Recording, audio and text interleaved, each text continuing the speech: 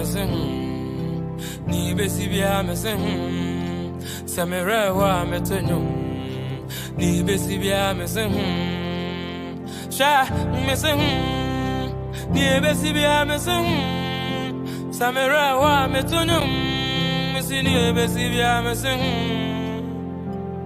anya se bia me penantia jeta na minivi yeah anya se bia me pepe sike ya na minivi sha anya me pesa me ne namba sabasa me de na me didi tire bia me wo grow me wata hasona wasa me ya ground yeah eradie I am in crabia ne free fie pape I am in crabia ne free fie sha I am in pna apna atwa anaza du fie eradie I am in crabia ne free fie yeah me say ni besi bia me say se me rewa me to no ni besi bia me say ni besi bia me say se me rewa me to no ni besi bia me say ya na me dia mentiasiu say ya na me dia mentiasiu inti na na me when it yasa last year ankoye hey papa na me when it yasa last year me no fie yeah me akantre my yasa sacro e moasa mini aho den manopa akwame de odi asasa eradie I am in crabia de frifie pape I am in crabia de frifie I atwa mempna apna anasa du fie eradie I am in crabia de frifie me say ni besi bia me say samira wa me to no ni besi bia me say sha me say ni besi bia me say samira wa me to no me si ni besi bia me say ya na me dia mentiasi say ya na me dia mentiasi inti na na me when it yasa last year ankoye papa na me when it yasa last year me no fie yeah ya kwantre ma yasa sacro e moasa mini aho den manopa akwame de odia sasa eradie I am in crabia de frifie yeah pape I am in crabia de frifie yemu bi ono ma ebi everybody na kwanwa ntia ye kan ye komu no nyese bia ye pese ye be se bi nso otebia mi mu a nyese ni openo no nchanko.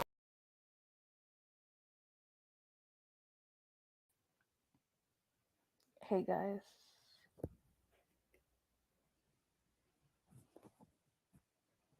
Okay, let me know if you can hear me, but yeah, it's 2023.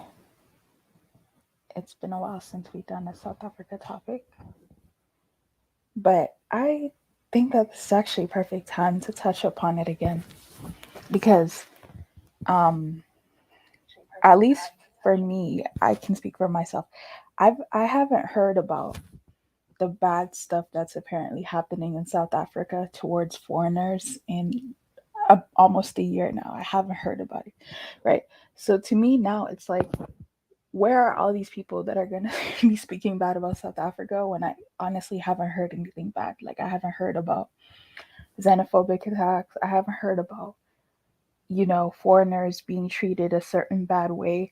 I'm not saying I've never heard about it before, but I recently haven't been hearing about it. So is that the reason why the South African hate right now is quiet? Because no one has anything to say? Like there's no recent story. There's no recent, all the news that you hear from South Africa now at the moment, currently, or at least in the spaces that I frequent, all the news that I hear about South Africa is stuff that's going on inside the actual country. So stuff that's going on between South Africans themselves. I don't really hear about race relations between South Africans and foreigners in their country right now. So I find that to be very, very interesting how all of a sudden there's no news on South Africans. You know what I mean? Like, they have nothing to say. Yo, other Africans are so mean sometimes. I don't know why they're like that. It's like if they don't have anything bad to say about somebody, they'll just not say anything. You know? They'll just be quiet and pretend like for the last 3 years they have said nothing. They have contributed nothing. Another part that I find very interesting, I keep telling you guys this, not because I'm trying to get props, but I'm telling you guys this because this is my experience. I have actual friends who go to South Africa vacation. I have videos of South Africa on my cell phone. Every time they go to South Africa and they send me videos. So I have like a lot of videos of Cape Town, to be honest, on my phone. Yeah, they like to brag. So whenever my friends have gone to South Africa, even during these xenophobic attack era, okay, even during this time or that time, my friends have never said anything bad about South Africa, South Africans, the places there. They've never said anything bad about there. So I'm wondering how come it's only other people who seem, and the ones that have never been, like, don't worry about them because I don't understand how you can speak about another country and never been there, right? But the ones that been there and are going there as workers or going there as economic migrants, they're the ones who always seem to have bad stories of South Africans.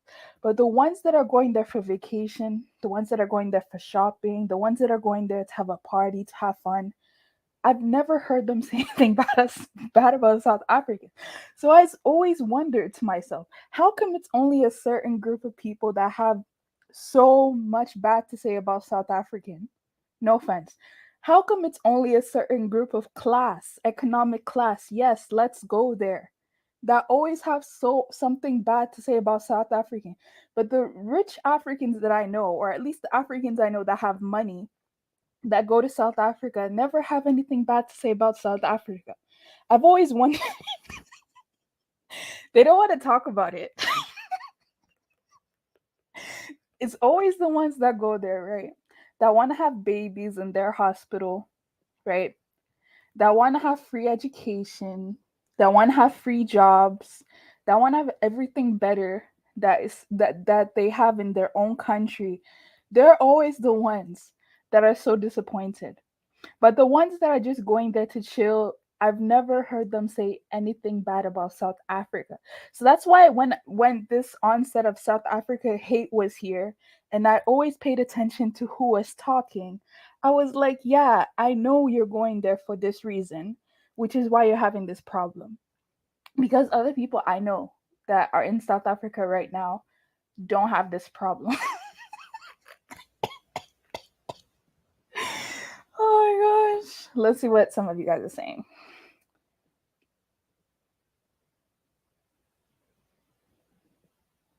Yo, sorry. What's the link? This is okay. Africans are emotional beings, dude. In this, okay. What happened in South Africa is nice. Have you been there before? The only ones complain are alleging bad stories about South Africans are the needy. Exactly. Vacationing as opposed to living in a place are completely two different experiences everywhere. Horrible comparison. Okay, that's true. Let's say then, in that case, if you are invited to go to South Africa, if you're going to South Africa with qualifications and you're going there as, let's say, a university lecturer versus a street vendor, you will still have different experiences. Because the not the South Africans, but I guess not the South African born South Africans that are currently in South Africa right now, the ones that have a certain they have certain qualifications, and the ones that have certain jobs, they also do not complain as much as, let's say, somebody who's in the street selling tomatoes, selling shoes. And yeah, well, people are going to be like, well, why say all of this? Why say all of that?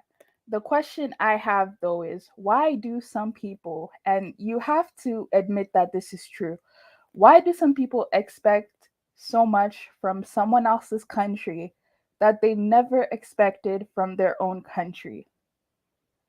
Why is that? Why is South Africa supposed to be responsible to take care of non South Africans, but then your own country that you came from, clearly it didn't take care of you a certain way? So you had to go to South Africa because they'll tell you that they had to go. They will not tell you that they chose to go. They'll tell you that they had to go, right? So you never demanded some of these things from your own country because you knew it was not possible, basically. But then once you get to South Africa, or once you are living in South Africa, now South Africa is supposed to be this amazing, wonderful country that your country never was. It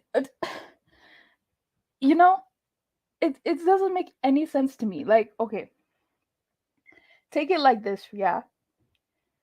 Let's say you're coming from a country that has a civil war. There's a civil war going on, and you guys know how I feel about civil wars. I don't really care for them. I don't really care what people say. I think that the era of civil war should be personally gone. My personal opinion. You're coming from a country that has a civil war, so you have to go to someone else's country. Now you're in someone else's country and you're complaining that, I don't know, what do they usually complain about? That South Africans don't like them? They usually complain that South Africans don't like them. They complain that South Africa is not safe, but your country is in a civil war. So I don't know how someone that comes from a country that has a civil war is going to be talking about safety. You know what I mean? And yeah, so they mostly just complain about the xenophobia and the safety. That's what they complain about. Like there's too many crime, there's this, there's that, and it's not safe. But then you sit there and you really ask them, okay, I understand. You know, there's too much crime. Cool. It's not safe. Cool. Why are you still there then? You know what I mean? Why don't you leave? If that's really the problem, why are you still complaining about South Africa, but you're still there or you're still going there? I asked a lot of these Africans last year. I asked them, if all of these problems are in South Africa, why are you still going there? Right? You know what they said? They said, "Oh, why are you concerned about why Africans are going to South Africa?" Well, you're the same ones that are complaining about it. So I'm saying just stop going there if it's that bad. But they're not going to do that ever. They will never do that, right?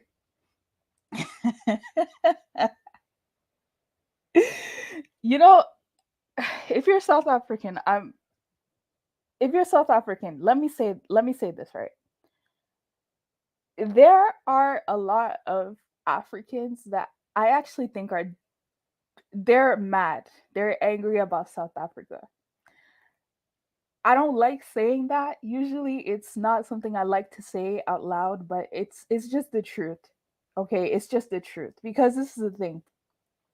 They're the same Africans that will say South Africa is not a country for black people. The reason why South Africa is doing so well is because there's like different groups of people in there, blah blah blah. They'll say all of these things without actually taking into account what's going on in their own countries as well, right? So if we're talking about, okay, well, there's not so many white people in South Africa. Well, let's look at some other countries and let's see who actually is gaining from the resources of their own country. Because you will be sad. There are some countries in there, they have so many resources. Those people are apparently not living there, but they're still making money from that country.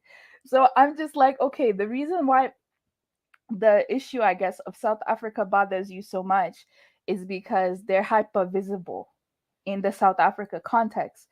You can actually see them, right? But when it comes to other countries, they want to act like they're not there. They have nothing to do with that other country. Like, that's not how it works. Okay. See, this is why, in as much as people keep on saying, okay, South Africa is this, South Africa is that, I see South Africans still as an African country. I have many reasons why. Number one being, when the whole C-19 virus epidemic happened, you see how they just automatically put South Africa on the blacklist, right? You see how they treated South Africa. But these are the same Africans that will say South Africa is not African country. If that variant was found in, let's say, England, yeah, let's say if that variant was found in the US, the international community would not treat those countries the way that they treated South Africa. So, irregardless of, okay, well, there's so many of them controlling it there, it's still viewed as an African nation. It's still viewed as not one of the, like, the top five, let's say, or the Five Eyes, the Australia, New Zealand, Canada, Britain, let's put America. It's not really viewed as one of those countries, the UK, right? France, even sometimes. Ew, right?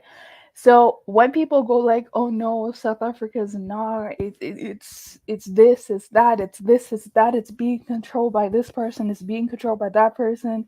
It's not this. It's not that. Nothing of." Can you imagine? I actually heard an African on one of these panels complaining that South Africa is not.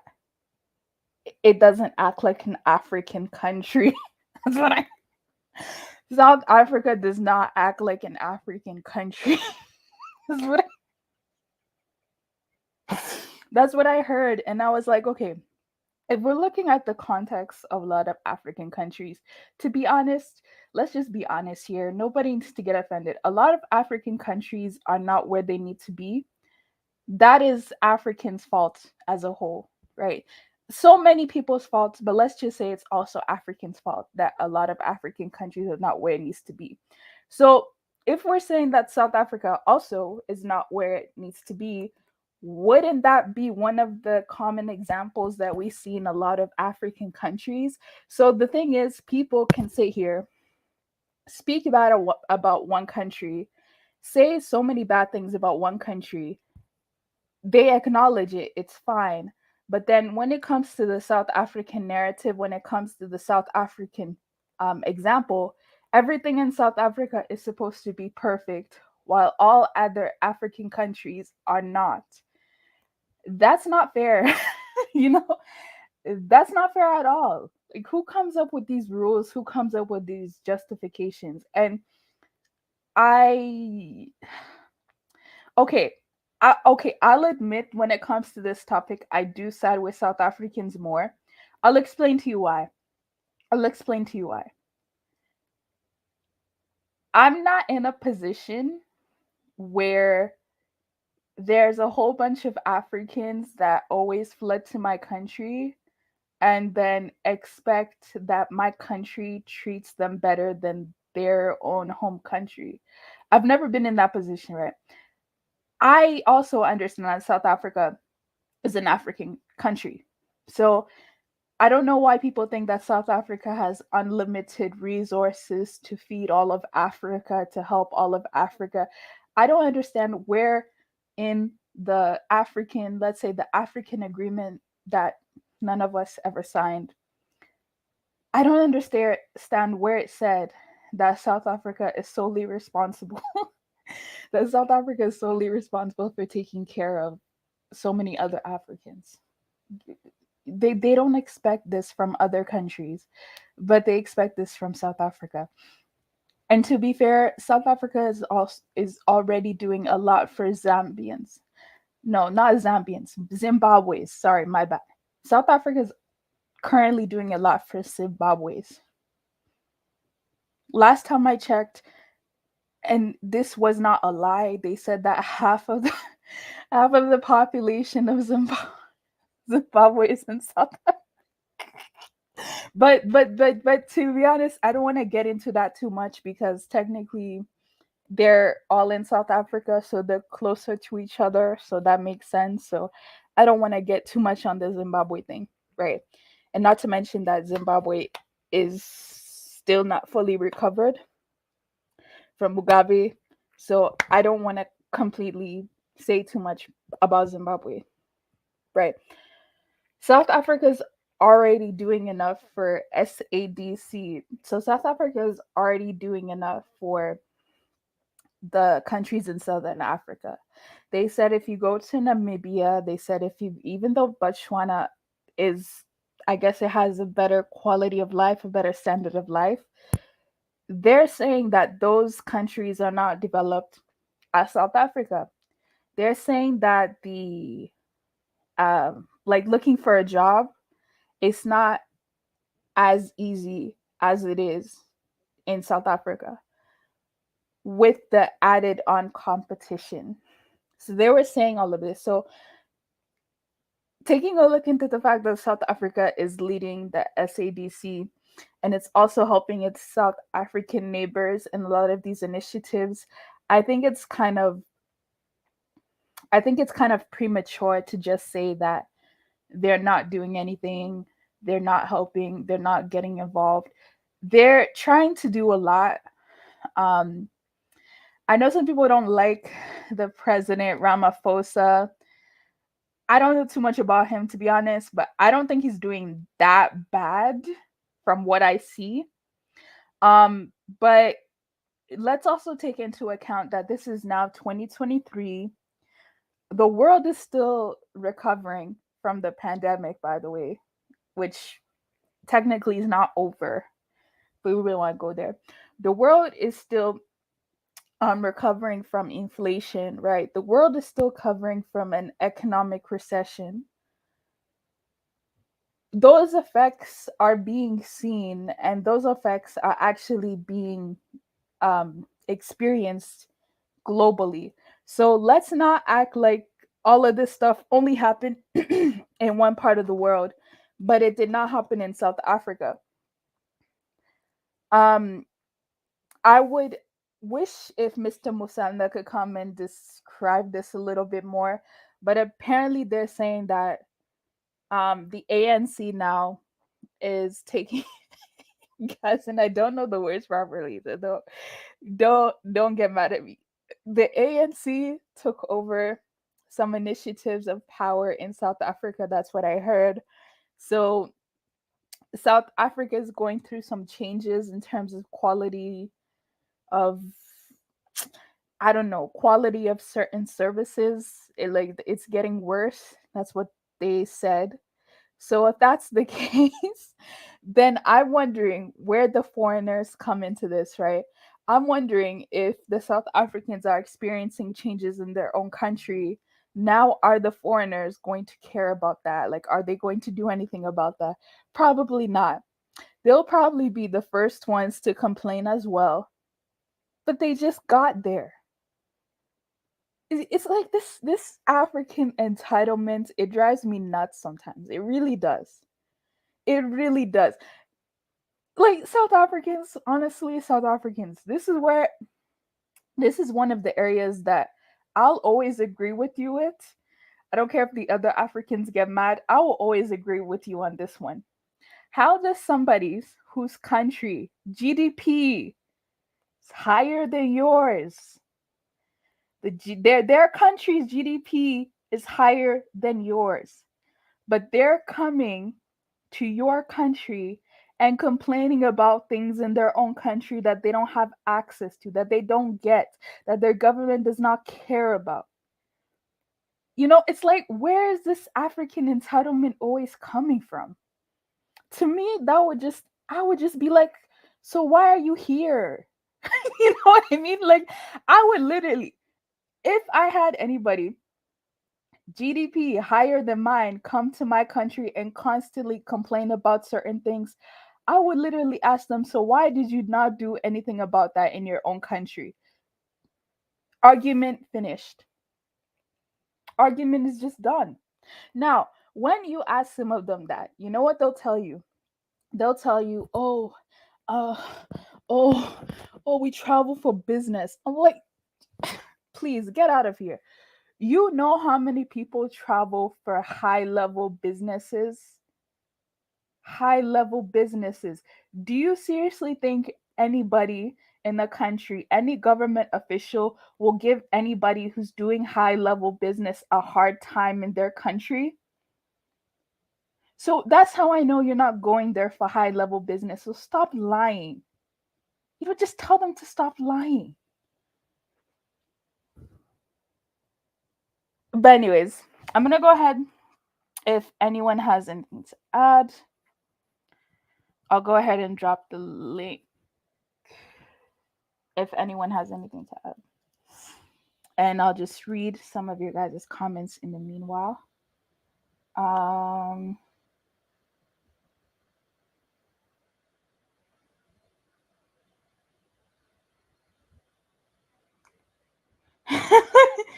If SA are xenophobic, surely it doesn't matter if you have vacation or living. That xenophobic meant to be hate of certain people. Without this, you should have called Zimbabwe, Somalis, and Nigerians. They like free things in those nationals. We have Kenyans and okay. South Africa has an intentional homicide rate of 70 per 100,000, higher than places with active conflicts. People who go to South Africa that I know and operate business and contribute. Yeah, but okay, see, this is the thing, right? This is the thing that I'm trying to bring it back to. I don't think anyone is denying the South Africa homicide, murder, whatever rate. No one is denying that. Nobody's saying that South Africa is like the safest country in the world. Nobody ever says that, right? But whenever they have something bad to say about South Africa, that's number one. They'll say that it's not safe, and they'll also say that it's xenophobic. I personally think a lot of other countries are xenophobic too. They might not be as actively xenophobic, but I seriously think that a lot of other countries are xenophobic too. When you ask an average immigrant of these countries, who do you want in your country? They'll tell you they want people that have money, they want people that have resources, they want people that can contribute to the economic advancement of the country. So when people are being honest and saying that, is that a problem? Is that a problem? Because then the other side of it is people are basically advocating for um, free travel across the whole continent. And is that something that's even realistic right now? Like, just anybody go anywhere for no reason? To be honest, there are some countries that none of their citizens should leave at all. Unless if it's going to the West, maybe. But to go to another African country, I don't think there are some countries, no offense, that their citizens should even be allowed to leave, because the things that we're hearing from these countries, I mean, the morale of the people is gone. So imagine if they did not care enough to take care of their own country in Africa. Now they want to go to someone else's African country and import those views. No, people have to be safe. They have to put security above. They have to put well-being above. Sorry, I don't get this whole entitlement of you're supposed to be allowed to go to everyone's country. I don't I've never agreed with that at all, to be honest. And I know that's a hard concept for some Africans to hear because some Africans want to have this we're all brothers. No, at least not right now. At least not right now. And that, like, I love all Africans, but to say that we're all happy and we're all, no, we're not. We're not. A lot of us have to fix our own issues. And I'm not afraid to call out this country because I called it out before. There's a country, there's a country whose name starts with C in Africa. That country, I'm not saying Africa as a whole don't have problems. All of the continent has problems, but that country in particular has some serious problems that are so out in the open that I feel like at this point, that country just, I don't know what Africa needs to do, but that country, it needs to be on close watch because I can see the situation of that country getting even worse. And as I hear more and more news from that country, it seems like it's getting worse.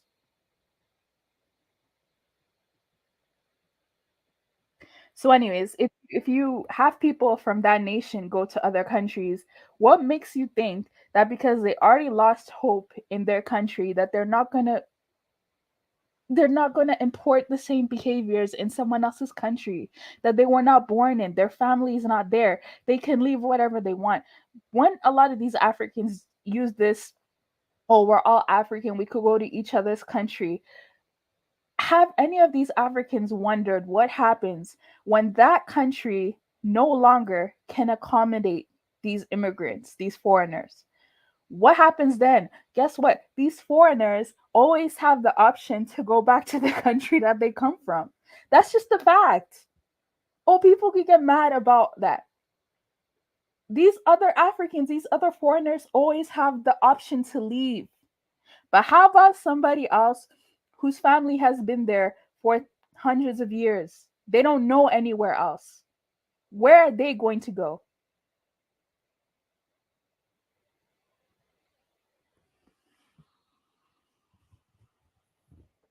Hey, Josie Gold,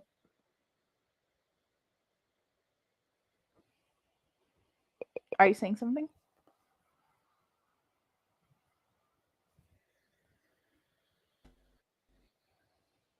Hello, can you hear me? Yeah.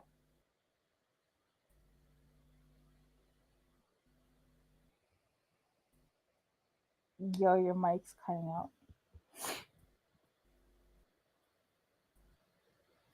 AM, can you hear me? Yep. Yes, I could hear you.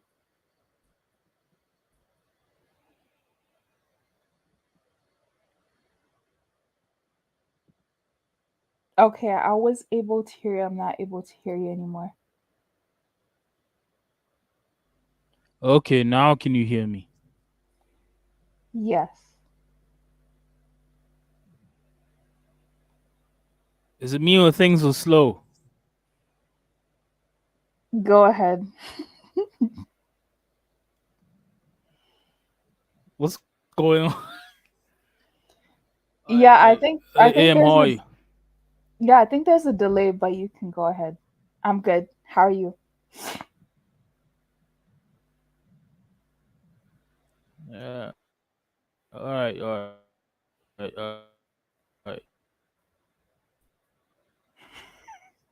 Okay, look, well, Yeah. look, it's really, really sad because, like, I remember, like, watching a conversation between the African country and some South Africans on TV the other day. And a guy completely spoke like South Africa owed him something.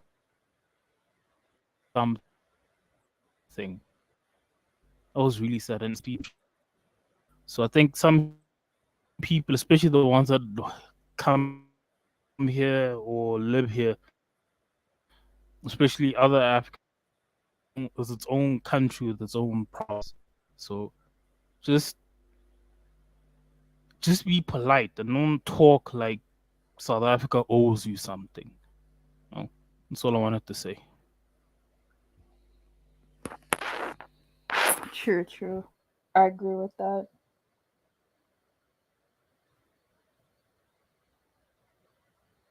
Um, Sam, King James, you can go ahead. What's up, AM? No problem. Good. How are you? What's going on? My boy Josie must be talking. His Wi-Fi connection must be connected into Congo or something, because I can't I can barely. Josie, you okay over there, man?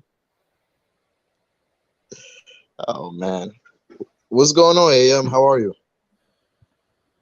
Not bad. Not bad. Just chilling on a Tuesday afternoon. Yeah, it is, man. It's a great.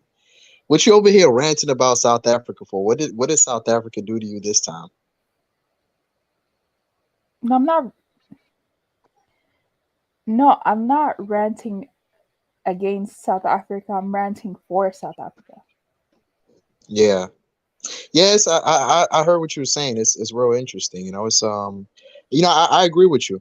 I agree with you on it's a real cool place.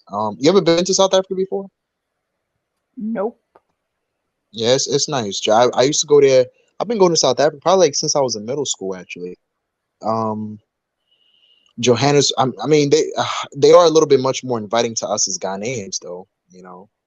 It's usually it's usually the the other somebody in the chat said we shouldn't even let Nigerians vacation in other people's country.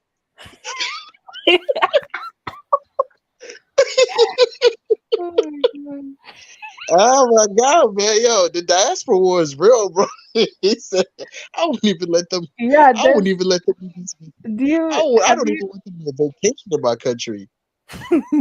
have you heard of Mr. Manager Niger News? Have you ever heard of that? He's a Mm, Nigerian YouTuber, mm, right? And I don't actually like him because he speaks so bad about Nigeria, and I don't see the point in doing that. But he was talking about how Nigerians have restricted access to South Africa versus how yeah. Ghanaians don't, and I'm just like, I find that to be interesting I, because I thought it was a West African. I wonder why. I I wonder why. me neither. Me neither. I don't know. Yeah. You know what what's his name did? When what's his name was alive, one thing I definitely respected about him. I don't know if you were. I'm not sure how old you are, African millennial, but what's his name? When Atam Mills was alive, he did something very, very specific that I like. Atam Mills was the first one to actually openly let people know in Ghana, like he was putting restrictions, like they were they were literally testing, or they were going through like a strong simulation process where they would actually investigate people that would come into Ghana to get a passport. Because what everybody started to notice is like, oh, when you need to travel outside, especially if you need to get to United States of America, one of the best things you can do is go to Ghana and go get a passport. But then everybody was like, well, why would we be going to Ghana for? Because everybody has noticed that there's a great representation across the land. You understand what I'm saying? Not just the United States, just overall board. You understand what I'm saying? Like, let me tell you something. AM. I've worked at the UN as an agent officer. I've worked as a security officer. As This is a security officer. I've worked as an officer for information for so many years working there. It's like you learn the process, how things really move. When it comes to information and how other nations are depicted. You understand what I'm saying? So when Atam Mills was alive, I remember, I think I was in college when he did that, because I was actually interning. I was an intern at the That UN was when he like actually started. 2009, right? Because I 2009. Yeah, I think. yeah, because I Yeah, I might remember have been Atta an intern. Mills and he left. Well, he Well, he got rid passed. He of. passed. I mean, the way that he passed away was very suspicious because he was one of the best presidents, I think, in Ghanaian history. But anyways, yeah, so he made a law that more people have to apply to go to Yeah.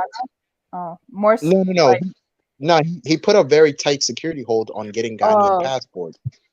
Yeah, because people notice oh, that due to our reputation for being able to go into other people, because people do that all the time. Like when you go to other people's country and they look at your passport, they look at you as a representation of what your country is known for.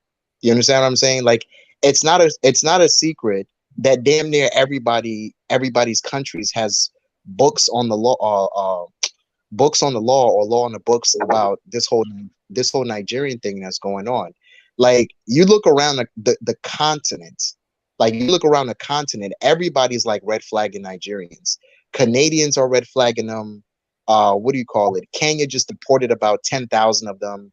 Dubai is basically rounding off every night. They see a Nigerian going to the bathroom, they restrict them. You know, they got yeah, they got I think it was 5 years ago. A lot of people didn't know this.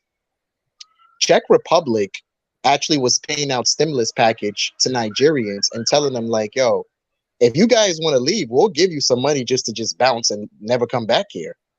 Like they were literally actually doing that. So Thailand has restrictions on Nigerian passports. What do you call it? Qatar, Saudi Arabia, Russia is starting to put that implementation together. Like everybody's kind of looking around, and it's like, so it's important.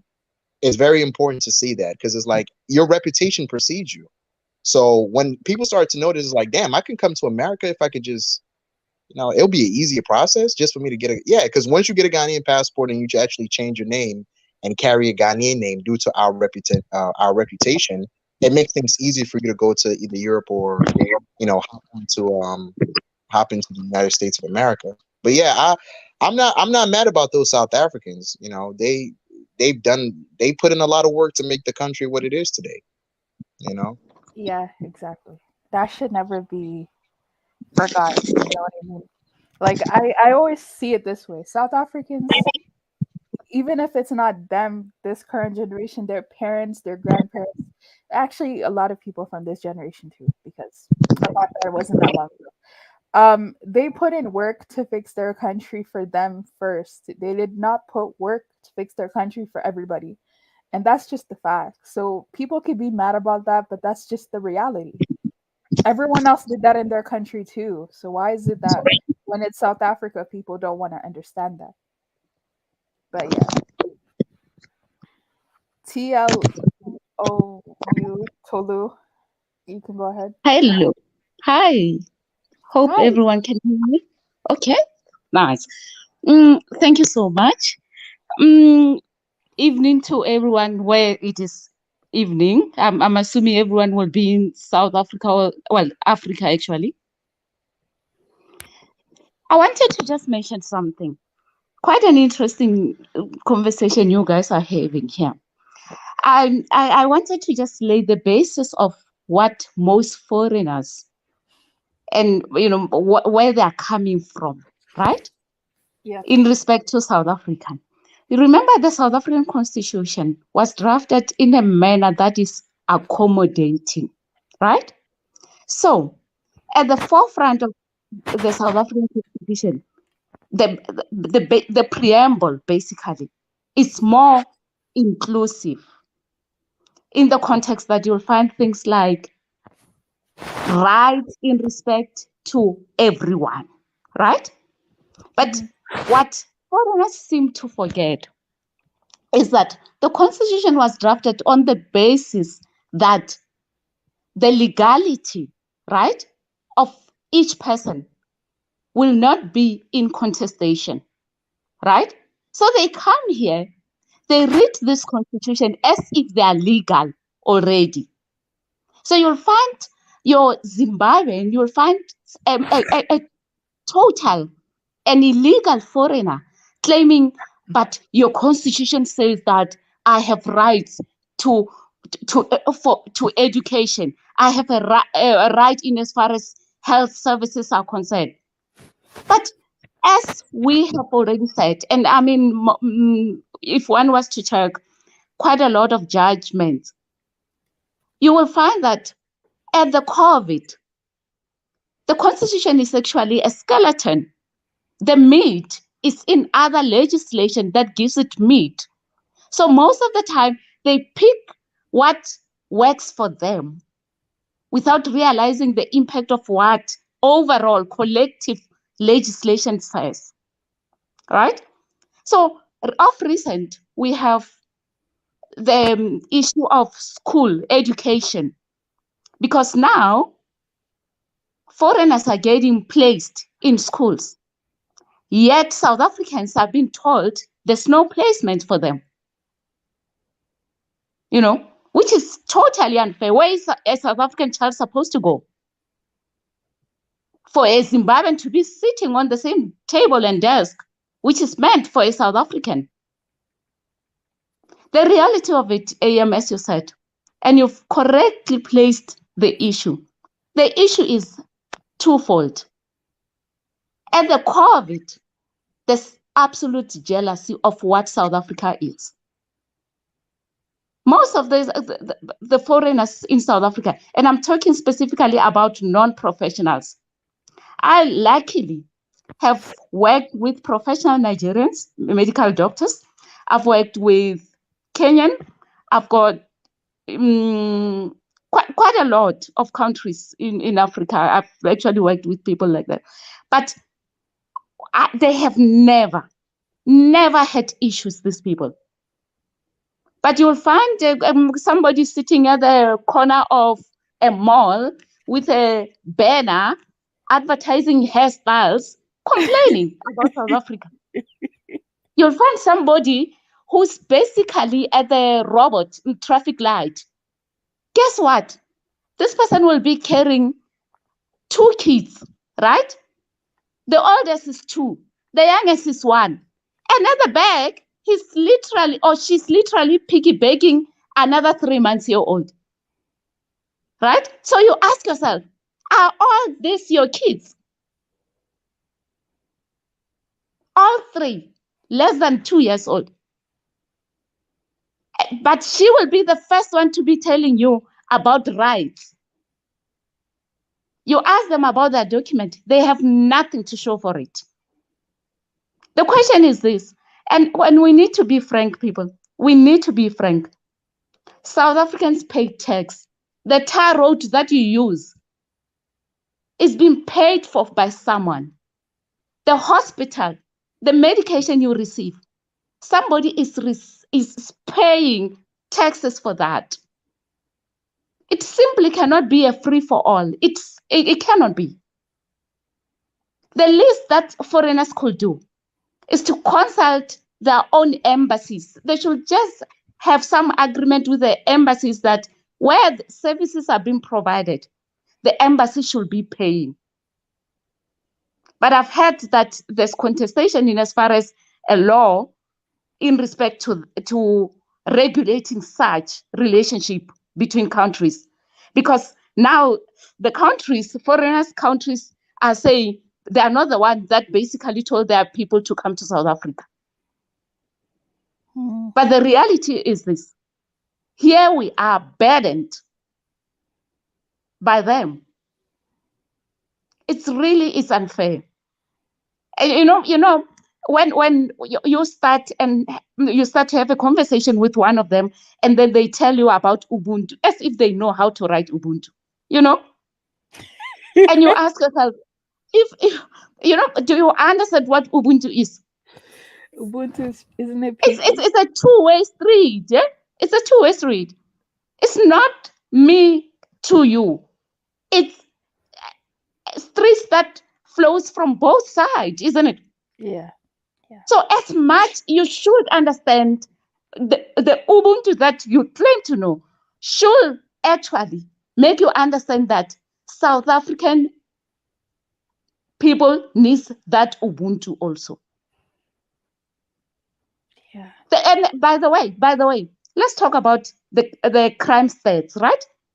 Let's disseminate it and find out why is there crime in South Africa. The number one reason is this. Most cases are unsolved. Why? Because the criminals are unknown. You know, so it's as simple as that. Foreigners are unknown because they are undocumented, they are unknown. We have no knowledge that they're in South Africa until they are either arrested, right? And then their fingerprints taken. So up to that point, or before that point, they can do whatever they want to do, and no one will know. So many of the murder cases, the rape, the everything, the most severe of crimes, are done by foreigners who know very well that no one knows about it. Look, be honest. No foreigner committing rape there. No foreigner. No, don't lie. No foreigner can bold. No foreigner can let me give you an example. Let me give you an example right now. A South African woman that he knows is not from South Africa. Kidola, let us speak. Kidola, let us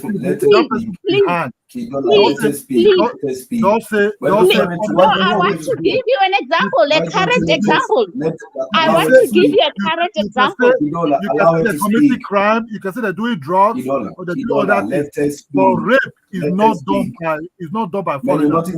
You're not in South Africa. Let us speak. Guys, please come on.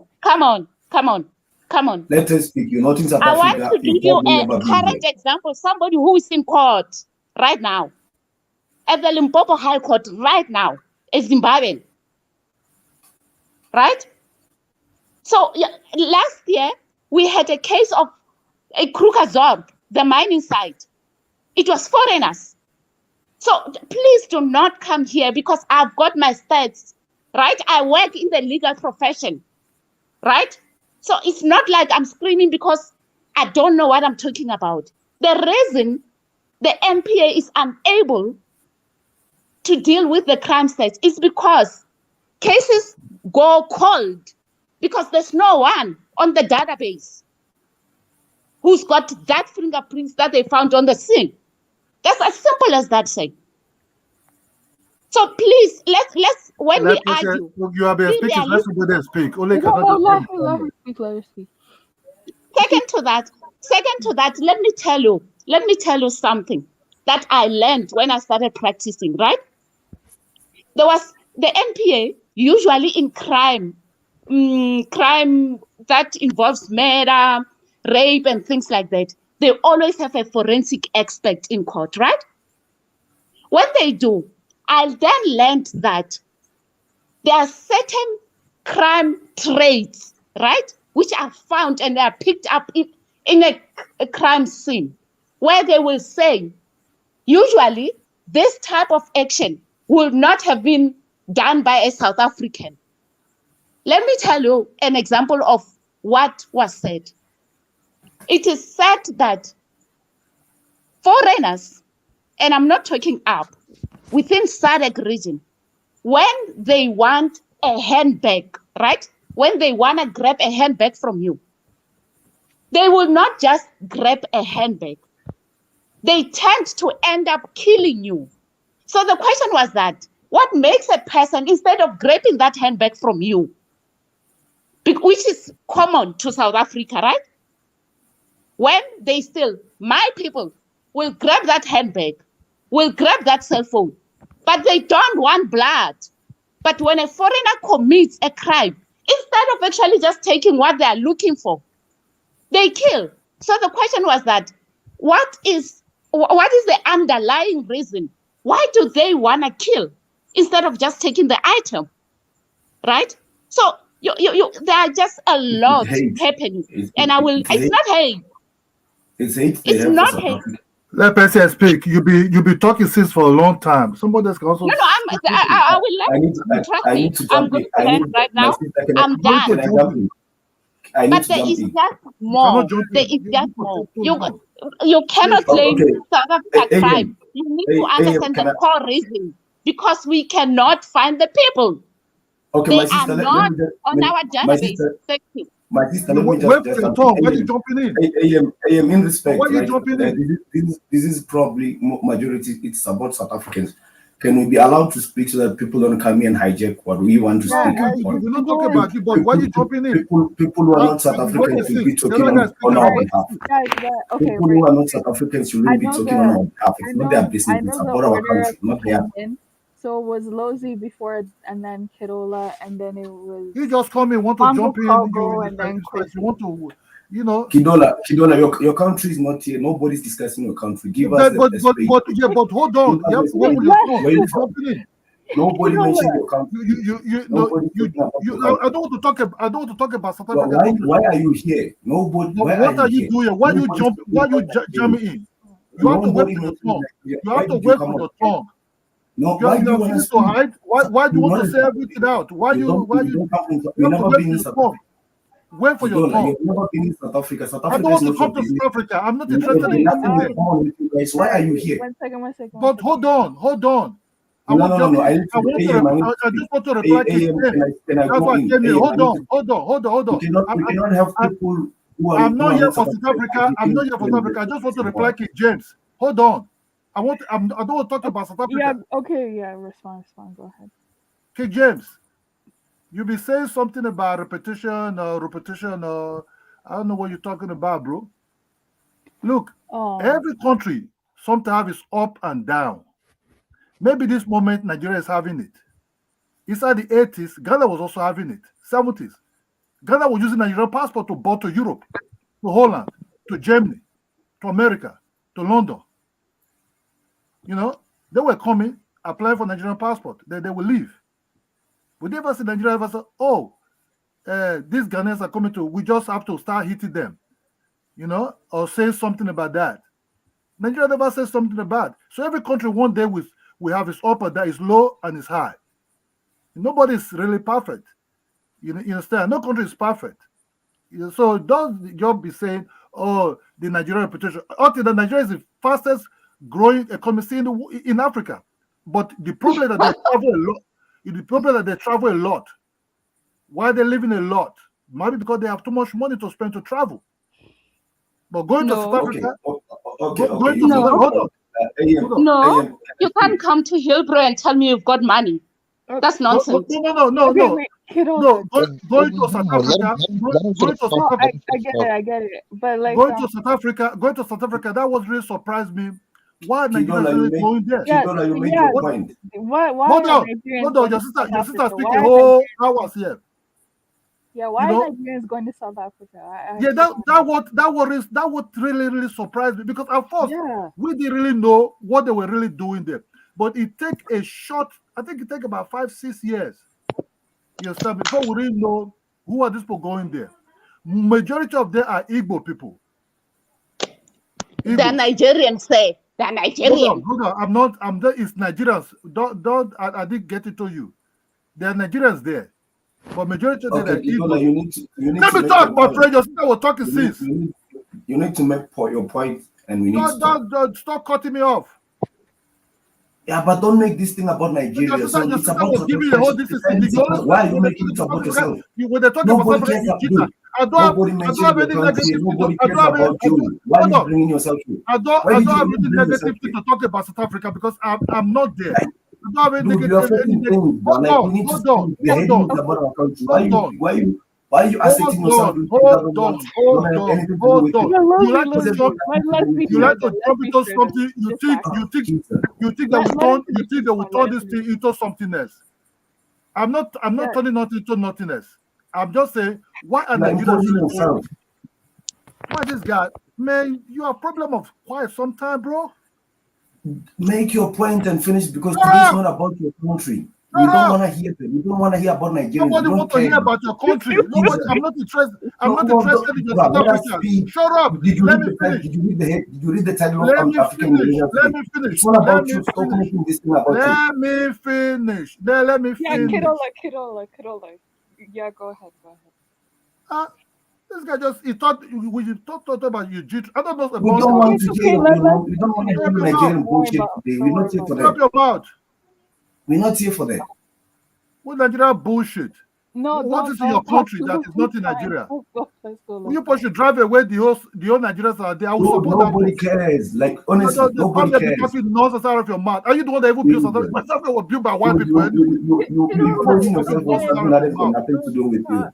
You have a problem of jumping in of white in your mouth. It's not about Lozi. It's okay. Don't worry about it. Talk about Lozi like okay. I need to go in, bro. Like I don't know why people are forcing things. Can I just go in because the title is about South Africa? Can I just speak? I promise you will go, but like I don't talk about this. Why other Africa does it? I don't hate South Africa. Who give a damn about South Africa? I'm not to do that.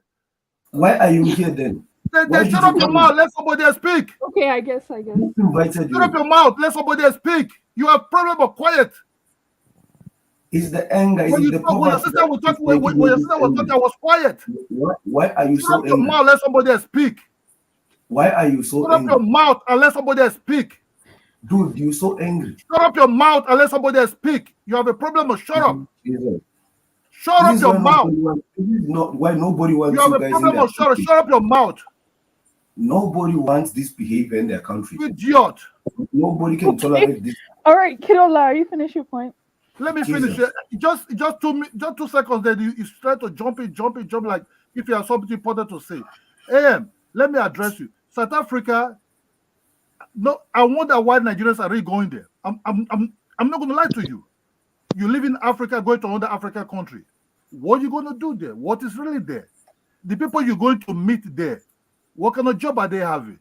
Why are you rushing there? What do you want to get there? Because right from time Nigerians were going there, I was surprised. What are you looking for there? At the end of the day, it's a country that being ruled. You could see it on TV, even when they're free or they have their independence. What is he going to do there? For me, I would support if they can deport all of them back to Nigeria.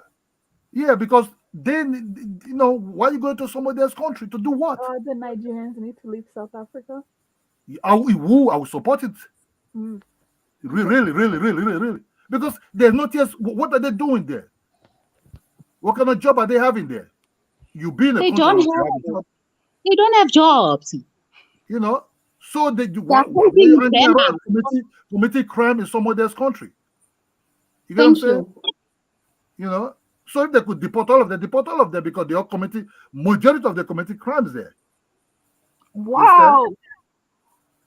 Yeah, we don't sugarcoat it. What kind of job are they having there? What kind of job are they having there? I don't know. And so why don't you deport them?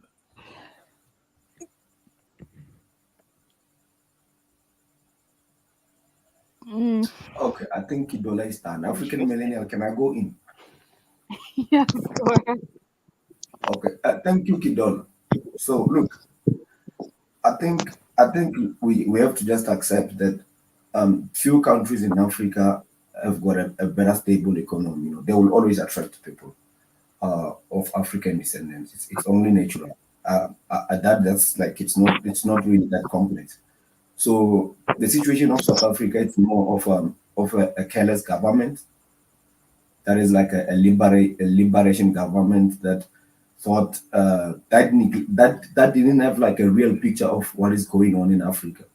So it was like the moment we removed our electrical fence and apartheid was gone, it was inevitable that people are going to run to South Africa in large numbers more than any African country because basically the economy and infrastructure. It's not that complicated. So what our government was supposed to do was to make sure that after apartheid, they probably continue securing our border more or less the similar way the apartheid government did secure our borders.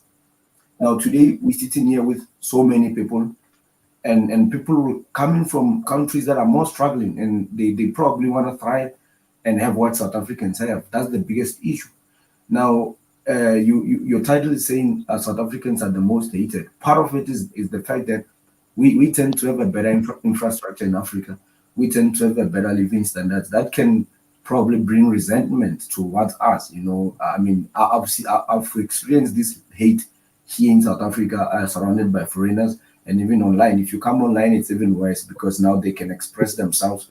They hide themselves under their accounts. They say so many stereotypes I mean, they say so many, so much of like a hateful words towards us. It's so crazy. Like, you know, the internet actually exposed me to a lot of this resentment. I actually never thought it's this bad up until the internet, where we've got social medias and stuff.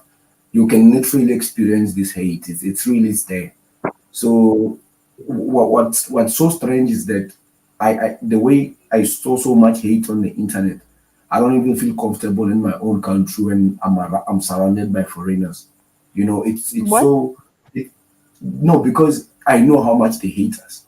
You know, in South Africa they might hide it a little because we are the majority here, but the hate is still there. That's why they always come up with stereo like words like we are lazy, South Africans are lazy, all that. They always try to find. If for example, if you play a video now on YouTube, say the richest city in Africa, or just say anything, most of the time South Africa tops the chart when it comes to economy, the positive things about African countries.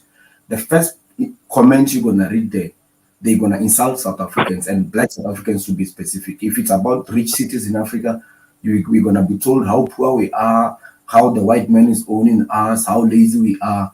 But these people who say these things, there's a high chance that either they are relative or someone they know is living in South Africa, or they lived in South Africa somewhere, somehow, at some point, and then they came here to try to hustle. They came here for green pastures, and then they probably left, or they're still here. But we get so much insulted, and it's so crazy because if you're gonna tell us that we are lazy, when you come to South Africa, these roads that you see, which are like the most roads networking in Africa, one of the best road qualities in Africa, they were built by our forefathers. They are still built by us. The buildings that you're gonna sleep in, the building that you're gonna bring your ass here to call us lazy, the same bed that you're gonna put your ass on is being manufactured and built by a South African man, likely a black South African man. The water that you drink, that you can drink from the tap, that is the cleanest in Africa, that you don't need to buy, you're gonna drink straight from the tap. It's cleaned by a black South African company, and I know it even by a name. It's operating all over Africa. So when people come here and disrespect us, AM, it's so sad, while at the same time they are feeding off from what our forefathers built and what our people continue to build. That's what even pisses me off. You are insulting us in our own country while you are feeding off from what we have built. That it's the nerve that you have, and you coming from a poor country where your forefathers failed you. They failed to build anything to keep you in your own country. You fled away from their shithole. You come to my country, you insult me. Tomorrow you're gonna eat from our food. You get what I'm saying, AM? It's the nerve for some poor, arrogant bum coming from a poor country, coming to insult us in our own home. The funny part is, every foreigner you see in South Africa, wherever the country they come from, in Africa, if you count the people that are here from that country and count South Africans that are there in that country, you're gonna find that it's about 80%, 20%, or 98%, 2%. It's 2% of South Africans there. And if we calculate numbers, and 98% of them here, it's like 100,000 to maybe 1,000. So people hate us, but they still migrate to our country in large numbers. So there's envy, there's inferiority complex mixed with everything, and it's not fair for black South Africans, because not so long ago, just 28 years ago, we were under apartheid. We were fighting to lift ourselves. We lifted ourselves. We opened our border. We said, we don't want to eat alone. Come enjoy with us. Oh, little did we know, the next thing we are getting insulted by people who we are actually helping, people who we are lifting. They call us names like we are xenophobic.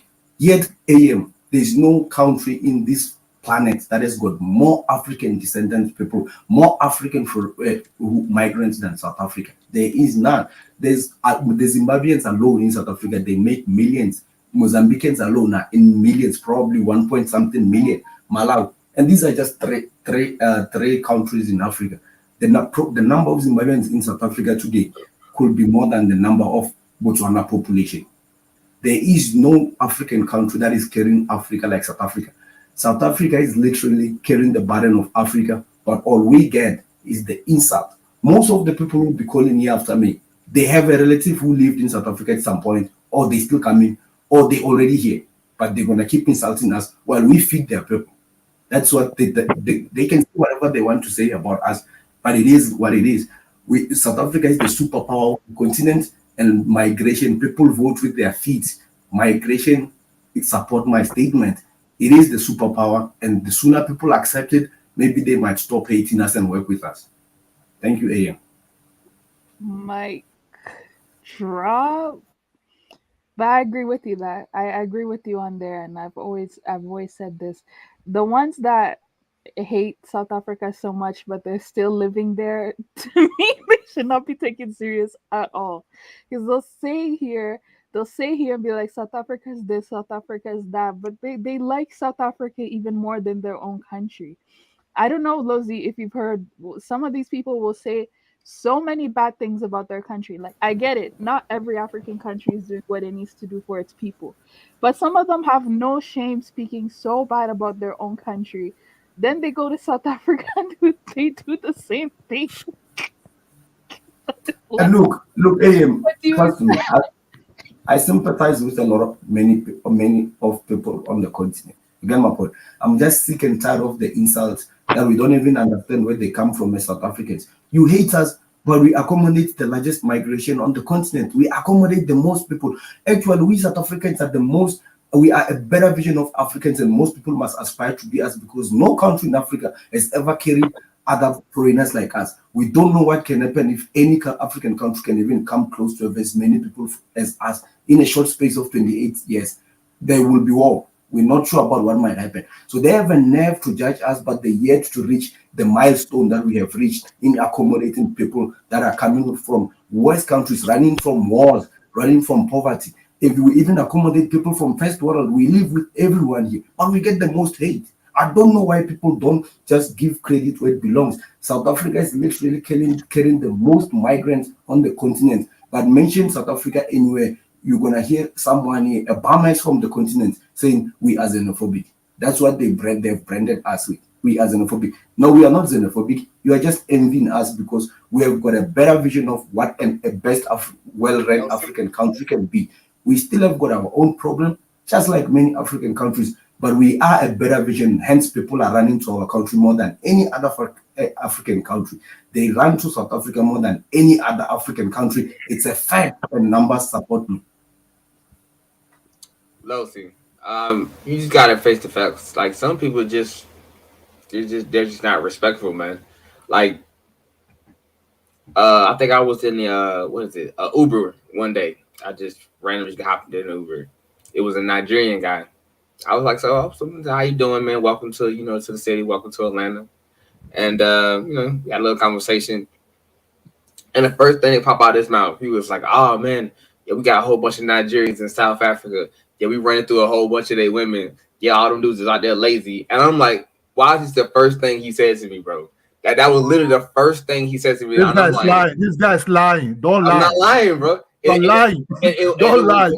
Don't lie here. Like, no Nigerian guy will ever tell you that nonsense. Don't just lie. He came in there and don't lie. My face, man. Don't lie. No Nigerian guy, you pump into Josh and say, start talking about that nonsense. Don't lie. Bro, come on, lie. A Nigerian guy will never be free to discuss anything.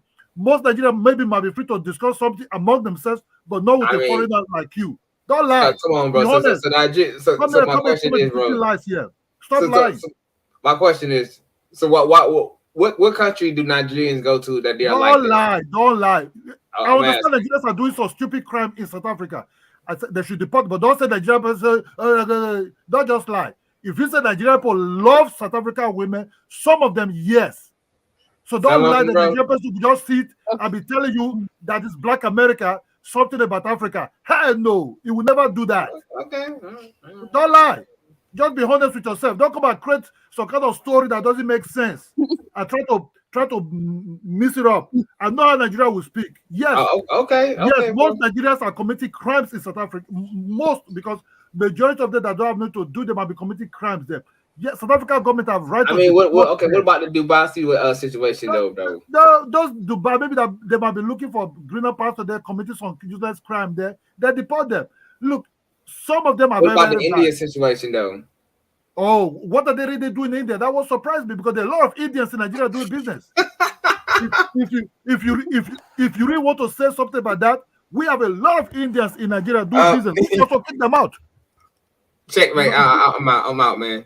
Checkmate. I'm just gonna come and twist something here that man, be careful what comes out of your mouth. Don't you black Americans can lie a lot. Just say the truth. No Nigerian person will ever come and meet you and discuss a fellow Nigerian thing with a foreigner like you, as a black American. Come and want to be lying. Well, very nice lying. Man. You just say, we shake him, he won't come out of his mouth. South Africa. Nah, man. Talk about Nigeria guys, your women coming to date Nigerian guys in Africa. Bro, I tell folks, hey, bro, it's wild out here. Lying. I agree with Lozy. Some Nigerians, not only Nigerians, some bad people, they are committing crimes there, which they're supposed to be deport them. You understand? You cannot go to another person's country. What about hush puppy? And do other things. Drive them out. You know what I'm saying? So that the country can be the way the country want to be. You understand? That's just the way it is. That's what I said. I don't understand what they're going there for. To do what? You don't have a job. There's no company that brought you there. I met a lot of South African guys. They're very nice. In Europe, I met them. You understand me? We just sit in some kind of what they call cafe. Then we just talk. Where you from, Bruce? South Africa. We just shake. We just have a good time, play pool and everything. Then he left. They will continue seeing each other because that's the place some of my friends we hang around a lot. We just talk, just general something, just general, not even about country to country. We just discuss general things, what is going on in the weekend, what is pumping. That's just we just talk about. Because he's not a Nigerian guy. I don't have anything to discuss with him really. They come and Nigerian guy told me it's South Africa. Okay, bro. I got more questions, but. Lazuli, did you finish? Yeah, I'm good, man. I'm just gonna, that was the word on the street. When you had a little because I've met a lot of Ghanaian men though, right? When I met them, I talked to them, had a conversation when they came to my job. It was a nice experience, right? When you get a chance to actually sit down and talk to people, they tell you things that's just the nature of people, right? Talk about your family, home, things you miss. Things looking forward to, dreams, hope, and stuff like that. And that's just the natural human, conversation. And it's just funny when I talk to Ghanaian men, different mentality. Nigerian men, different mentality. South African men, different mentality. It's just things that I've just heard. That's all I'm saying. Gotcha. There is a question for any of the South African panel before I move to the next panelist. So the question here is from Jama. It's on the screen. It says, why don't they deport useless whites and Indians but have smoke for other blacks? They love whites, Indians, but other Africans are enemies. Hypocritical. Does anybody want to answer that? That's I will answer. Okay. I will answer that. I'll tell you, is it Jama, right? Jama, you do not dictate to us what to do. You just don't do that. The issue you are dealing with is black foreigners causing trouble. We do not have whites sitting in the middle of the road with a banner, right? We don't have that. We've never seen that. So for now, on top of our list, number one is black foreigners who are causing trouble. How we deal with other aspects, we as South Africans will determine what we do with that. Good answer, my sister. And can I just add AM on that? Yeah. So here's the thing. The whites and the Chinese or whatever Asian Indians, as she said, they don't stand on the road doing funny things, or they don't come here, hurt our infrastructure, steal cables, or start to open markets that are going to dirty our pavement. Which, remember, we care about these things because we are pay tax. I'm working. When my business makes income, I have a tax to pay, which is to look after South Africans. I don't see the Indians or the Europeans rushing into our clinics for free healthcare that has to cater to poor South Africans. It's majority black foreigners. This is a fact. So we cannot come here and act like these migrants are equal. And the funny part is the largest illegal migrants are black as well. So we should say because we are all black, we shouldn't now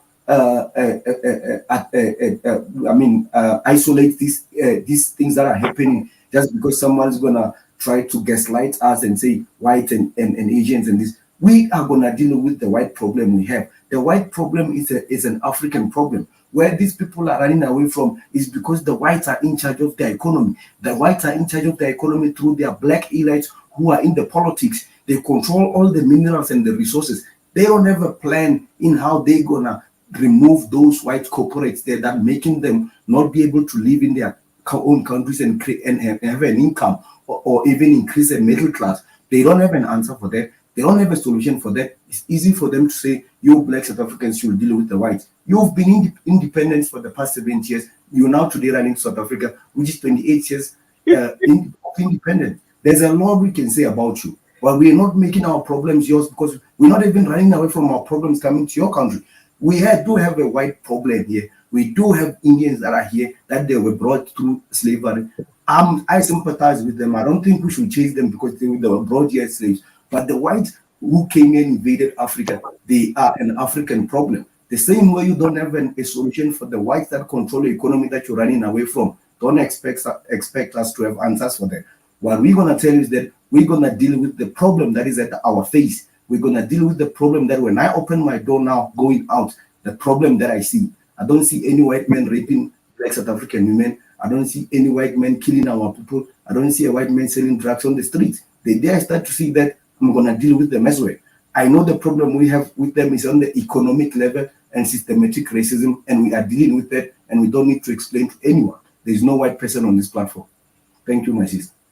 Just to finish off, I wanted to tell you the source of Jamal's, is it Jamal or Jamal's question? Let me tell you, most black foreigners are so envious of South Africa and so jealous that they think the black South African mentality is because they are next to white skin, So it's not that they feel like white is an issue. They are saying, get rid of this white so that South Africa could be just like any African country. That's the source. It's not that he's concerned about why is it white people are not being given problems. No, they're thinking that we are so big-headed because we've got whites in South Africa. And because of whites, we have all this infrastructure. They simply don't want to give credit that all this infrastructure was because of our own ancestors. That's really the simplicity of it. Thank you for explaining that. Wait, okay, so I'm gonna go in order. Next is Quissy, if he's still there. Thanks for the $2, JB Jones. I know who that is, by the way. I know who that is. But Quissy, did you have anything to add before the next panelist? Go ahead. Yeah. I wanted to say something quick. Can you hear me? Yeah. Yeah, I think that first of all, if something's going on in a particular country, I think those from that country would have a better idea than those looking at it from the outside. Thank you. That's why I'll let you finish, but not to cut you off. I'll let you finish. But that's exactly why I like it when South Africans speak on what's going on in South Africa, because I don't know how somebody in America who's getting news from a third primary source knows more than somebody that's actually living in there. But continue. Yeah, and I think that I think Jamal was saying they need to kick out the Indians and the whites.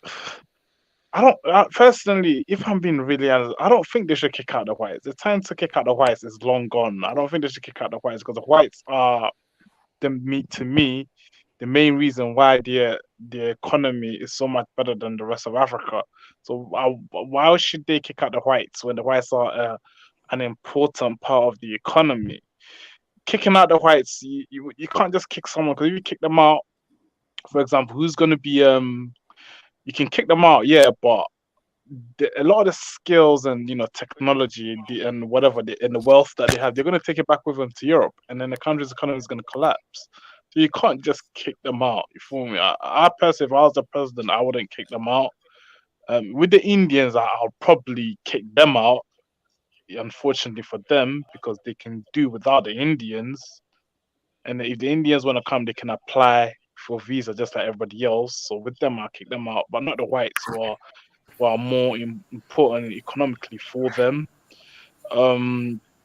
I think in terms of the title, I was just watching. There's going to be a Big Brother mashup between Nigeria and South Africa. And in terms of other Africans here in South, people from South, I'm not in South, so I don't know what's going on the ground, and I don't know what's going on in that country.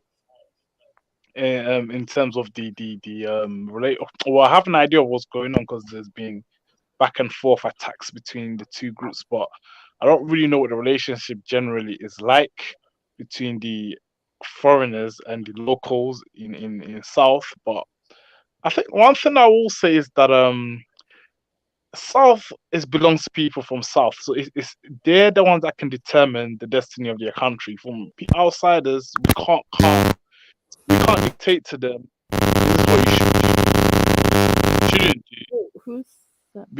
Yeah, we can't dictate to them this is what you should do. Well, we can talk, but it's not going to mean if it's up to the people in South to determine what future they want for their country, who stays in their country and who stays out.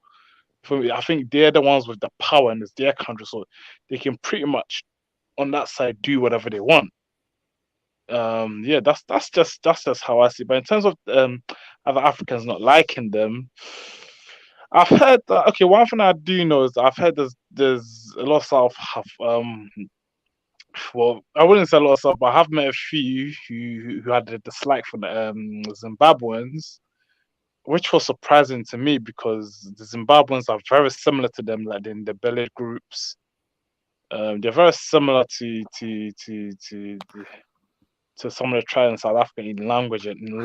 They even understand each other. So it was very, very surprising to see that. But I think it's more to do with economics rather than just a dislike. And I think the reason why all of this is happening is all to do with economics. People coming in, taking jobs. Yeah.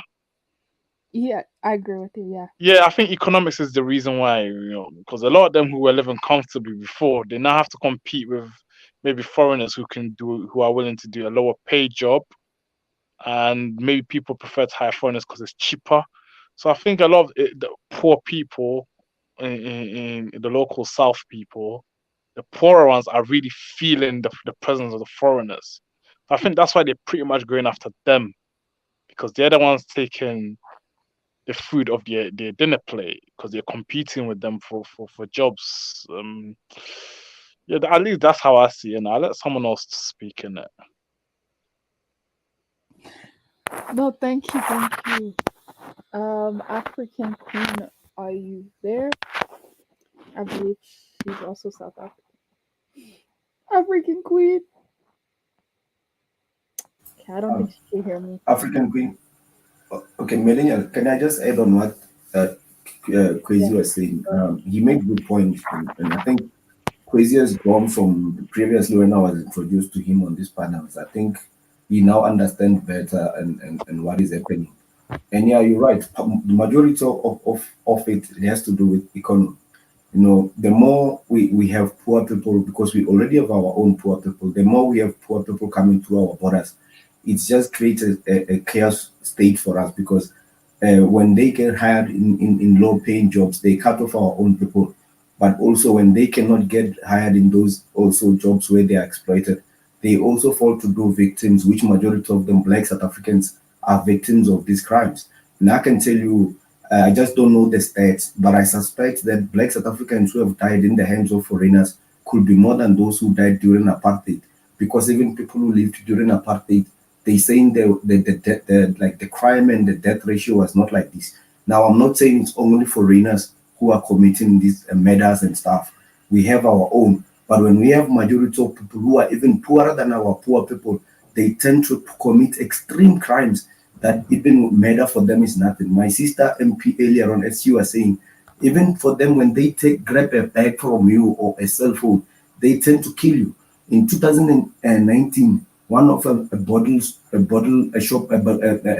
store owner man in South Africa, black man, was killed in front of me when I was on my way to gym, like probably 10 meters away from me. They shot him with 7 bullets on the head. 2 guys. I can tell you those guys, how they looked. They didn't even wear masks, and that area's got CCTV cameras. They looked, the body features, they didn't look like the local guys. And the reason they don't wear masks is because they know you cannot identify them. Those are the level of crimes that we experience in our own country, which majority of us who lived here before the influx of migrants, we did have a crime. I'm not going to make an excuse, but the level of crimes that we see today, you just need to come to South Africa and live maybe for 2 years. You will see what we're talking about, and live in the big cities, because that's the hot areas of the crimes. There's a stat. I'm not sure if the source comes directly from the intelligence for the police intelligence, but they say that 60% of crimes in the hotspots of Johannesburg are committed by foreigners. I don't know how true is that, but I've seen that stat circulating a lot. Could be true, could be not. I'm not sure. I'll follow up on that, but I have seen figures like that.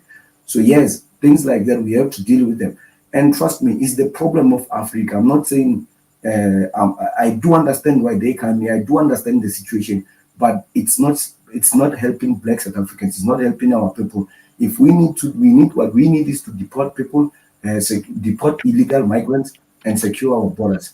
That will reduce a lot of crimes, and also the resentment and hate amongst us and other African folks. That will help us in this position in the moment. Okay. Thank you. I do have some questions for you guys, but I'm gonna let Judah go ahead and ask you guys the question. So, Judah, do you have anything to add? Oh yes, African millennia. Can you hear me? Yes. I'm glad you finally let me speak. This is very interesting, right? And I want to thank the panelists, the people on the panel. Immigration, right? When it comes to immigration, I live in the state. I live in the United States. When it comes to immigration is one of the most it's one of the most hard thing to solve. I'm not gonna lie. America has not been able to solve immigration problems since how many years they've been fighting. It has been going on and on. Every president comes in and it's still a problem, right? America that has one of the most world um, defense system, right? They think building a wall will solve immigration problem in the state, but even the wall couldn't still reduce the people that were jumping in and coming in into United States. They have done a lot of things, and they still haven't solved it. Now, this is the thing, right? If countries in Africa are not economically stable, your neighboring countries are not economically stable, you building a wall in your own country is not going to solve um, an immigration problem. There's this country that is next door to Cameroon called Equatorial Guinea, right? They become more rich because they got oil. And few years ago, they started a war. They wanted to build a wall between Cameroon and Equatorial Guinea because they had immigrants that were coming from Cameroon and other neighboring countries into Equatorial Guinea. And I mean, when these borders said, and people, a lot of Africans, from all over the countries are coming into South Africa, I don't think so, right? Because there are some countries in Africa that are economically stable and they don't really travel. And one of that country will be Equatorial Guinea and maybe Gabon and other countries as well.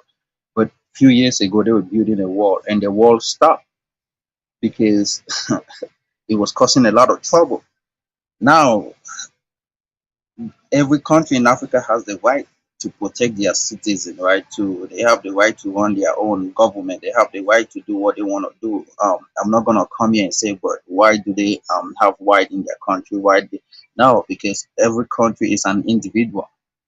You want to call yourself African, you don't want to call yourself African, it don't matter. We are not we are in Africa, but we are not collective. There is no collectivism. So every country has the right to protect their own people.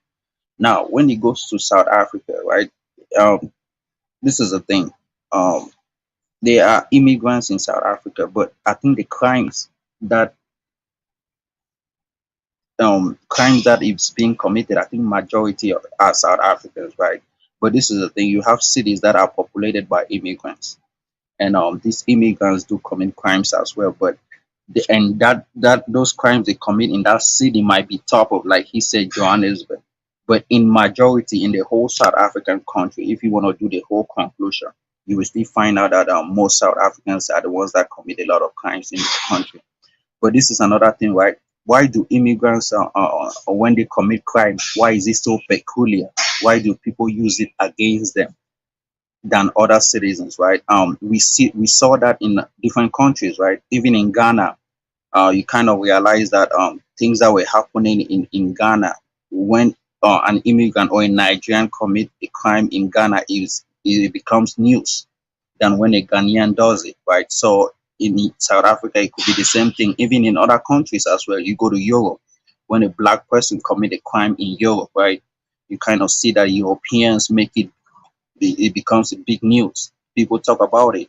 Even in the state, when a black person commits a crime, it's all shown in public, right? Than when the white people commit a crime as well.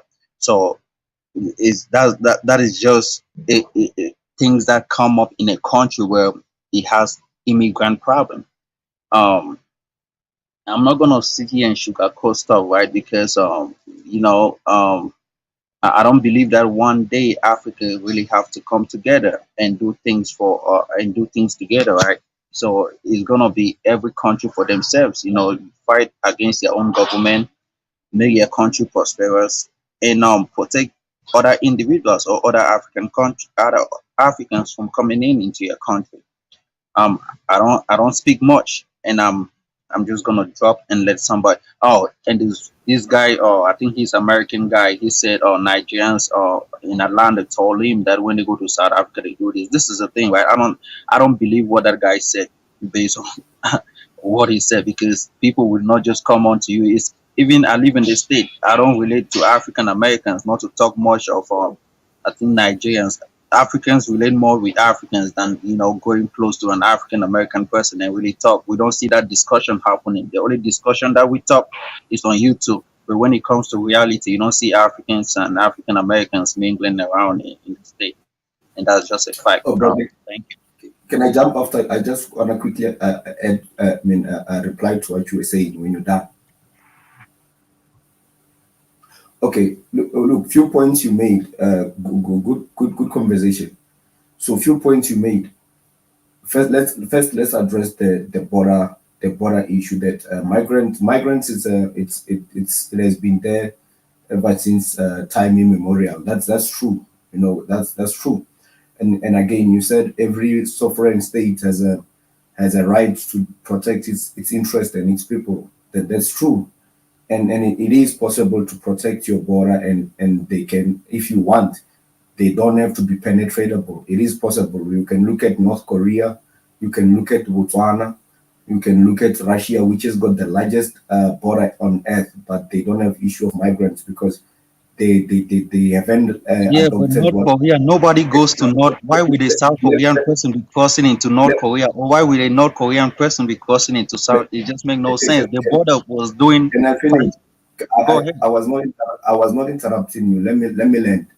So and you look at there's and I understand what I want to tell you is that the countries that have got a border issue, they have adopted liberal laws. So if you look at this, there's certain countries that share this stigma, and all these countries as well, they share a common background. You look at South Africa, you look at Australia, you look at UK, you look at USA, and you look at Canada, and they all formation of the great Commonwealth countries that were made to be probably a better vision of wherever the continents they were. They benefited a lot from the colonial settings and all that. The systems were created. And also, when we gained our independence, the mistake our comrades did was to adopt a lot of these liberal laws that you see in places like USA. It's not that the government of USA cannot stop the migrants entering USA. USA is the richest country in the world by GDP with the most advanced military capabilities. They can do that. The problem with USA is that it's run by corporate individuals. Somehow it's similar to South Africa in a sense of being run by the corporate individuals who push their own interest. Now there is someone who's benefiting by this whole chaos where they bring in many people in one specific area to create chaos. There is someone who's benefiting. And as South Africans, it's our job and mandate to remove such and change these liberal laws. Now, I believe our government is on the right track to remove this. We just need to now remove the entire influence of the Western economy, because our comrades adopted these liberal laws because they also were forced to adopt that Western economy that was already here built during colonial era and apartheid era. If you look at South Africa, the way we're moving today, there's breaks in place now. There's new currency being negotiated. There's new banks, everything. We are shifting away from the West. As we shift away from the West, we will also be able to adapt new laws that favor our country. And I believe that even our government doesn't want this chaos that we have today of migrants. The problem is the previous admin that forced the new South Africa after independence, the black government, to open its borders. So that's the problem we're sitting with, and we will resolve it. And it's going to be possible if Botswana can guard their border and no one is jumping their borders. South Africa's got 60 million people. We cannot be held ransom by migration. If people keep on forcing themselves in our country, when after we remove the liberal laws, you will be declaring a war on our state, and we will see it as a war, and we will shoot to kill at our borders. Thank you. It's not everything that you respond that when somebody say you respond. I didn't all the point that I made, it was right. But I mean, when it comes to border things, right? You say America has cooperation. I didn't want to answer you, but this is the thing, right? America has built war between Mexico and United States. There's a war like construction wall that was built, but it has not solved the problem of immigration. When you say cooperation, this and that, they have interest, this and that, is just to confirm with their own stuff. Let me finish, man. I'm not gonna go back and forth with you because it seems like when somebody say you have to go answer, talk everything that you have to talk. But this is the thing: building a wall will not solve immigration problem in South Africa, especially when the countries that you are being surrounded with do not have that economic stand, especially when it comes to Zimbabwe. Let me finish. You don't have to respond, because where I'm guessing is the wall that you guys are building is between Zimbabwe and South Africa. You guys are not building a wall against Botswana and all these Namibian countries, only against Zimbabwe and South Africa. Right, Mozambique, Zimbabwe. Okay, so. But you guys are not building a war against Lesotho or Eswatini and all of that. So, but this is the thing. You guys will still have problems with immigration because your country is not even economically stable. If you feel like immigrants are coming to steal jobs, because that was the same option that African Americans were complaining, that immigrants come to the state and steal their job. But guess what? The jobs, there are a lot of jobs. So even if you have jobs in South Africa, not everybody is going to be working, and it's still going to be causing conflict because you have to open, there have to be that movement of economic I don't know, man. It's just you guys have the right to run your country, but I'm not going to talk much. Okay, let me respond. Let me get in with a quick response. So before let me just do a quick I response. need to give a shout out to JC. Thanks for the $2, and the super chat reads Nigerians. When South Africa is mentioned, so many strays in Nigeria. Go ahead, Lizzie. Okay, look, Judah, we're not going to be discouraged by the rest of South Africans. If Botswana can protect their border, they don't have this issue. Apartheid government didn't have any of this issue, and those guys were like back in 28 years ago, they were like 4 million and 2 million or 3 million, and they managed to stop the border. They actually literally had to build even electrical fence, and it worked. What we're gonna do in our country when we remove these Western laws, we're gonna put our border that's gonna protect our people. If we find you trespassing on our borders, we're gonna shoot to kill like North Korea. You're not gonna trespass the borders of Botswana or North Korea because they're gonna deal with you. So we're not gonna buy this nonsense that people are gonna feel entitled to migrate to our country and we just have to deal with everyone coming in. It's gonna have to stop at some point. And if you're gonna intrude into our borders, we're gonna have to shoot you to kill because you are literally becoming a threat to our state. We don't have to tolerate that. We can literally kill you if you are trespassing on our borders, and we don't owe such thugs and criminals anything. You literally deserve to die if you are trespassing on our borders. We don't even owe anyone explanation on that, and we're gonna do that. We might even as well go back and build the electrical fence because it seems like African people are not shameless. They don't have solutions for their problems so bad that they wanna even feel entitled to run away. No, we're gonna teach everyone that it's important to stay back in your country and fight than being a criminal as an illegal migrant in someone's a house. What do you do when people intrude in your house? You build a wall. If they jump your wall, you've got a gun and you're gonna shoot them. Shoot to kill. My brother, Lucy, you saw how you are right to protect your body, but killing people, shooting people. Let me just tell you what you do, right? Yeah, see, the problem, it takes other West Africa to take a plane, maybe visa to come to South Africa. Those ones, you people can easily deport those ones. But Zimbabwe, that's very close to you people. Zimbabwe was doing very fine until the whites started putting sanction on them. Right? At that time, I don't think any Zimbabwe even going to South Africa. Even that period when Zimbabwe was even doing well. No country is an island. No, you can do business. But you can control the immigration. You can control the immigration, but not by shooting people to death. When Nigeria was doing right, even a lot of Kenyans were becoming lecturers in Nigeria. The Indians, they're flocking. Even the British refused to go back. But look, you see, every country in one time in their span of life always have up and down. You understand? No country will ever say, "Oh, hold on." No country will say, "Oh, I will become always rich. I'll become always this. I'll become always that." No, it will never happen. It will never happen. So shooting people in the border, I think, that's too far. You can just put what we call shock, not like killing them through that electric fence, but sometimes we just give them some kind of shock as to go back. But still, you still need to do business. With people. Let me just learn fast.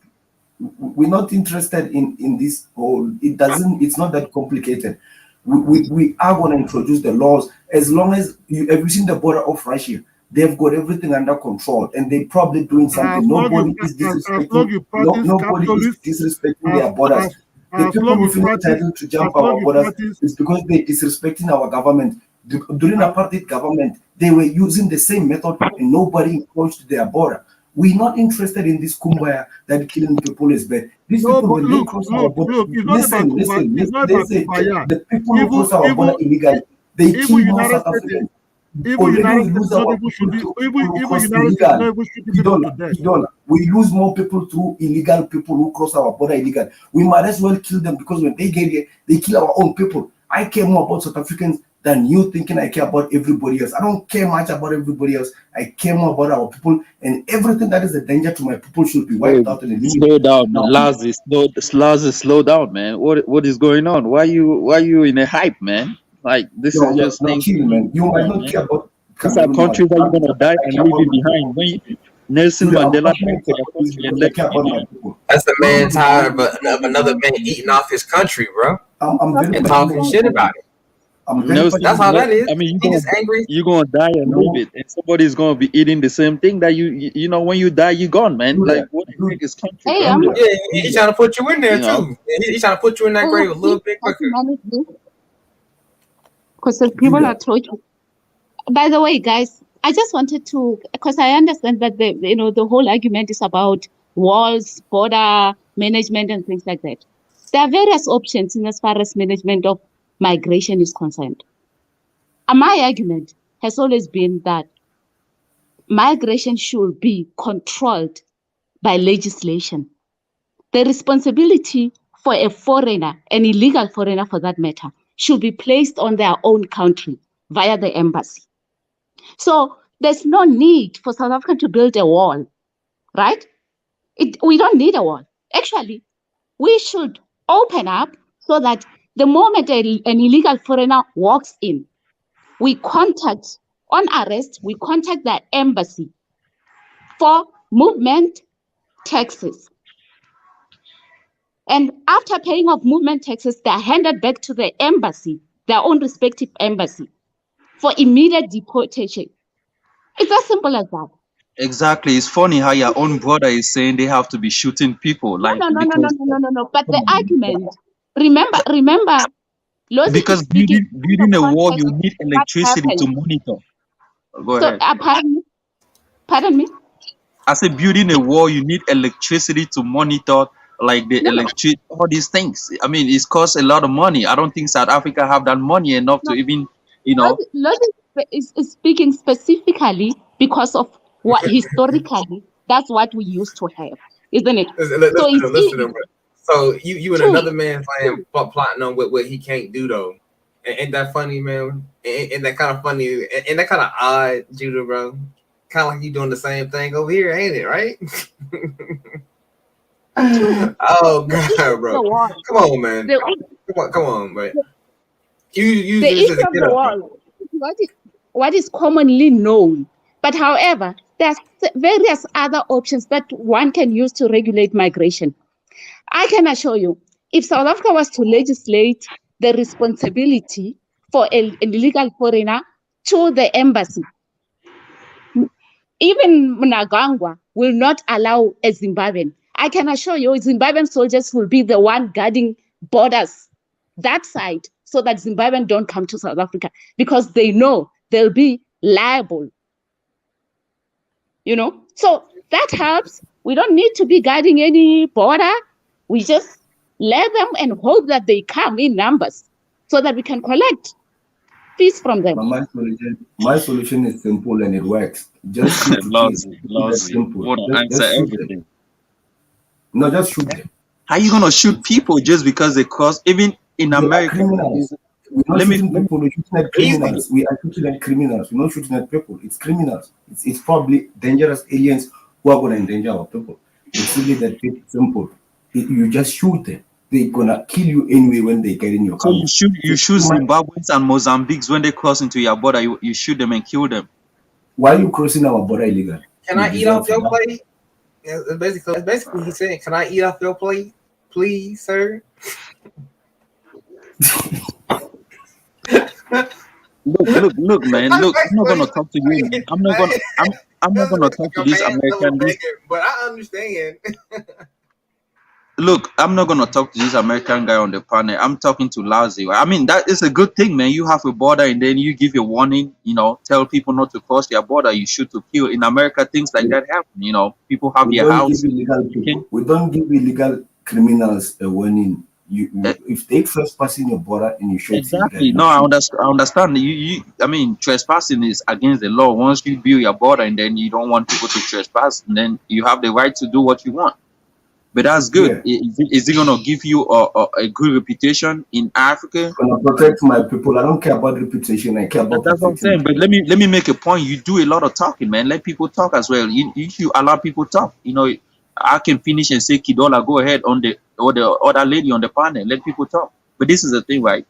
Kidola said nobody lives like an island in Africa, right? What does that mean? It means that there are certain resources that you guys is being shipped from Zimbabwe to South Africa, and I also know that other African countries export electricity, right, to South Africa, because I know that part of South Africa gets electricity from Lesotho, and this is no country lives like an island. It's gonna be a point in time where you believe that what you are doing today is right, but in a long term, it's going to be a problem down along the line, because if you go to China, right, even China used to have the Great Wall of China, but they cut it out. China wanted to protect its territory, but what happened? The wall collapsed because China believed that, okay, I'm still gonna need people to come in, and you have immigrants that are flooding in China, roaming around.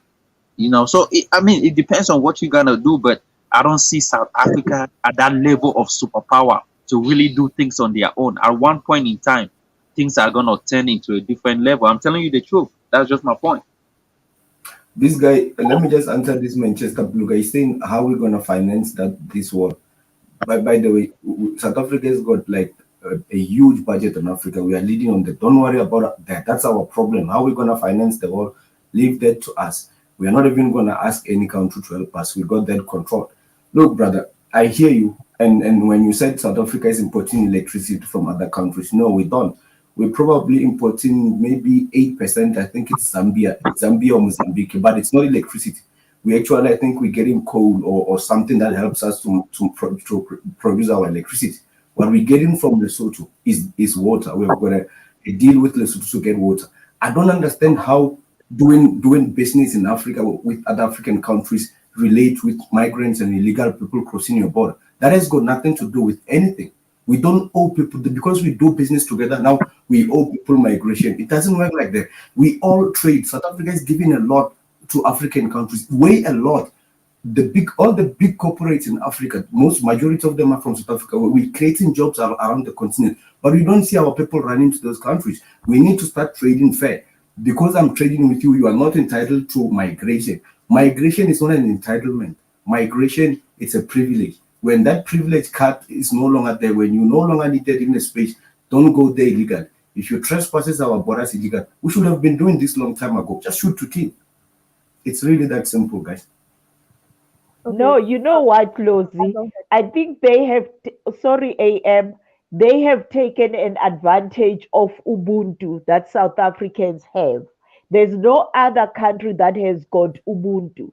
Look at this way. How many African countries that doesn't have internally the tribal wars? Almost all of them, they've got tribal wars. And now they look at South Africa. South Africa, there are 11 different tribes here, and we don't fight each other. We are together. And in everything that we do it together. And people who will come here or on the panel and say that the states of the crime, it's because of South Africans. Johannesburg is dominated by foreigners. It's a foreign land. Out of the people staying in Joburg, Lozi, the states that you're mentioning, it was correct because it's dominated by the foreigners. So they kill each other themselves because they need to do crime. They are here for crime, nothing else. We don't say that South Africans are angels. Yes, we do have those rotten potatoes, but our rotten potatoes are those rotten potatoes in our own bag, in our own country. So why don't the others go and be rotten in their country? They don't want to. We say to them nicely, go back home. They say, no, we are not going, we're gonna stay. And in South Africa, we are still bleeding. We are still feeling the pain of apartheid, which they've never enjoyed. And then we still have that anger. We will take out that anger to them because they come here. Us as South Africans, we don't want to be exploited at work. We don't want to work for peanuts because we envy our time. And then if we don't take those jobs that they will underpay us, they say we are lazy. We know that's why we've got unions. It's because we wanted to correct all that nonsense. And then they come from outside and promote the nonsense that we are trying to stop by being employed by the very same people who are underpaying them. And most of the African countries, you'll hear them, South Africans, they don't have land. You've got your land. Where are you going to the people who don't even have their own land? What do you want? Africans have got problems. And then they will come and preach of Pan-Africanism. Pan-Africanism, you've got problem of tribalism in your country. You come and preach Pan-Africanism in South Africa. Start it in your country. Let's see how Pan-Africanism works. And so I echo everything that you have said too. Yeah, that's true. That's true. I mean, you protect your country. South Africa is for South Africans. History was made, when Europeans came and divided Africa, and everybody have their own country. So you cannot force another country to accept what you guys are not accepting in your own country, right? Because I'm not gonna move from Cameroon and move to Nigeria and say, oh, Nigeria has to do this. Nigeria, even though we are neighbors, at the same time, we see ourselves as maybe this different people because of colonization. So look, Lazzy, let me finish, man. Let me talk a little bit. So this is the thing, right? I don't know, when Africans say you guys don't own land, I don't think they mean like, oh, your land is like, because South Africa is huge. South Africa is big. I think it's big in land mass. South Africa is bigger than Nigeria when it comes to land mass, and you guys have lesser population than Nigeria as well. So, and somebody was saying Europeans, white are in South Africans. Matter of fact, Europeans are in all African countries, if I'm not mistaken. So, I'm not gonna talk much like bash South Africa, right? Because I know the pressure. A lot of South Africans do not have jobs in their country, and immigrants are flooding in and causing a lot of, and that's a problem.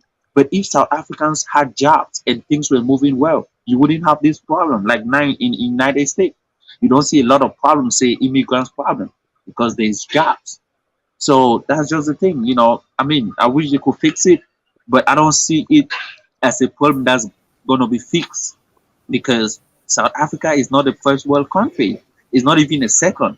It's a third world country. It's misplaced priority, putting money to build a wall that you could actually solve other problems when it comes to electricity, shortage of South food, Africa is and not all a these third things. world country. What are you talking about? What do you know about third world? I'm gonna end right there. I don't want to argue with this guy, man. South Africa is a third world South country. Africa Okay. is a third world country. Okay. All right. Let's let Mongo go ahead. He hasn't said anything yet, so let him go ahead. If he's there. Mongo. Hello. Can you hear me? Hey. Yes. What's good? Long time no hear. I know, right? It's been, I think, 2 years. Yeah, I had a few issues I had a few issues getting into the stream, but I wanted to ask, basically give Lozy a question, and the other fella Josie Gold, but he's gone now. What's your thoughts on the Ubuntu philosophy? And also, what I wanted to ask is, are you aware if it started from South Africa or if it started in Angola? Should I answer you now or you still talking? Okay. Look, I don't know where it started from. Our life, I say I know, but I think it's a system that is probably in many African cultures and countries. Could be maybe a different of pronunciation or a word itself, but it's a system that is probably spread across Africa. Basically, Ubuntu is a system that says I'm a person through you. I should see myself in you, and one village, a whole village or a whole community should raise a child. So my child is been raised by a community, not just me, and also your child has been raised by the whole community. It's part of it's part of the code within the Ubuntu culture and system.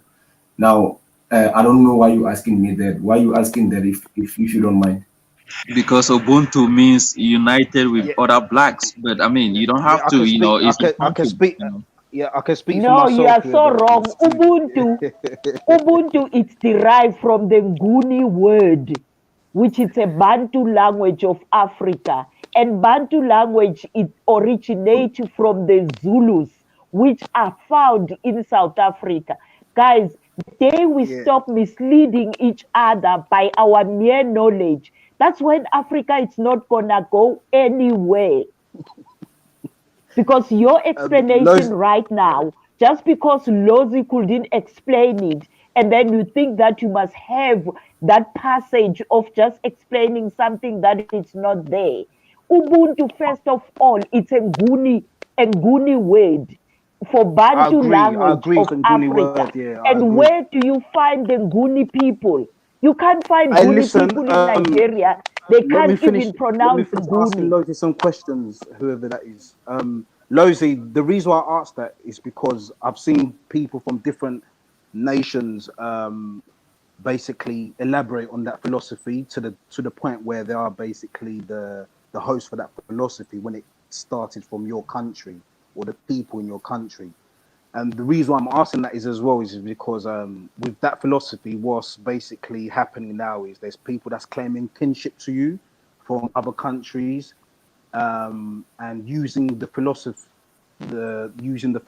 to basically claim rights to be in your country on the basis the philosophy has ties to the Bible and the Holy Land per se is in South Africa. So these other people engaging in the advanced or Ubuntu philosophy 2.0, they believe that they're going back to their homeland and then use it all one. So isn't that problematic for you in regards to people coming to your country when they shouldn't be there, according to you? Look, okay, let me just give you a straight answer. I don't think that's a major problem, and I don't think everybody who's here even think that way. Maybe the Southerners, probably the Zimbabweans and Mozambicans, they might have that in their mind, but I don't see other many Africans just think like that. They just probably think of an opportunity for themselves. They don't care much because South Africa is so welcoming. You don't need to explain much of it because it's not like people are gonna attack you tomorrow when you're here. They probably way more comfortable than even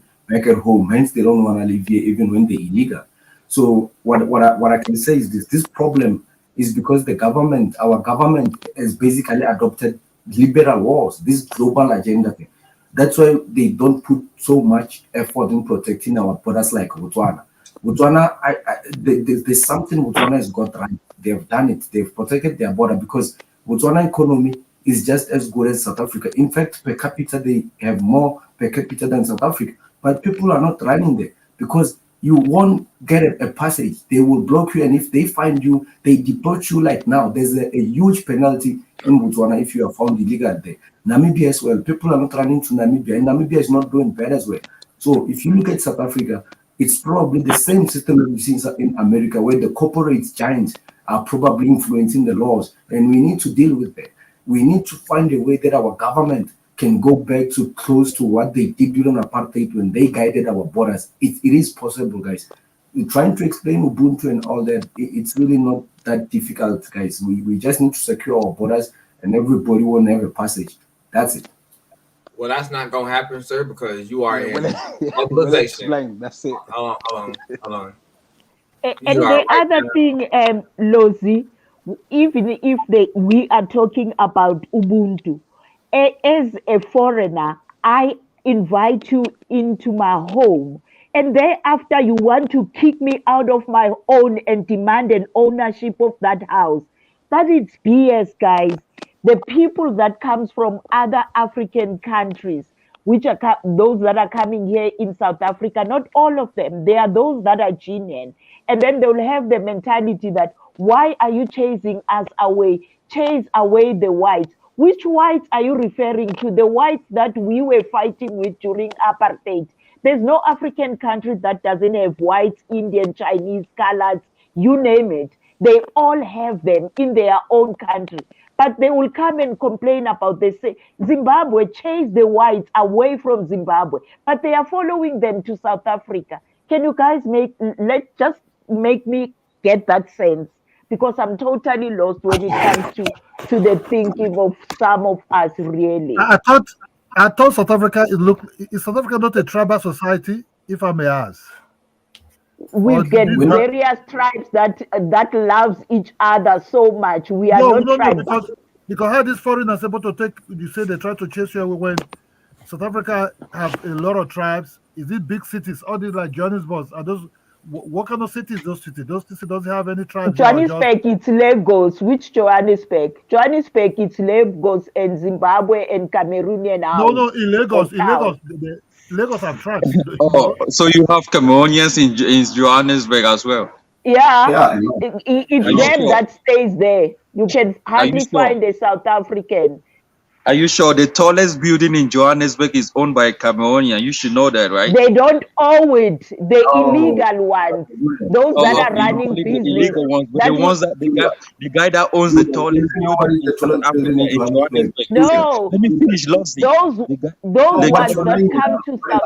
Why you lying? Lozzy, let me finish. Lozzy, let me finish. The guy that owned the tallest building in Johannesburg is a Cameroonian. You know that, right? Name the tallest building in Johannesburg. I don't know which one. It may be one of the tallest. It's Leonidas. It's Leonidas, and it's not owned by a Cameroonian. Really? Yeah. Go Google. Go ahead and Google Danpulo. No, you Google because you didn't Google it. I'm telling you, I Google him, and he's the one that owned it. What are you talking Come about? on, dude. You're teaching me about my country. Are you serious? I'm not teaching. Come on, bro. What is teaching? What you mean teaching? You didn't even know the name. You have no clue about the guy I'm talking about. You have no clue about the guy I'm talking about. You don't know the beauty that I'm talking about. You just believe that an African person cannot own nothing in your country. The Cameroonian guy owns the 4th or 5th tallest building in Johannesburg. It's not number 1. It's 5th or number 5. Okay, the feet. Okay, but the feet. I mean, that's something great, right? In your country, for a Cameroonian to own the 5th tallest building in your country. That's good. It's business. South Africa owns businesses in Cameroon. What surprised me is South Africans have almost about 50 million population. I'm starting to notice a pattern here, bro. I'm starting to notice a pattern here.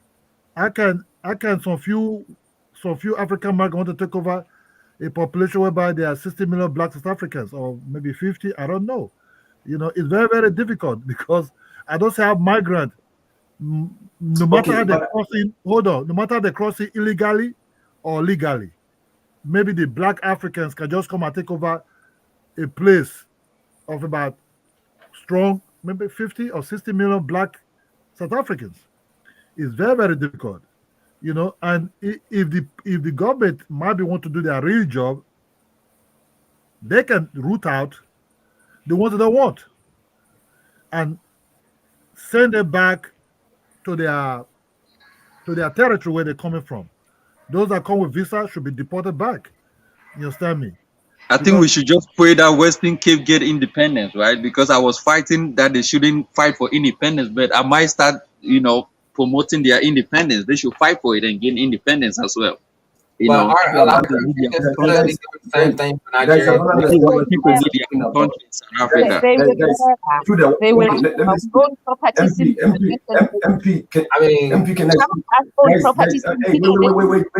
Everybody, let me make a point, guys. Let's be clear here. We are not discussing the issues of South Africa because we're not discussing the issues of Cameroon or Nigeria. I'm following it. It's on social media. So issues in Cameroon. Social media. French you are showing your social media. Let me make a point, guys. You are showing your I'll allow you guys to speak. Let me speak, MP. The French killed the English. There's a war in Cameroon. We're not talking about internal wars of each country here. We are saying South Africans what they want for their country together. We South Africans don't have a problem.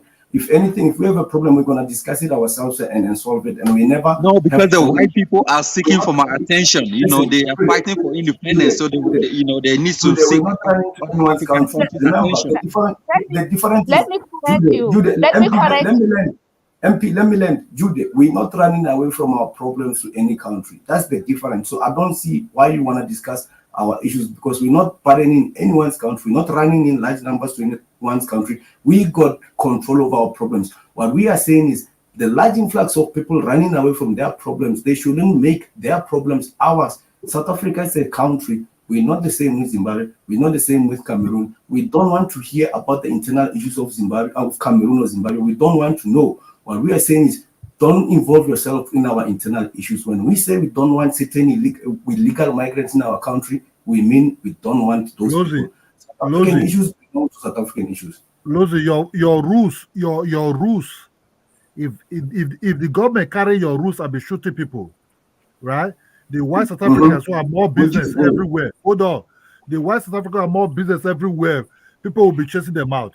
They might not chase the business away. Then let's see. They might not see the black South Africans to chase it away. The white South Africa that hold business over everywhere in Africa. Nigeria was to chase MTN, how will Hillbrow call home?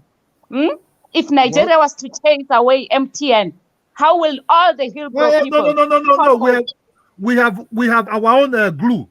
We have It doesn't work.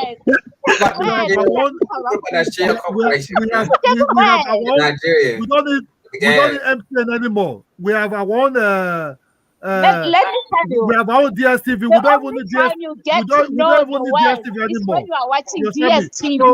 No, right? we don't even how need you DSTV. gonna know the We don't even need DSTV anymore. I heard the Lebanese were going through Nigeria though. You know, man, you shut up. You are not African, bro. Stay quiet. We don't even need anymore.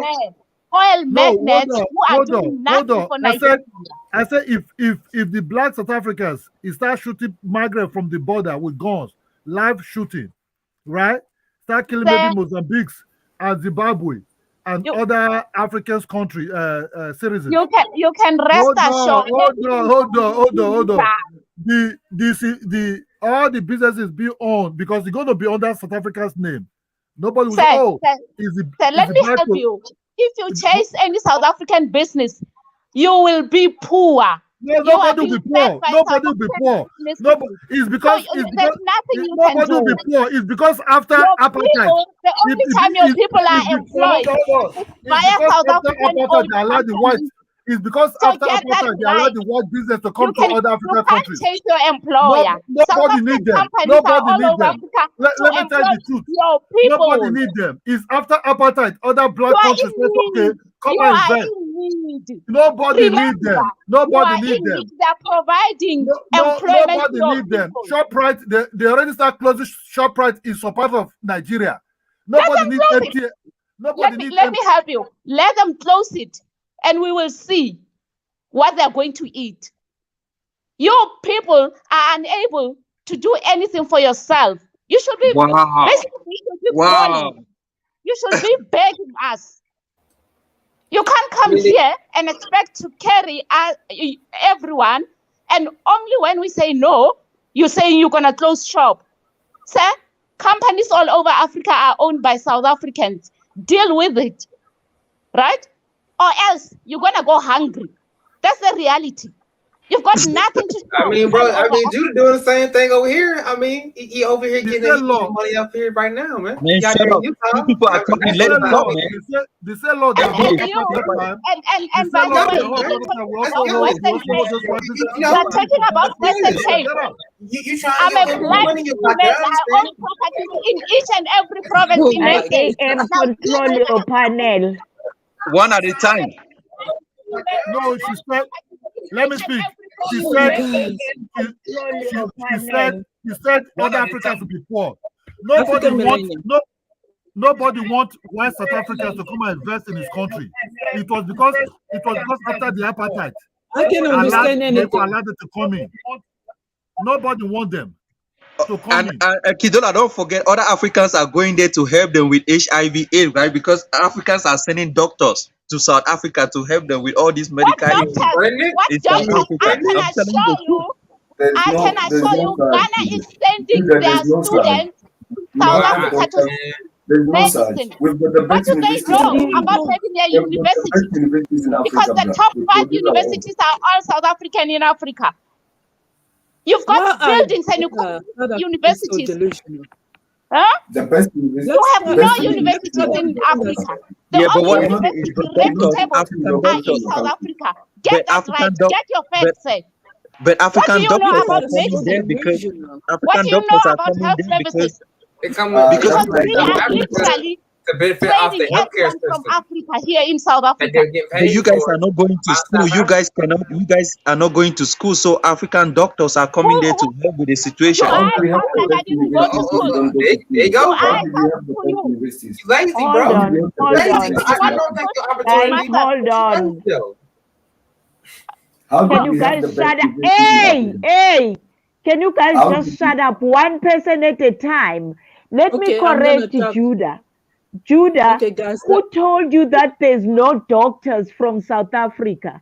I have a friend in South Africa that said the same thing. He said the people in South Africa do not go to medical school a lot. So most Africans there are studying medicine and they don't go back to their countries because South African government is using them, sending them to hospitals to help South Africans. That's what the guy told me. And he's studying medicine. hold you on. are talking to the Hold right on. person. Let me tell you, I worked for CDC, right? When I started my employment, I worked for CDC, the health services. I was working with everyone all over the world. Guess what? South Exactly. Africans are known to be highly experienced, highly trained, right? No one comes close to South Africa. The reason you see African students coming here is because of bilateral agreements with their government. Because we've got the best medical. No, I know, but they say when they finish study, they don't go back because South African You know government why they take don't them. go? The South African government takes them and send them to hospitals. No, they have to use training facilities, and their own countries are not conducive. Why? Because the infrastructure used in their training is not available back home. But I have a question. So most of them, most of them, they stick around because they don't even know what a theater looks like in their own country. Ma'am, can I ask you a question? So the people that come over there necessarily, right, and study, but let me say doctors in those was it in South Africa, right? Don't they help to take care of the foreigners that also come over there? They don't have to do. I couldn't hear. They don't have to, or they do? They don't have to do what your question. No, I'm asking the doctors when they become doctors, the people that go to your country to become doctors, don't they also the foreigners when they enter your country? Because I know you have good healthcare and you give out healthcare to anybody who comes, correct? Yes. Zulu, in South Africa, when you go to a hospital, they don't ask you what nationality or from which country do you come from. The doctors don't get involved in these things of foreigners, illegal foreigners. They don't entertain that. They are there to provide a service. Most of the doctors and lawyers run away from their countries. Look at Zimbabwe. A doctor gets paid, or either a teacher, 300 rands, which is less than $3. That is their monthly salary. Because here in South Africa, they pay more. And then that's why it looks as if all the brain in South Africa is becoming a brain drain of doctors and lawyers. They were crying and even took South African departments to the court, the lawyers that have finished studying, because they want to practice law in South Africa. You are done studying, go back to your country and service your country. No, they don't want. Instead, they will fight. I don't know why our brothers and sisters will fight for something that is not conducive for them. They will tell you how South Africa is, how bad it is to them. What do you want? Pack your bags and go back home where you'll feel more comfortable. Hold on, guys. I've given you time to speak. What I'm saying is, if you feel that the place is not right for you, go back. You've got where you come from. South Africa didn't invite you. You invited yourself. So if you are enough of what is happening in South Africa, just go back home. It's as simple as that. And when it comes to you, Judah, there is no Cameroonian that owns the tallest building in South Africa. Let me tell you, Cameroonians are just like Nigerians. They can lie about anything. There's no Cameroonian that owns any tallest building in South Africa. That person fooled you. Zulu, I want to just explain something in as far as the training, the health service in South Africa, right? It's known, and I'm not lying, this is facts, right? It's known that South Africa, when it comes to health service, medical is the best. Our doctors and nurses are... Compared to who? Who are you comparing it to? Who are you to everyone. Everyone. Everyone where? You mean in Africa or what? I'm talking the world. We talk about Africa. No. Now I'm talking about the world. No, it's not the best in the world. Which one is the best? United States is the best. Give me the best. I'll give you what the differences is. United States is full of African doctors. What do you mean? Ma'am, Petty, But give me a country where you think is the best. I will tell you what happens. Asking you the same thing. I mean, I'm gonna say this. No, I'm going to tell you what. Remember, I told you that I worked for CDC, right? Right? It's an American embassy institution. Remember, right? I worked for CDC SA under PEPFAR. Yeah. Nah? So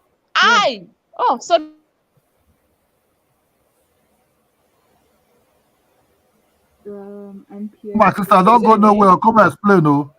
Come back. Okay, but in the meanwhile, Mameze, every time you creepy, you're so creepy with your eyes, like that picture of you just like it's as if you're looking at me or something. So where is she? Where is she? Let her come over here. Judah, just to add on what you were saying, Judah.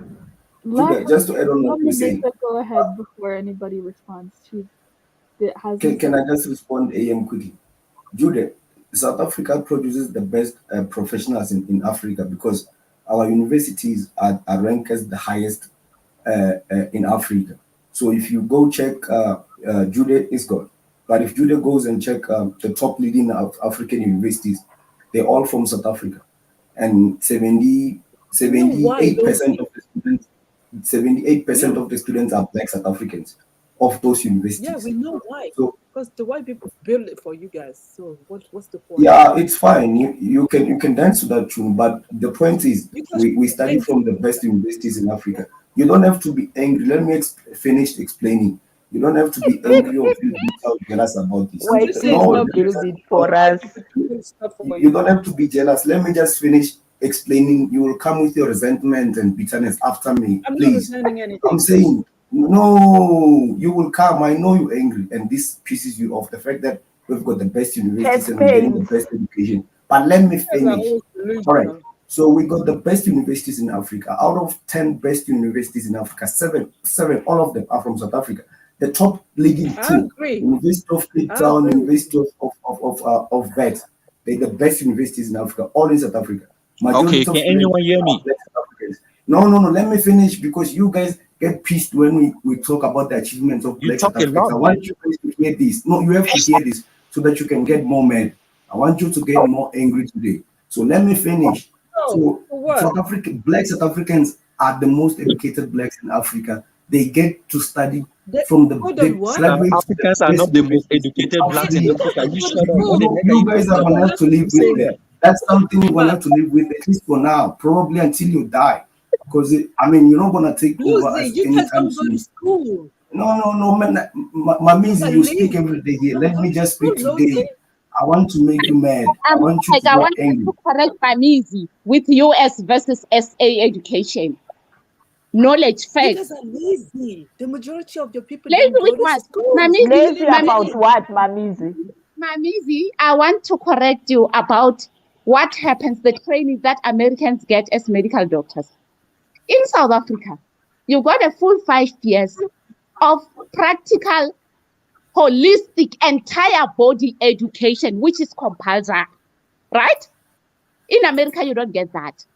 Americans, when you are an ear specialist, you start specializing from the first year. So you don't have any idea what happens with the entire body.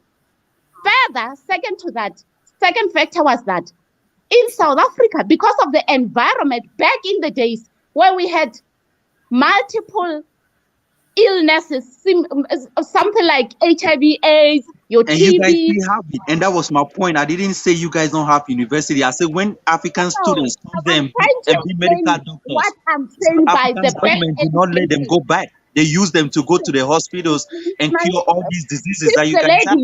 Wanted to say US. No, but they are doing their practicals, Judy. They were doing theory in the university. When they are done, they must do practicals.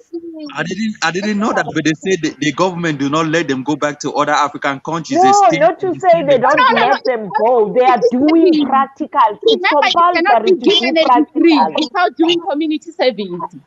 isn't it? But, So yes, they are even when they forced to do do the practical, they still don't go back.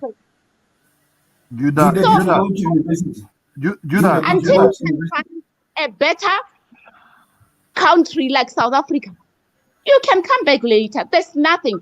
Our chartered accountants are all over banking services in UK. South African CASA. South African engineers are all over Australia. They are in high demand. Our medical personnel in all specialized fields are all over Canada. So please tell me any other country that can manage to do such. Madam, all this what you're talking about, right? All this what you're talking about. You see, you said we were talking about when Lodi said they start shooting them. Look, I support South Africa have to take care of their own border. People don't want to let them take their go. But when I start saying that when Lodi said they should start shooting the people by the border. We won't shoot anyone, man. Hold on. I said when Black South Africa started killing people by the border, or maybe their police, their border guard, it will not. No, let's talk about something interesting. Hold on. It will not be. Kidola, stop taking people back. Let her talk. Kidola, let her talk. Let her finish. I'm talking. Where has she ever seen a lazy South African? Where? With an infrastructure that we have, do we have lazy? Let me tell you something. African men, South African men don't. They are lazy. They don't like to work. Okay, they don't. No, Mamizi, come on. No, Mamizi, I'm not going to agree with that. No, Mamizi. Trust me. I have the fact that first-hand experience. I was in South Africa. I'm not going to agree with that. Mamizi, like they talk about. Mamizi, I went to South Africa. How can you say South Africans are lazy and they are developing their country and your country is underdeveloped? You know how many Black South African men died for their independence? We'll be talking here that you know how many South African teenagers died for their independence. You hold on. You know how many South African school children? When I said it, people thought I was lying though. You know how many South African school children who died for their independence? We'll be talking. I don't want Black South Africa to lose their country. You move into somebody's house and you call them lazy, right? You've got guts, girl. Exactly, bro. It's not me. Mamizi, that's the same thing. That's the same notion that Africans have against African Americans. That's what they told me. I asked around. That's what they told me. I don't live there. You are lazy. Feshi. MP, you are saying the truth because that's the same thing that South African men don't like to work. The women do. No, Mamizi, come on. Yeah, people that like to work. Why are they not developing their country in Africa? Why are Nigerians not staying in their country developing? Why are Cameroonians not? This is the thing, right? Every immigrant, when they move to countries, they tend to work harder than the people that live in that country. That's a fact. When immigrants come to United States, they work harder than the blacks, and Africans do the same thing. They say Black Americans are lazy. It's the same notion. Once you're an immigrant, you work hard. I'm telling you, it's what they say. Why did you leave your country if you're a hard worker? In South Africa. What you talking about? I'm talking about first. Why did you leave your country if you're a hard worker? You should have stayed in Cameroon and developed it. If you're a hard worker. Develop what? What needs to be developed in Cameroon? What difference does that make? What different? How does that change the reality? How can you of go what into someone's country and call him lazy? Of which they are developing their country. I'm telling you, that's the reputation they have. Okay, Mamizi, I disagree with that, Mamizi. I'm gonna tell you point. Mamizi, it's not about feelings, whether you agree or not. The reality. Mamizi, since you are having chest pains about South African men, what I want to find out from you, what were you doing in South Africa? Because Cameroonian men are part of the scammers with the Nigerians here in South Africa.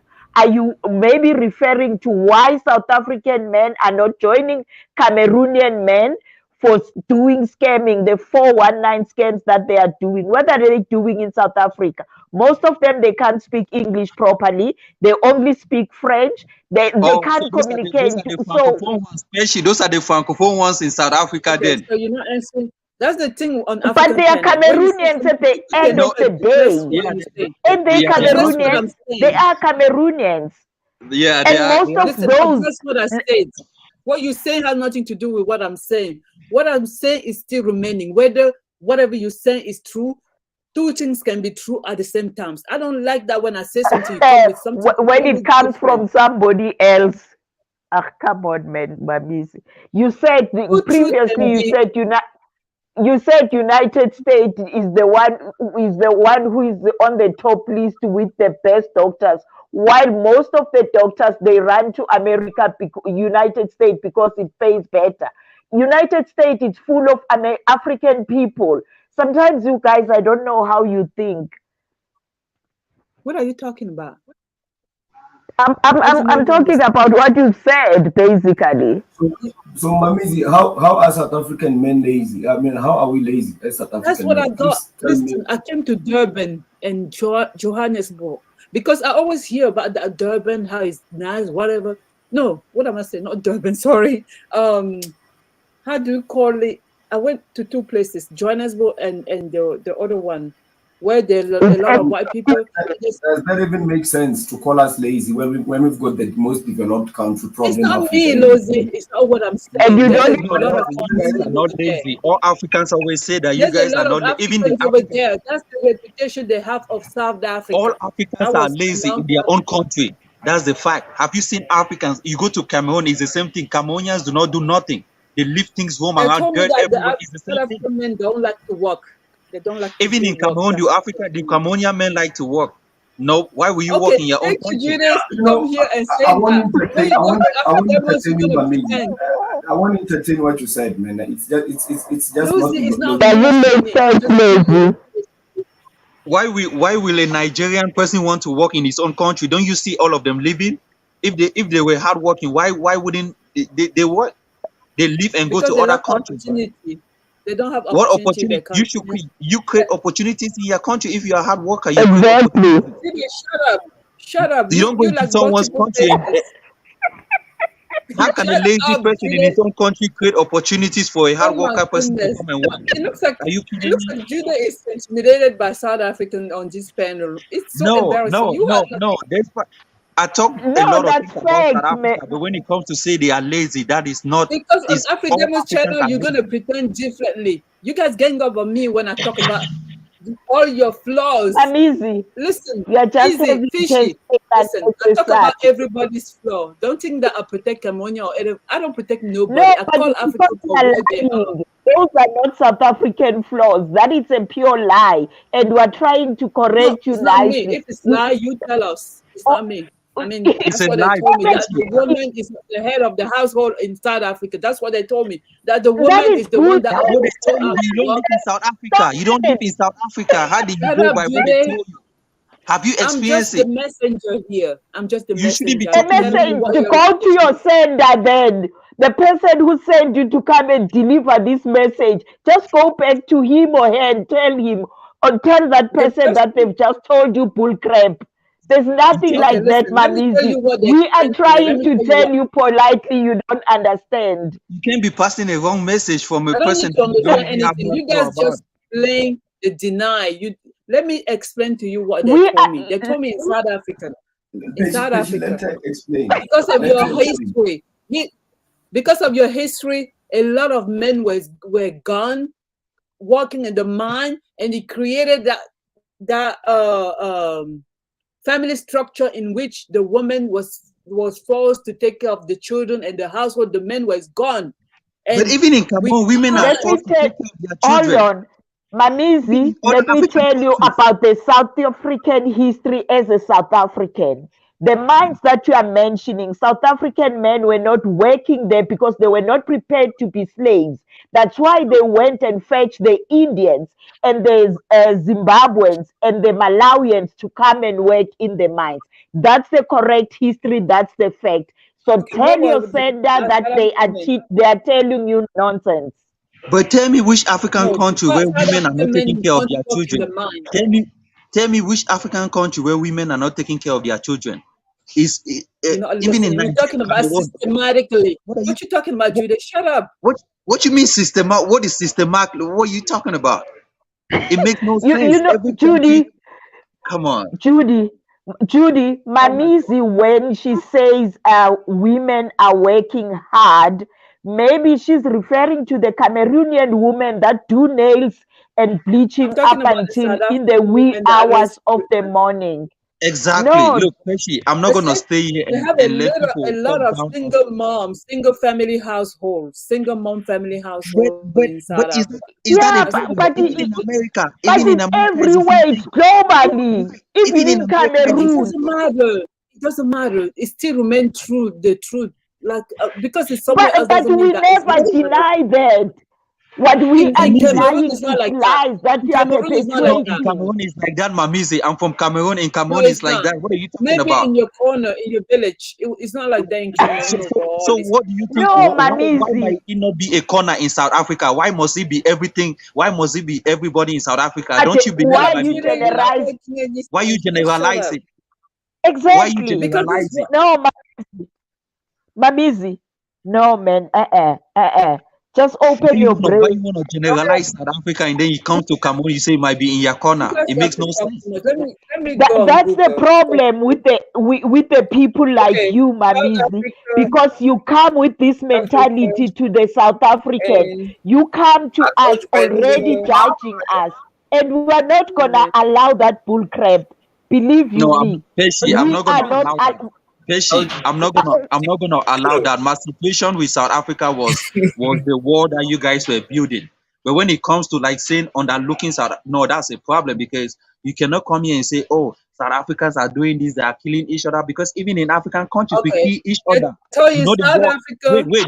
You know the war that is happening in These are Cameroon stats. between I just the Google it, and that's what they say about South Africa. Cameroonians are killing each Just other. Google it for yourself. Single motherhood in South Africa, right here in front of me. And then you know what, Judy? With the tribal fight that is happening in Cameroon or either in Nigeria, they will never talk about Nigeria, it. Boko Haram All their focus about is South Africa. Why is South Africa giving you chest pains, Mamizi? Single motherhood in South Africa. What does single motherhood have to do? What does it have to do? In America, it's the same thing. In America, it's the same thing. In African countries, it's the same. No. These are documented because of the history. There's nothing wrong with South African women are so independent in such an extent that they can buy the house on their own. We are not like you, Mamizi, that we will wait for a man to buy a house, to own a property. Hold on, Mamizi. Mamizi, can I land? What you have in your face. Mamizi, can I land so that you can understand? So sad. Can I That's land? Oh my God. You can't communicate with this person. Oh my God. Mamizi. Mamizi.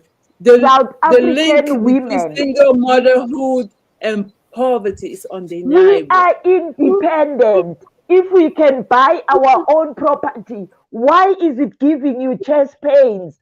You are sitting in Cameroon to wait for a man to come and buy you a property. Come on. Pesci, you are right because I see a lot of. Why is single motherhood in South Africa common? Pesci, you are right because all these African women, all these African women travel overseas, right? But I don't see South African women going to other people's country. You see all these ladies, exactly. They go to other countries, leaving their husband behind. Why would you leave your husband behind? They are even here in South Africa, owning her saloon and calling business that they are running, or either cooking their food in small kiosks in Joburg and Bellevue. And then they are single. They are not here with men. So just because they are independent, they work for themselves. And then it's not. There are a lot of Cameroonian girls that are here, or women that are here in South Africa, who are single. They even complain that why South African men are not approaching them. You are right. You are right. That's a fact because come on, Mamizi, man. And that's the same thing in United States, where you find a lot of African women single because they have that individualistic lifestyle as well. And that's a fact for every woman. You cannot come and generalize people because in Cameroon, these things are happening. There are women that want to stay single. They want to, live that life. In America, it's happening. In other countries, it does. So I'm not gonna say, oh, why are South Africans doing this? And it's like coming up and say, why are South Africans drinking water, of which the whole world people drink water? I mean, it's happening in your country, it's happening in South Africa. So what is the problem? You know? And who said it's wrong for a woman to buy her own house? If you don't want to get married, who said when you are a woman it's compulsory to get married? Do you even have to get married? Do you have to get married? I mean, this is the thing, right? People just think you have to get married because the law of the land. Who makes that law that you have to get married to be satisfied? But nature says that, bro. Like I mean, do you not want a family? Do you not want a legacy? Do you not want to see your children? Do you have to get married? Let me and now you spoke for a long time and no one interrupted you, right? Like what person doesn't want to see their kids growing into something? Who doesn't want to see their sons or their daughters necessarily accomplish great things? That it is a part of human nature to see that, right? So for me personally, any ideology that tell you that doing that necessarily a bad thing is awful necessarily. That's why I personally say feminism is not pretty. It's a crazy ideology when you really listen to it. It's a reason that for eons of humans' existence necessarily, you've done things in a certain way. It's because it worked. But feminism is happening everywhere across the continent. It's not just South African. Women are standing, especially with the coming of social media. I've seen, even from the area that I'm from, you see a lot of women, they stand on their own. I see females with 3 kids. Their guys are not there because, they are roaming, the women are looking, they are fetching for their kids. They are feeding their kids. They don't have husbands. It's happening. I've seen it. So it's not only South Africa. And besides Judah, you look at the population of South Africa, women are more than men. Exactly. So what must we do? Must we go to polygamy? Mamizi, right. One man must marry 6 women and then you'll be happy. So those that are not married, they are people who don't want to get married. And if you want children, you can go and adopt. So what are you going to do? Ain't you going to go and buy your own property? And then you're going to count that household as a single parent? Yes, it is. So what's the problem? I don't know where the chest pains are coming from. Pesci, see, this is the thing, right? In Africa, in Cameroon, right, women don't buy properties. Women can't afford to buy a house. So that's why they get married, because they cannot be on their own and buy. So they get married so their husband can do things like that. And but this is a different society. You cannot compare a society, a South African history, to other countries in Africa. There are things that are done right in South Africa that you go to other countries, it's not. There are things that might be the same in another country, is fine in another country, but you go to the other country, it's not. So you cannot use one thing and Judah, Judah, sorry, West African mindset is really marriage. West African mindset is marriage. Our culture and society is really based on those things. Exactly. So I don't know South African culture. Right. But I know some South Africans marry Nigerian guys. Yeah, but my point is, you cannot use the West African, because he works in West Africa. You think South Africa have to do this right because you can, And it's 20th century, things are changing. Judah, is see the same thing like West Africa is South Africa, because when I see their marriage in the eyes of, this South Africa that marry foreign men, my brother, they also asking for bride price and all kind of custom and tradition. You understand me? That's why I don't like to look at South Africa in Johannesburg's eyes. I like to look at South Africa. My brother, if you really want to really see South Africa, they are indigent. When the South African black, my brother, just leave this big city. On YouTube, just go. My brother, their men are living. These men that are not from this big city, so these men that have their tribal area, or my brother, these guys are living large. Oh yeah, live. My brother, their houses are huge. Forget this big city. So what I saw in YouTube, you understand me? Where the chiefs and the kings are the ones. These people own those. They just own those land, own those territory. Sometimes I think misconception about South Africa really is when we start using the eyes of where the white people try to drive them away from Johannesburg. You understand me? Try to chase them, and the white people try to occupy those areas, which is their land anyway. There is some certain area in Cape Town, these things. Even without Cape Town, they also have their area for themselves. You understand me? My brother, these people dominate their land and everything. The houses are And huge. you know what, Kidola? And you know what, Kidola? People, most of the people that you find, the South Africans that you find in Johannesburg, they are here in Johannesburg because it's an industrial hub. They are here to work, collect their money, and then we go back to our own cultural places, and we build our own homes. Yeah, When I that's saw true. when I saw it at these Nigerian boys that married some of these beautiful South African women, my brother, the culture is the same. Only that what we see is always that those area, those big cities, which is their land, but the white people try to make it to their own. You know, so these are what we see sometimes. Oh, this, well, my brother, when you leave some of these places and go some to their really zone, my brother, these people house are huge, my brother. You know, really huge. But you cannot penetrate there except the king have to give you the permission to buy anything there. You understand me? You cannot just come and penetrate there. Say, oh, I want to buy a property. No, the king have to give you a permission, even for you to even buy anything there. So these guys are living the life, because when Nigeria boys started going to do all this bride price and all these things, that's why I started seeing some of them in YouTube. Some of these huge houses, and most of them, and they also invest in also a lot in those areas also. You know, claiming, see, they step by step they take it by the country. It might not be so much in hurry. When I mean the country, I'm not talking about where they already own. So I'm talking about all these big cities like Johannesburg and all these big cities. They Cape Town. slowly dragging the city into their own. They really invest in hotels. They really investing in businesses there. You know, some neighborhood you think they just clean up, invest hotels and everything there, invest different things there. So they're not like people say, oh, these people are, look, if you have to understand what they fought for, that's what one thing I respect them also. They fought for their own independence. They Yeah, died I for it. mean, You understand me?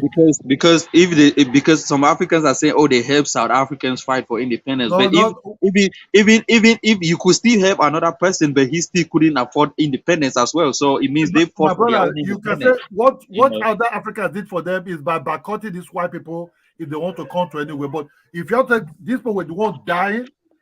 But the first time I saw South Africa in TV, I almost have a nightmare. I was 17 when I saw South Africa first of all in TV shooting. I'm like, what? Other person, they will shoot a student. The person that's going to rescue that student will be shot also. He will hold part of his side. And that person be shot, two of them be shot, the third person will come. That's why their men and their women were dying. Don't forget to get And that. on top of that, Kidola, you'll hear other African brothers and sisters saying, we fought for you to be independent. Just because they assisted few of those people who were in exile.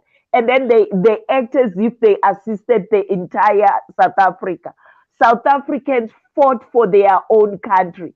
Our parents or grandparents never had guns, never had AK-47, but they were using a matchstick and a tire and petrol. That was their weapon. That's why even some of the 20th centuries guys, they are still using that because people are still angry. And then you get people who will come and judge you like the mamizis of these other countries. It's so sad. I'm from the same country like I wasn't gonna agree with my miss. You know, some of the things that didn't make sense. You know, I disagree with her, and that's the point. But there are certain things that Lezo said, and I disagreed. You know, saying they are the most educated in Africa. That's not. I don't think South Africans are the most educated Africans. Let us try to look. Right, that was a fake point. I don't believe so. You guys have the best universities, but when it comes to like the best no, I don't think so. I think there are other Africans. Let's have to pick up his own country. What we're talking about is shop.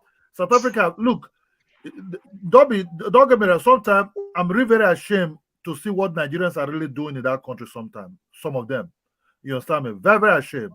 You know, I was greeting a guy, this Nigerian guy. I was greeting him. You know, I didn't want nothing to do with this guy. I didn't want not to come close to him because I really don't like him. You know.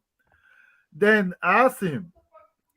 He said it's from South Africa. I said, "What do you want to do in South Africa? What was your business there? What you wanted to do?"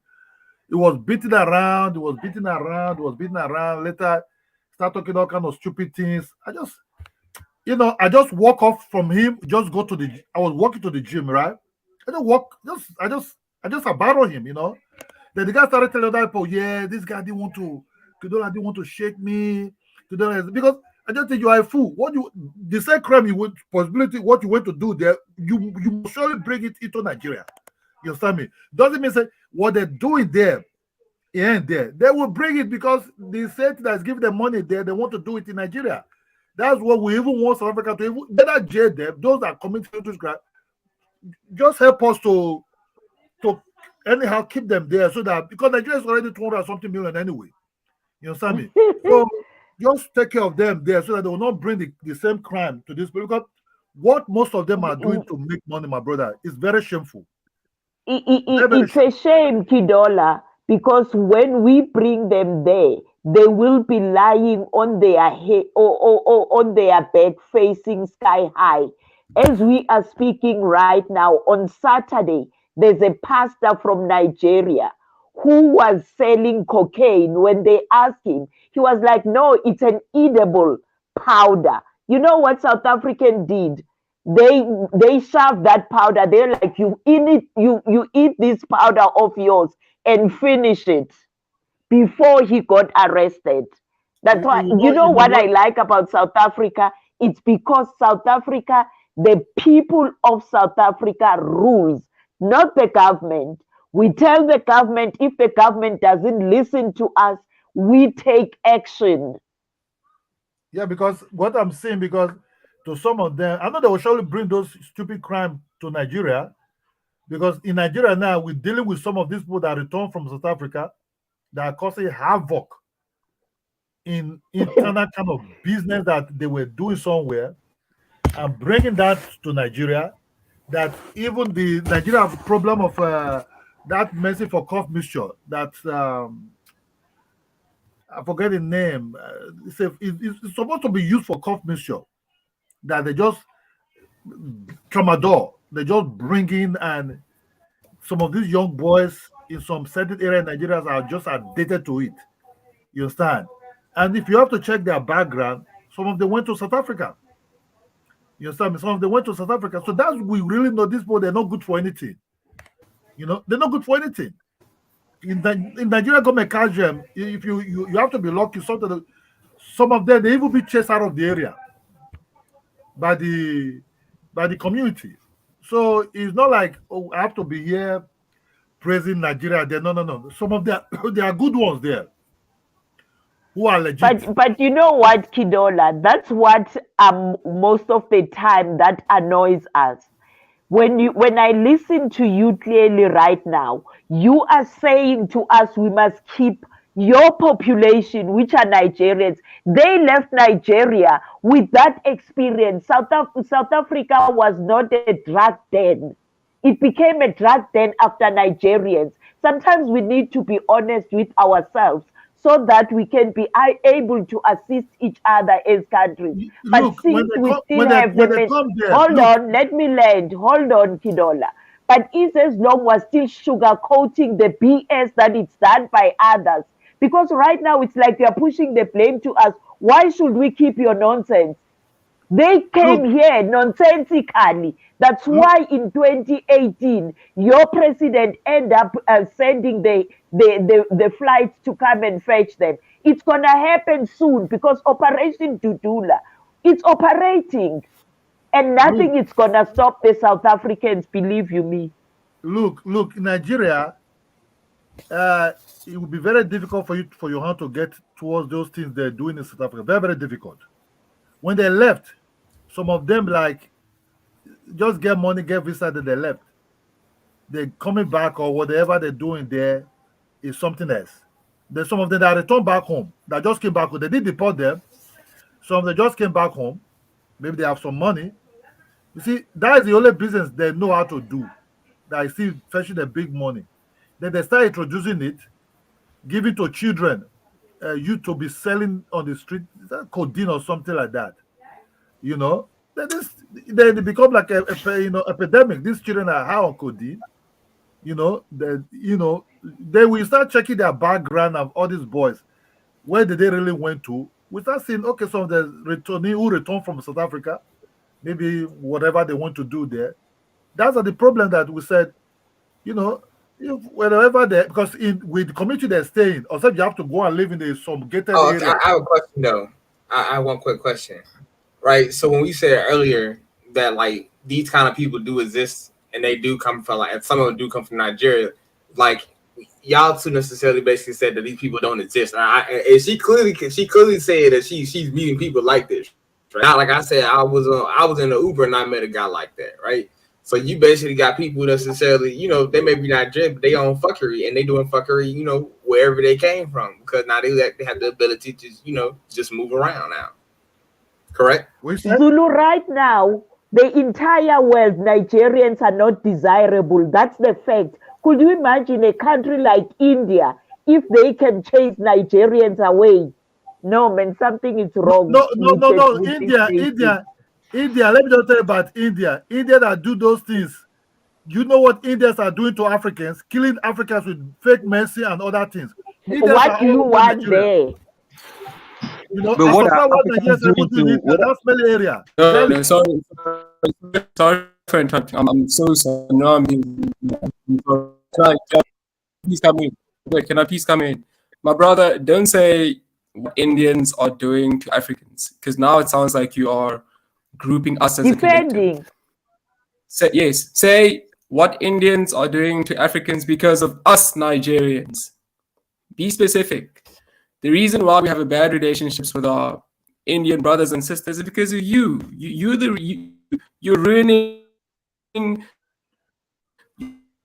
ruining our image abroad. People say you in we cause the same relationship in other countries. Indians are your brothers. Africans are delusional. Look, a lot of other Africans also doing things that under the name of Nigeria. You think Nigeria is just doing everything? You think Nigeria is just doing everything? Even a man in Texas were scamming people, but was using Nigerian name, a white man. You understand me? Do you know how many Indians are scamming people on internet? Calling people, even scamming America, calling United States, telling them their credit card get lost and be calling. You want to talk all those things? Forget all those things. I'm not shifting the goalpost. Forget all those things. You know what Indians are doing in Nigeria? Come to Nigeria, come and see the business Indians are doing. It's not shifting the goalpost. Who want to have a relationship with India? Who want to have a relationship? Even we were able to discuss this thing. We saw the Indian man in Nigerian supermarket. Where's the Indian man? What are you really doing here? He was looking at us. What are you doing here? You people are heavily racist. You people come here, but when somebody moves on the street, Nigeria is bringing shame to Africa. That's the fact. Nigeria is bringing shame to Africa. Who? Where are you from? It's come to the point right now. Where are you from? Even when I hear the Nigerian accent, I'm thinking to myself, who's he scamming? Who's he feeding drugs? Where are you from? Where are you from? What wrong is he doing? I'm really tired of Nigerians. Go to Philippines. Go to Philippines and come and see how many white persons scamming them. Calling on the name of people to scam. Let's forget other countries. Let's speak about Nigeria and the behavior of those citizens in other countries. Talk about Nigeria. A lot of other Africans are scamming. A lot of other Africans are scamming. Only that Nigeria is very loud. Come and say Africa. Tired of you. Africa doesn't. Do you think India will allow? I mean, do you think India will just give Africans a lot of visa to go to their country like that? This place. What happened to the United Arab Emirates? Why were Nigerians kicked out? Why were Nigerians banned from entering the UAE? Well, what about that? And since you want to speak about Africa, why were Nigerians banned from entering Libya? Don't you know when they did it? Why were Nigerians banned from entering Libya? It's about business. It's about return of money of flight. It's not about It's about business. Nigeria Listen, banned you UAE. Nigerians are bringing shame to us. Hold on. Nobody's bringing shame to you. Bringing shame to yourself. Nobody's bringing shame to you. You have to say you bringing shame to yourself. You understand? You know, it's about business. Kidola. You know, what happened is about business. Nigeria banned UAE because anytime UAE land, they don't want to pay the money. That's what Nigeria banned the airline. Then what happened? They say, okay, we're going to retaliate to you. They stop visa to Nigerians. But they have to understand Nigeria corrupt politicians don't buy those houses there. It won't have that you ban Nigeria, but you want their money. That is the problem. That is the problem because most of those mansions be bought by this corrupt would I even love to ban Nigeria politicians, not just ban the honor, just ban the whole body so that our money will not even go there anymore. I think what Nigerians should do instead of I remember that story I told about that Nigerian dude that was to speak.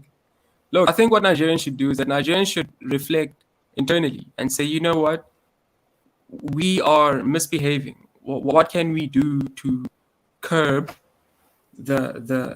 what can we do to protect our image abroad? Because really now, yes, we understand that it's the white man. You cannot control. But what are we doing? You cannot control people in a free society. People want to travel. You cannot control them not to travel. Nigeria have also other investments. You sound like Kenya. You would have asked Nigeria not to come and invest in your country when they start buying all these banks. No, you can't. Yes. Stop all this nonsense. You want the Nigerian money, but you won't have. Lazy. Nigeria pull out their own. Yes. You see, I've been speaking. Yes, I said. You know, I've been speaking. Yes, I said yes. There are some bad Nigerians, but they also good Nigerians. They also do their own thing. Give us a chance to speak. You can make your point. That's an understatement. Nigeria put their own weight at home and anywhere they go to. But those bad ones, stop them, deport them, drive them out of your country. You know, but Nigeria is also an investment country. Also, they also need people to also come there and invest. Just the way they also go and make money also in other countries. So don't just say Nigeria is not just a country that just say, yes. You cannot just. It's a free society. You cannot just where you go to. Right, finish speaking. Yes. Good. Give others a chance to speak. Good. I mean, can I run through a whole bunch of girls in Nigeria, bro, and then call y'all lazy? How do you think about Americans that come to Nigeria also? I mean, that's bro. I mean, that's the dude Nigeria came here and told me that, bro. Can I go? Can I run through a whole bunch of girls in Nigeria and say y'all lazy? What you said?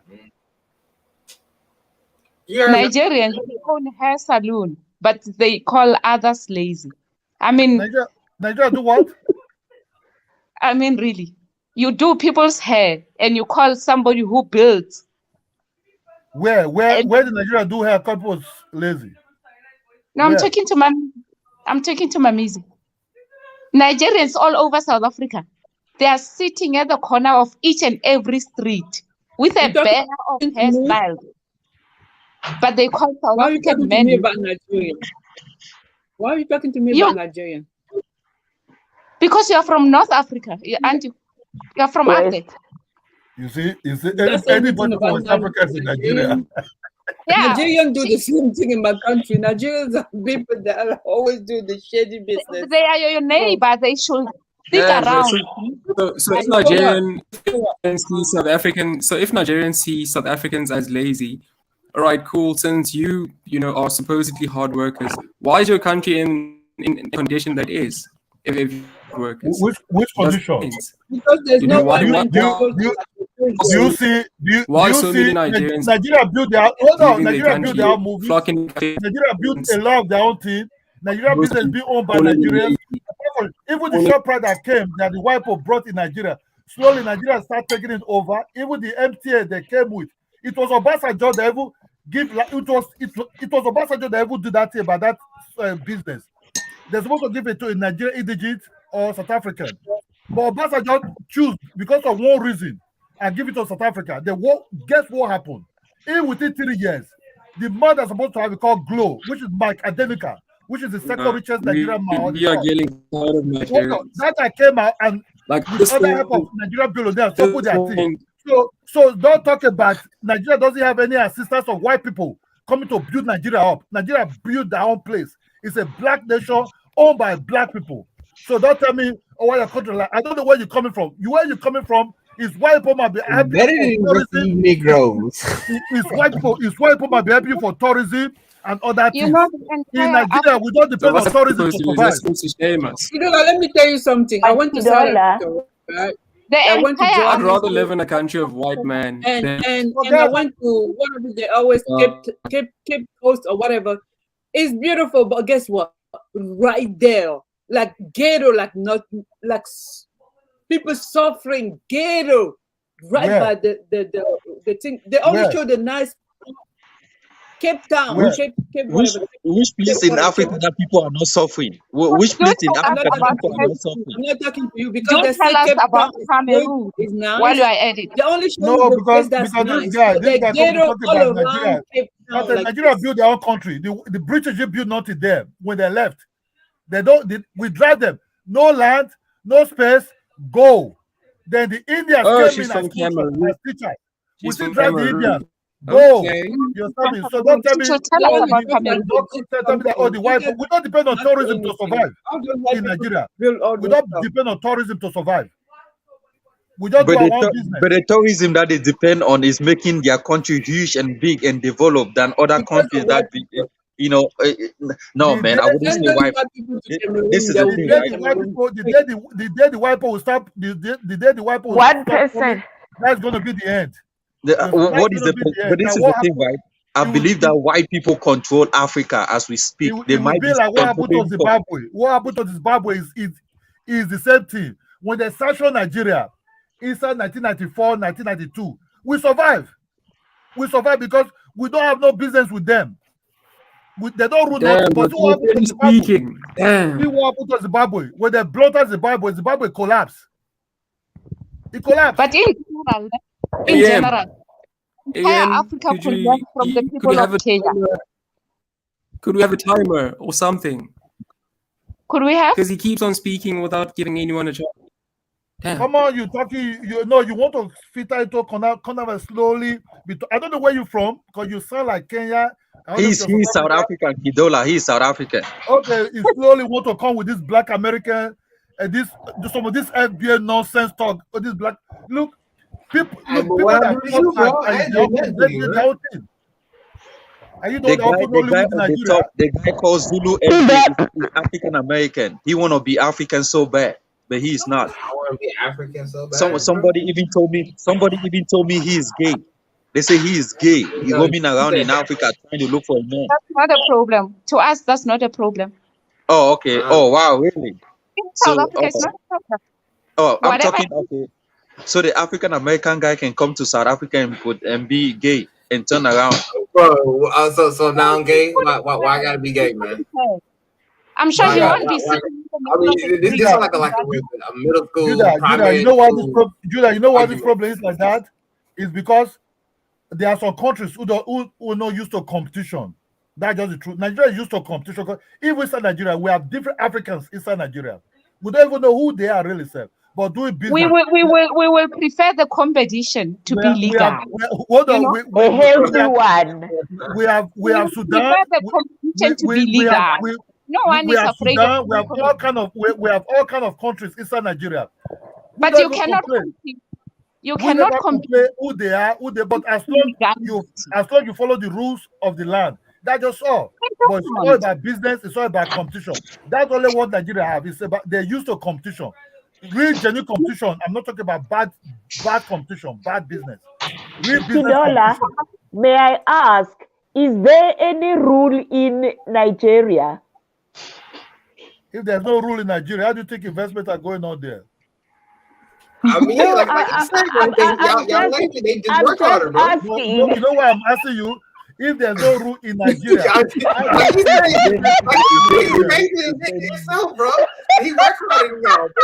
I don't blame her. There's no rule nowhere. That's a big question. It's like me asking if there's any rule in South Africa. I want Kidola to ask me. Hold on. Hold on. Look, Hold on, guys. let me tell you about I'm rules in asked a Nigeria. question. I Let me just tell you want about to rules. know. Let me tell you about rules in Nigeria. Fishy, If is that you it on the doesn't mean picture? this petty when you call petty business in South Africa, like people putting shade in the market, those ones I will guarantee you, government doesn't know much about. Those one can be paid tax to like small people who collect tax in the market and give it to the local government. The local government don't care about where you're coming from, which country you're from, and as long as you just pay your tax to them. These are the things there. But it's not like Nigeria has to be crying, oh, why this woman is. In short, most people that come to Nigeria speak English anyway.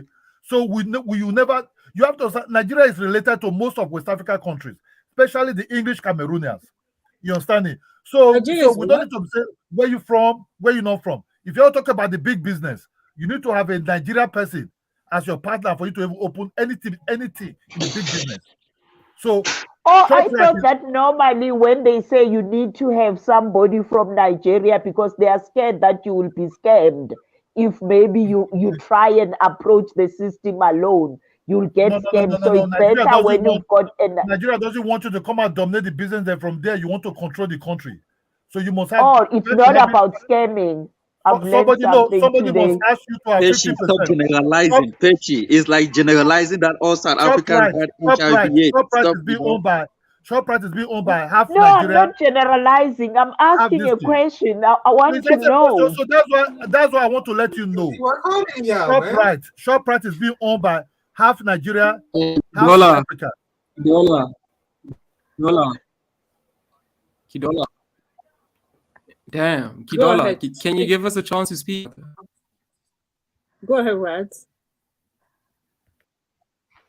Yes. So as I was saying, the topic at hand is why we South Africans hate Nigerians, and I believe that they born to themselves. He tried to turn it to talk about why South Africa is like. Hold on. Give us a chance. He said why South Africa hates Nigerians. He said, but why other Africans hate South Africa? Why you try to turn it? I will bet you not even majority of South Africans don't even hate Nigerians. You might be few ones, and I bet you Nigeria don't even hate South Africa. Why should they hate South Africa? For what? What South Africa do to them? Does South Africa come to colonize them? No. Did Nigeria come to colonize South Africa? No. I think we're missing right here, right? Let's be honest. A lot of that money that a lot of these, I don't want to say a lot of these. I'm be as neutral as I can.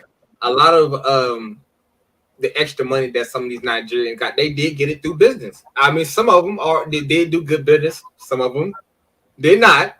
Got your boy Hush Puppy out here, $100 million thief, boy. Wait. When you get robbed, boy, you going big. Boy was not playing. But he got a whole documentary about him. But let's be honest, right? They got a little extra money.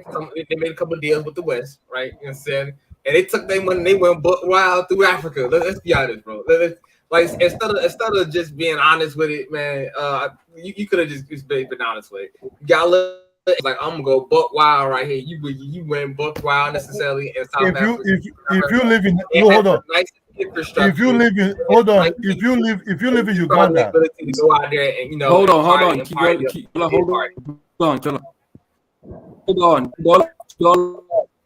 He gave you a chance to speak. Chill. Okay.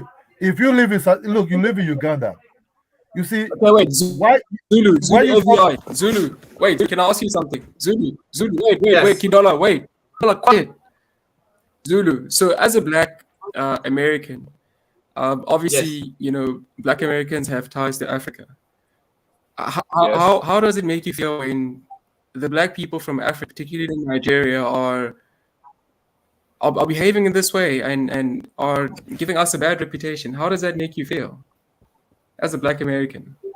Because I know there were instances where white people would think that Black Americans must go back to Africa. And when you look at Africa, Nigerians are conducting themselves overseas and also in America. How does that What you talking Do you about? do you It's not do only you, Nigeria. do This you guy is long crazy. You know, why do you you wasting long time with this do you long this to Somali guy? Why you go wasting to time with this Somali Africa? guy? Who, if you have a chance, you will try to hit Now, Do him. you long? I'm Do you have a lot? Honestly, What let me just The tell you the issue is truth. that Nigerians No, are just Kidola, Kidola, they were quiet. just asking you a why can't You nobody question. else Kidola, have quiet. why Let me can't you ask have you. that question? you Zulu, just give it a shot. Go and take care of your own country. Zulu, I mean, hey, bro, Nigeria has a I lot. saw him, man. Nigeria take care I of your mean, country. I Which mean, country are you from? Kidola, why, quiet. You know how many the Kidola, we gave billionaires you a we have chance in to speak. Nigeria? They're all We Nigerians. gave you a Come here chance to with speak. jealousy. Quiet. You just a bunch of jealous. Zulu, my Kidola, brother-in-law, listen, let him talk. listen Let to him show. answer. Kidola, Lulu FBA, go ahead. This guy is listen your show. jealous with it. Stop Zulu, jealousy. I mean, what I'm Zulu, jealous about. Yeah. Jealous because you have nothing. Oh, Kidola, let other people speak. Zulu, continue. Sorry, Zulu, Go ahead, continue, my Zulu. brother. Okay, Say again, Zulu, what was the continue, my question? brother. I mean, 'cause you asked me a lot of things. Sorry, man. I was saying that there's obviously this movement that I've been seeing on YouTube about African Americans longing to return to Africa, right?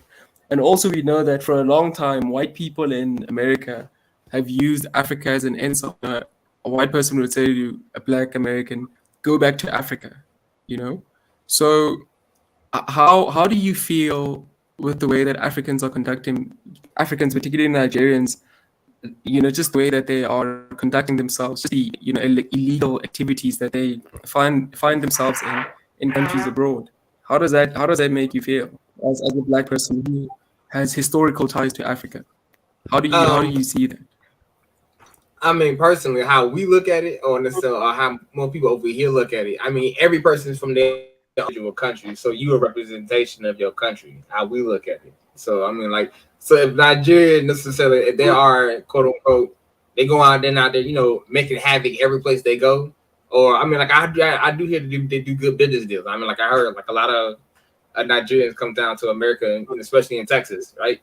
They do pretty good out there in Texas, right? They do lawyers, doctors, necessarily. That's the field that they seem to go into down here in America. But I know for a fact that ain't the whole Nigerian population ain't fucking doctors, bro. I know that. So I know when I see people over here, they're robbing here, they in Dubai here, they in India here, they getting kicked out of Japan here. That you know, they trash too. And the problem is like Nigerians don't want to claim they trash. Like they'll be like, nah, that ain't him. Or they'll be like, oh, that ain't necessarily. But that's your trying folk, man. That's him. That's him right. Yeah, right there. Stashing the phone. That's him right there. It's like, yeah, we got those folk there. You know, we got to, you know, sometimes we got to do to keep, you know, the structure down. But y'all to be like, nah, that don't even exist. Or they try to bravado it to max. Oh no, he out here hard working. Oh man, you selling drugs, bro? I mean, because if we gonna go that route, it's a lot of people can start doing it. You want to start making money that way, but it's just, you know. At least Nigeria is not killing nobody. You can say as you want to talk, Nigeria not kill nobody. If you say some of them are doing Boko Haram. So Boko Haram. Boko Haram is not there's a lot of killing happening in Nigeria. Can you survive Boko Haram? You that is talking, can you survive Boko Haram? No, even in the community, there's a lot of killing over there. In the country whereby Boko Haram is still trying to attack us, we fight it ourselves and still we still doing business so that society. We don't need other countries. We don't even need other Africans to even survive for ourselves. Our internal market how are you doing? Well, our internal market is huge, very huge, very, very huge. You know, but the majority of the population is still poor. Kidola, stop bragging over nothing. Everybody is poor. Who is rich? Everybody is poor. No matter even the America you stay in there. Something that's not working. Even the America you stay, even the America you stay, majority of them are not poor. Not even compare. You guys like to compare apple and banana. Poor over there in Nigeria, compare Nigeria to other African countries. People will be poor, and then we see surviving. And then once Nigeria started blaming, oh, we have too many immigrants. Come and enter Nigeria. Come and see the immigrants inside Nigeria. A lot. But what are they doing? You're missing the point, Dola. What are they doing? What are they doing? They're trying to survive. We see them trying to survive. They're blaming Nigeria. We just see they're trying to survive like other Nigerians. That's just all. We just see they're trying to survive like other Nigerians. But they're not harming the population, you know. You that is busy about your own life. Why should you be thinking about somebody else? Like, you want to make your own money. That person can also make you some money. You understand me? Original Black said something about kidnapping little girls. So what is about that? Is that true? In America, people not kidnapping there too. It doesn't matter, Kidola. No, I'm asking. Out of this place. If Nigeria was doing all these things now, then Nigeria don't have money to feed their people. Or no, the richest man in Nigeria doesn't have is no foreigner. It's all pure Nigerian. And we know their tribes. Where they're coming from. Enter Nigeria, come and see beautiful whips, ride and everything. Every day, foreigners are landing in Nigeria to marry their men. Every day, foreigners are landing there to marry Nigerian men. Every day. Foreigners? South Africa, Europeans and Black Americans. Come and see what is going on there. Some of them they say that they're selling body parts. Some of them they're selling body parts with long money. You know? Come and see what they're making. These guys with long money. With a lot of money. As a South African man, I've never heard as a South African man, I've never heard a guy fantasizing over a Nigerian girl. Over a Nigerian girl. Come on. Nigerian girl would not date a South African man because Nigerian girl in South Africa. South African women are so beautiful. So I give them that. Nigerian girl will never marry. Look, it's very difficult for Nigeria to even marry outside of their own people sometimes. Higher they will go. So you marry a white woman, right? Yes. What you talking about? A man, women. The women. All your men in England marry white women, Kidola. A lot of Nigerians are married to white women. I said the men, but the Nigerian women will hardly marry to white other women. They're on Facebook. They're on Facebook. They marry to white men. Mine to himself. They're on Facebook with their relationship. When you say they don't marry white men, where did they get the idea of them bleaching themselves so that they can be white? 72% of women bleach themselves in Nigeria. Yes, Nigerian women will not marry other Africans like that because sometimes they will go for the white. Maybe because Nigerian women love Nigerian men a lot, in a way, one way or the other. They love them a lot. What you because sometimes when women Kidola, I've heard that most of the other African men, why they don't marry Nigerian women, because they get confused when they are supposed to buy the shoe size because Nigerian women wear size 10 or 11. No, our women are rough, you know, and our women they're very vocal. 22% of women. Our women. If you look, the women is just like the men. They're rough also. So our women prefer our men more. That's where they could easily, shake up. Because they are provided. That's it. You understand me? Our women are rough in one way or the other. So other men will not able to. They will just look at them like, go. It will be like they are looking at other men. That's so kind of my side, Well, Kidola, let me give you my reason. Wait, everyone. Nigerian Press, thank you for the super chat. Dog. Like, you're not alone on the show. Kidola, you're not alone on this panel. Let us all have our speak.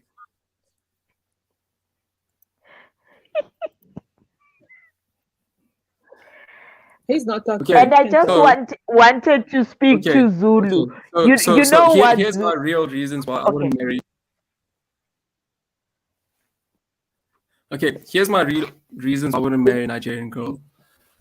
I wouldn't feel safe. What if the police come to me and accuse me of being involved in scamming? Accuse me in being involved in some scamming syndicate without me knowing it. Or what if my food has been what if my food has drugs in it? Or what if like I don't know, like I really wouldn't feel safe around a Nigerian woman. Or what if she wants to use me and my South African ID as a way to access South Africa, as a way to let me in, Like I really wouldn't feel safe with a Nigerian woman. I'd always be suspecting the worst with a Nigerian woman. I don't know, you know. You know what? I don't blame. Any woman from any other group can do that to you, right? I don't blame you for saying that. Recently, I just saw on the media that the Nigerian women, they were selling young girls. And I'm like, what is happening? What is They wrong? were recruiting If a young women. Yeah, woman will exactly. They even take their own And also the Nigerian accent is so unattractive. My God. Well, we can say recruiting girls. How That is the hell not they doing true. that? That's to you. Nigerian accent is so beautiful. Oh my goodness, it's so beautiful. What is beautiful? It's a mindset. The Nigerian accent. I love the accent. I don't know which one it's the nice one. I haven't had one. I mean, I love I mean, that's what makes you you. I love everybody's accent. Trust me. I mean, it makes you unique. I don't want no one to speak like with no. me, it's because I don't even understand it, so I won't comment on their accent. I'm just commenting on the behavior. That's what I know. That's what I like that. that's what I experience. That's what I read about. The behavior. Let them change. So it's not about looks or anything like that. It's behavior that is forming. But you guys know what? To be fair, seriously, to be fair, there's a lot of Nigerians. Not all Nigerians are the same. I have met wonderful Nigerian men, like saint. To be honest, like saint, wonderful people. But the scammer, they always overshadow. We didn't say all of them are amazing. Nobody has generalized here. Nobody has said all of them. Because they have such we know that reputation outside of Nigeria. It's just that I don't know how to. Missy, we understand that you're trying to In be Cameroon, they do the same thing. Whatever you guys complain about, they do the same thing in Cameroon. Like they scam. Okay, you take them to the police you station. guys are neighbors. You learn from each other. Oh really? Shout out to Nigerian friends, by the way, for the $10 super chat. Please, South Africans, donate. Sorry, African American. Mamisa, we understand that you're trying to be the voice of reason, and you are trying to, you. No, I like objectivity and logic. Yes. That's what I live by. Yes, logic. I like underline. Yes, so Mamisa, since you are since you're someone who's objective, yeah. Why were the Nigerians banned in Libya? Why were the Nigerians banned in the UAE? There's a video that's recently surfaced of some part of India kicking Nigerians out. Even if you went out, even if you checked on Wikipedia, the Indians and not the Indians, the Japanese and the Taiwanese are even resorting to banning Nigerian passports. In South Africa, we have the same issues with the same people from the same country. So if you're being objective, don't you see a trend there? Isn't there a trend that you're seeing? Listen, what did I just say? I told you they do the same thing in Cameroon, right? Okay. Nigerian people have that reputation of not being. You cannot trust them. Like when someone tells you they're Nigerian, you have to be careful. That means you have to be careful on how you engage with this person. You understand? Yes. I mean, it's not like I'm not. What did I say? I mean, I understand what you guys talking about, but to kill them, to harm them, to destroy their businesses, that wasn't what needed. Businesses? The government was. But Mamize, but what is who want to have a population of about 220 million? Do you know how big Nigeria is? No, I mean the people that were in South Africa. I'm talking about the Nigerians. Mamize. So are you saying that we should disregard the sale of drugs to our youth and the fact that these people come from and kill our Nigeria nation? And the fact that these people are Mamize, you're not rational. Your people already selling drugs to your people already. Don't deny. Your people already selling drugs to your people already. You guys kill a lot of innocent Nigeria over there during whatever your xenophobia act. There were a lot of Nigerian, innocent Nigerians. When you say a lot, how many were they, Mamizi? Since you know, Mamize, if you're gonna speak about the images, Mamize, those images were embarrassing for Africa. Okay, Nigeria is the only country that brought plane and picked their own citizens. No other country were able to do that. Mamize, so since you claiming that the images that you saw were embarrassing, okay, fine, I get that. But what about the war that's currently happening in the northern part of Cameroon between the English-speaking population and the French-speaking? Isn't that embarrassing? Isn't that humiliating? It's embarrassing. Why are you shifting the goalpost? You're speaking about the behavior of Nigerians here, and you speaking about, come on. I can speak on all of them. I don't know why you guys have a hard time understanding that three things can be the truth at the same time. I don't know why you guys are so simple-minded. It's the truth, and whatever I'm saying is still the truth. Yes, it's the truth, but you keep on bringing other things that aren't relevant to what we're discussing now.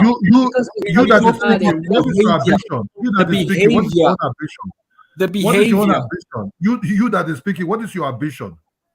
My ambition. My ambition is they love living under the white man's institution. That's what they love to do over there in South Africa. They're just okay. Mamize, listen. Houses have become like a maid. Wait, let me respond to Mamize. You want to be houseboy? You want to be gatekeeper? Wait, of the white man. That's your ambition. Kidola, can I please respond to Mamize? Let me respond to Mamize. Kidola. Okay, Mamize, let me respond to you. Mamize. Okay, Mamize, let me respond to you. South Africa is a diverse country, and we believe in unity and diversity, and we are a country that has the largest Indian populations outside of India. We are the country that has the most white population. We are truly a diverse country. When we won the Rugby World Cup, the people who lifted the trophy were people from different races in South Africa, which truly shows that if we work together, we can really achieve something special. Just because in Cameroon you haven't let him finish, Kidola. What have you achieved in Cameroon? What have you achieved in Cameroon? So if white people, if white people are dominating in certain sectors, why does it hurt you? Let's speak about Cameroon and talking about South Africa. When we talk about Cameroon, we gotta discuss Cameroon. I'm telling you that in South Africa, you guys like own nothing. You know, you guys being like basically ruled by the whites, the small portion of the population owns so like 90% of the West. Okay, cool. So I don't know what you're talking about. So would you rather live in Cameroon? But in your country, Mamizi, what are you guys owning? Because if you are owning something, you won't be rushing to South Africa. I would rather live in South Africa. Whether the white man are owning, I would rather live in South Africa than Cameroon. You guys are including the white, but the white are not including you guys. They just look at you like. Paul Biya including you. What do you mean they are not including us? Paul Biya including you. Paul Biya. They look at you as the bottom of the society. Why should they were peeing at South Africa room? Were peeing at his things. You put don't cry about that one. Why should they were peeing at South Africa? Is Paul Biya including you? We're all inclusive. We're all inclusive. Obia is including me. Welcome to the village. In your land, in your country, you're inclusive. One person at a time. We want to share and engage. One person at a time, so that we can share and engage. We can sing together, but we cannot speak together. Thank you, my sister. So what I was saying is that Obia, when he comes to the village, he speaks in our native language, and we understand. We even call him Grandpa. You. The white, with your white people over there, they're only still there poor. for their own self. But you're still poor. But you still, what does that even matter? Yeah, you're still poor. And happy. The living conditions of your people are horrendous. What does that even matter? What does that even matter? The living conditions of your people are like, come on. What does that even matter? Why is that important? Right. There's a lady here on YouTube, right? She made a video about you guys and your system of oppression. That she was saying that black people live with white people in their brain, but the opposite is not true. It's so sad because you are scared to be independent. That's why you want to be included so much. You want to include them so much. You suffer from delusion of inclusion. when clearly they don't want you, they don't want to be in your space. They build whatever they build so that they can live comfortably. You guys just benefiting from it. And you, all right, thank you for mentioning that. Right? Let's speak about Cameroon. Let's speak about Cameroon. So, would you rather live in South Africa or would you rather live in Cameroon? Which one would you choose? Why is it that be honest. If you had a decision to live in Cameroon or you had a decision to live in South Africa, which one would you choose? Be honest. Because honestly, I've never heard any South African saying that I want to visit Cameroon. In Cameroon, even if I reincarnate, I'm living in Cameroon. Right. I can never dream of a country in which I'm gonna feel as if I am like, I don't know, a foreigner in my own country. For what? I would love. I would not even. I don't even. I would like to compare to Dangote as me as a black man, but you are a Mamize, but you are a foreigner in your own country. Remember, there's a war right now. There's a civil war where the English-speaking population isn't wanted in their own country. You are a foreigner in your own country. By your own black people, and you over here speaking about white people. You're a foreigner, and your own black people don't want you because you speak a colonized language. That's humiliating. Yeah, no, it's better when your own people, not a stranger that left somewhere to come to my country and take over and colonizing me, like, and ruling over me. Okay, no. And I'm taking pride of it. It's not like I'm saying that. No, it's the fact that you guys take pride of it. You understand that part? I mean, like, I can understand that. Okay, let's speak about. Okay, so let's speak about Cameroon. Right? Since Cameroonians, hold on. My friend came to South Africa, right? He said when he landed there, he said right from the airport to the hotel that he was staying, he will only see only white faces. He said the only thing he saw a black South African person doing was somebody who served food. I like, what do you mean? He said, yeah. And the guy, he stayed for about 1 week. He said, he thought he would see a lot of black people. He said, right from the airport, only white people. Well, maybe he was in Cape Coast or whatever. Is it Cape Town, whatever that is? There's a lot of white people over there. But around that Cape Town, I don't even know about our country. I can't even tell you one room. I can't even tell you one city in Cameroon. It just shows how dull it is as a country. I can't even name one. Hello. We can be happy in our house. Hello. I don't even like. I like the village life. Mamizi, just hold on. Yes. Kidola, the person who told you that information was lying to you. When you land at the at our international airport, there is no white person even working there, even in the shops at the airport. So you guys are just feeding each other lies. And when it comes to you, Mamizi, yeah, I can believe it is an insult. Hold on. I did not see white people like that. I saw them Cape whatever that is. Hold on. Can I just speak? You guys like to interject where it's unnecessary. The other thing, for you guys, I don't know why are you worried about South Africans living with the Indians and the whites, the very same whites that you guys are defending or wanting us to chase them away. They need to be here so that we can get all the money that they were benefiting before our independence. We are not in a rush. We are not going to be told by any African country when to kick them. We do it according to our own terms. Go near Johannesburg and see the squatter camps that it's owned by white people. Nobody talks about it. You guys act as if these white people are so rich in South Africa. They are hobos that are white people in South Africa. They are hobos that they are white people that stays in squatter camp here in South Africa. They are white people that you find them together with the illegal foreigners on the crossroads asking for 20 cents. So I don't know what you guys are talking about. I really don't know what you're talking about. You will not know. How are you going to know? To know, you have to be conscious. Okay? You have to have a level of consciousness that a lot of Black South Africans. Okay, we also don't launched that know. Cameroon Because they has don't a want to high face the poverty rate, and it's embarrassing. I mean, you over here pointing fingers at us saying that we worship the white man. Fine. Cameroon is a country that's almost 99% black, but what have you achieved? I mean, nothing. What do you mean what they achieved? They have their own land, they have their own places, they are who they are. What do you want them to achieve? Have you ever been to that place? I'm not saying Cameroon is better. They're fighting. I would never even think of going to Cameroon. Cameroon have to offer. Name one thing that Cameroon they achieve a lot for themselves. What like apart from the soccer? Okay, I mean, mention one. Like I don't know. Have you ever been right to now is an Cameroon? opportunity for Have you. you ever been to Cameroon? Have you ever been to Listen, Cameroon? that's not how I discussed. That's not how it's gonna go. It's not gonna be ping pong. No, it's not like that. We discuss one thing.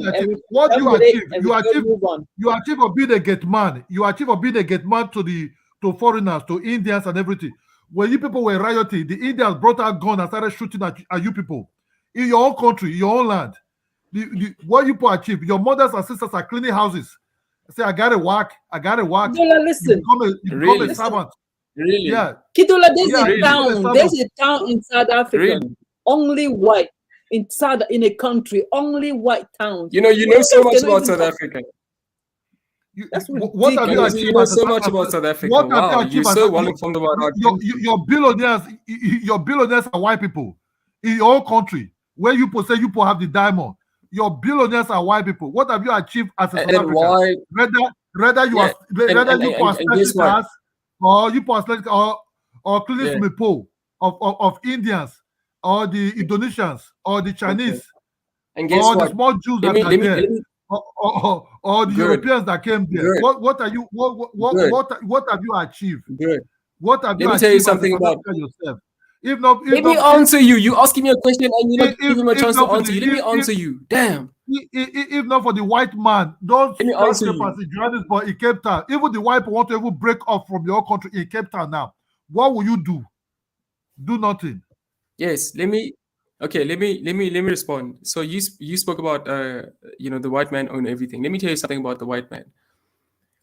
White people, well, obviously we know about the history. White people came from different parts of Europe and they came settled in our country. And since the 1994 election, we have incorporated white people as our own. So the white people that you're speaking about are South Africans, as espoused in the constitution of our country. They are South Africans. They hold South African passports. So those white South Africans are South Africans. Right? Those white South Africans are South Africans.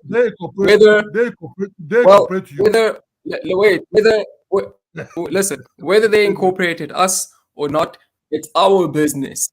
Where has your country? What has your country achieved? You say what have they achieved in Cameroon? What has your country achieved? They have their own mass land. Their king is still there. Their indigenous is still there. Nobody drive them away. Some South African tribes does not even have a land in South Africa. They drove them away from Johannesburg. Really? They drove them away with Cape Town. They drove them away in some other areas. So 70% South Africans of your don't have farmland, land, according to you. 70% of your farmland belongs to the white people. Then you want to talk about what have you achieved? 70% of your own land or farmland belongs to the white people. What have you achieved in your own country? What have you achieved? Good.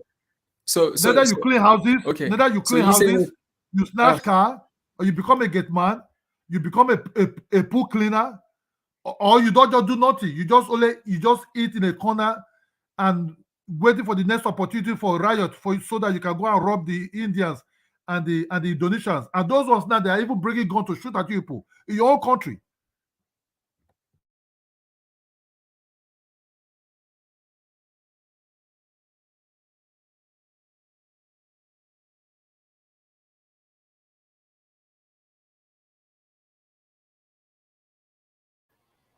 Okay. It's a nice show. It's a nice show. You know, some people just come and think you come and turn the whole thing. It was never really against Nigeria, but this guy just want to start turning it to Nigeria, Nigeria this, Nigeria that, Nigeria poor. You live in your own country, but you don't own nothing. You know, the population of people that want to sort it, they're 10%. You want to talk about in South Africa? They incorporate you into South Africa, not you incorporating them. Dare to tell them to bring the land out if they will give it to people. Dare to say, I want the land back. Even Zimbabwe could do it. Zimbabwe could do it. You know why? Because Zimbabwe is a strong country. Strong people. Really? Zimbabwe is a strong country? Yes, strong people. Yes. Okay. Zimbabwe did it. Wow. Can South Africa bold enough to say, give me back my land? Really? So if Zimbabwe is a strong country, why? If your master will not start whipping your ass. Okay. So if Zimbabwe is a strong country, why are Nigerians flocking to South Africa and not Zimbabwe? Since you claim that they're strong. Who is flocking there? Nigerians are just only going there maybe because of the white people there. Okay. The other one is not because of you. Because you don't have nothing to offer. You are a cleaner who cleans from a pole. You have nothing to answer. You are a gate man who open gate. You are a security man in the gated community. So don't come here and be telling what have somebody achieved. When the colonizer came, they left without not taking no landmarks in West Africa. So don't come here and say, what have you achieved? Where you poor? Are you the one controlling the economy? The Indians and the Dutch are the one controlling your poor economy. And the winner by knockout to Niger. Thank you, my brother. Okay. Kidola, did you know that South Africa is a food secure country? It means that we export more of our food. Secure? Can you go to? Let me speak. Can you go to certain area? Let me speak. Did you know that South Africa is a food secure country? It means that we export more food than we import. It means that we actually make money out of the food that we produce in our country, right? And it means that we're food secure. So why is it in our interest to take land away from farmers who are productive with the land, who are feeding our nation? Why? I mean, look at a country like Cameroon. They have the land, but yet they depend on aid to feed their people. You know, it's basic economics. Don't lie. They don't depend on it. Don't lie. I would rather be a master of my own. Than be a houseboy. Well, unfortunately, in the real world, ideologies don't work. In the real world, ideologies don't work. Hey, Kidola, can I ask you a question, Kidola? Now, the same situation, hold on.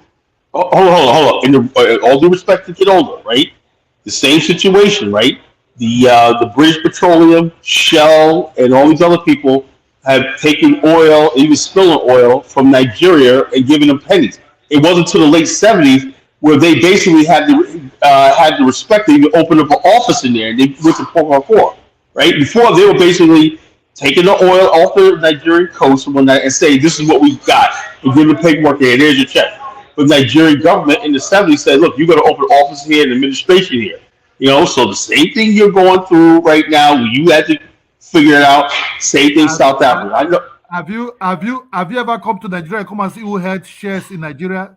Yeah, but if they put a black face, same thing you do in South Africa. No. Have you ever come to Nigeria and come and say a oil company called Netedu be owned by? Yeah, bro. I know. Look,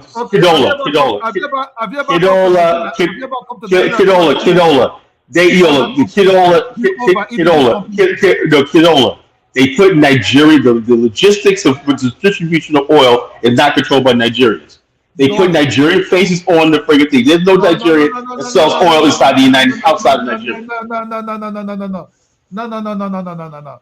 Nigeria, look, share be there since they came to Nigeria to colonize Nigeria. I cannot take them away from them. They'll be there. But after the independence, when Nigeria could not lift the oil, you have to still keep them there, but they have to employ Nigerians. Then come. Yeah, that's the old trick, Kidola. I can tell you the whole story on the back of my hand. I know it. You preach it to the choir. Hold on. Come inside the 90s. The Nigeria started giving indigenous the right to lift oil and the right to have to do. That's when all of them started coming out. majority of Nigerian companies, oil companies, are being controlled by Nigerians. Apart from Shell, Chevron is gone. The Total F. All right. Well, let me explain something to you. Right. Let me explain something. Okay. The refining of the oil is Nigerian oil and everything there, but the distribution, who sets the price of the oil, is not controlled by Nigerians. Okay. The logistics and everything, even when Nigeria did the. But we own the land. We own the oil. Yeah, That is a total but different. the thing is, though, the oil. Remember back in the '90s, the early 2000s, when Nigeria discovered liquefied natural gas. Remember that big thing, right? And I said to myself, Nigeria could be on this. Back then, I said Nigeria could be on its way to liquefying natural gas, create an energy supply to electrify and give energy to all of West Africa. But they didn't do that. They didn't have a refinery at the time. What they did was they liquefied the natural gas, right, and under the pressure of the West and everything, and it was done sold to Italy. So Italy is building its industries on liquefied Nigerian natural gas, and Nigeria still has energy problems. So let's not brag. Let's not brag. Kala, what do you think? What do you think as a social Nigeria? You see our country behave as a social Nigeria. What they did is at 90s when they sanctioned us, but we didn't really come. That sanction collapsed our refinery. But what happened later? Or the Chinese, see, there was nothing to compete with the white people at that time, with the Western people. But now, when the Chinese came up, the Nigeria could take advantage of that. That's what you see. Dangote is building a new total refinery now to start refining those oil. After Dangote finish with that one, Nigerians will go back to those Port Harcourt and other refinery that was being shut down. That's just the way we operate. We don't depend on. We will wait for the time that will help ourselves. You get what I'm telling you? Yes, during colonization time. Hey, I'm rooting for you. Look, Condola, bring this on heart, man. I joke about Nigeria and I tell jokes and everything like that, right? Because I had my heart broken by Nigeria, and stuff like that. Because I really thought this was going to be a real black country back in the day, back in the '90s, and I've been disappointed, right? And then it dawned on me that this is not just Nigeria, it's not just South Africa, it's not Black America. It's a freaking global thing of white supremacy and non-black supremacy that the black race has never overcome. So Nigeria is never going to rise until Black America rises. Black America rises until Nigeria rises. Until we basically realize that we have a common enemy, Europeans and everybody else, who don't want Africa to develop, who don't want Africa to get to the next level. And black people need to stick together and stop this bickering back and forth about stuff. Then we're going to get no place. That's just the truth. No. Even when we're talking here, I don't have problem with only that when people started coming and even when talking about South Africa, I said I still like this black South Africa because they fought and died for their own country, for their own independence. Kala, please. Yeah. But Yes, I would like to ask. Since you know about the Nigerian natural gas in the 90s or in the 80s, this is what I am saying. So you know about this opportunity. What are you guys in in the Black America community? What are you guys doing? At least when let me tell you something. Hold on, let me Good, land. good. When you discover this, at least you guys should have invested in that in extracting the natural gas and make money off it instead of allowing the white men to come and make the investment. At least the black community should have make the right investment. Well, let me say this. Let me say this, brother. Let me say this, right? That's a good question. But you gotta understand something, right? By the from 1945 Yeah. to the 90s, right? Black America was everything about trying to be integrated into American society. We've given up on the idea of black businesses, everything like that. We just wanted jobs and working for. I mean, this was a culture of America. We were Americans now. We had arrived and everything. We were not thinking about Pan-Africanism and stuff like that, for decades. Now, what happened was this. In the 90s, right, there's a lot of African Americans who started making, when apartheid fell in South Africa, there was a lot of African Americans, got this Pan-African charge and going to South Africa. And a lot of people became millionaires in South Africa. But some of us were looking at countries like Nigeria and it was going through and stuff like that. And it was like, yes, but the thing is, though, here's the thing.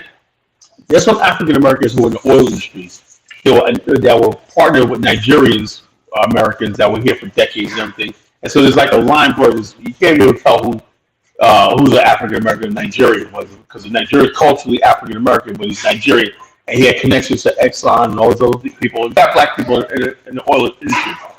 Something like the natural gas industry is something that has to take the level. The African Americans don't have that sort of power, state level and national level. The deal with the Italians was brokered by the Nigerian government and the Italian government. African Americans do not have a government. In the future, Black America do control cities and stuff like that here, but we don't have a government to basically say let's do it like that. That's the difference. I understand, but recently, I think currently, Nigeria is building a gas pipeline from Nigeria to Morocco and from Nigeria to Algeria. So I don't think like a lot of multinational company or individual they invested in that project, but I didn't see any of our black brothers invested in that project that is ongoing right now. Well, it's like this. Let me ask this. The first thing you do is this: we have never graduated from Pan-Africanism enthusiasm to Pan-African reality. Pan-African reality is business, right? Business. That means basically stop with the emotional Pan-Africanism, stop with the tourism and all this kind of nonsense we see, and basically do Pan-African business.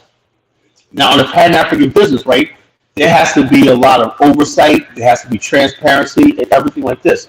Now, when you say the people who invest in this pipeline, right?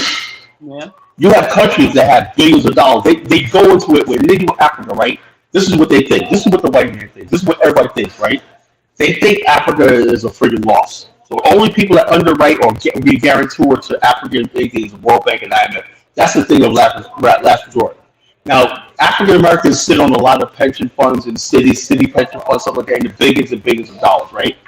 But unfortunately, to be a guarantor or invest or sovereign wealth and these things and everything, is because of Africa's plagiarism, the risk and everything, we don't really qualify as to be a guarantor.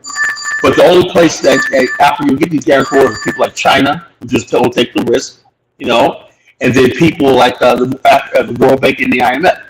So this is what I'm talking about. Ever since 1947, Africa has been under the control of the World Bank, the IMF, the World Trade Organization, the World Economic Forum. All these companies want to keep Africa unindustrialized, disconnected, and basically a place of raw materials and wealth. And so how do you break that in America where it seems like the American government's afraid of these Bretton Woods institutions themselves and everything?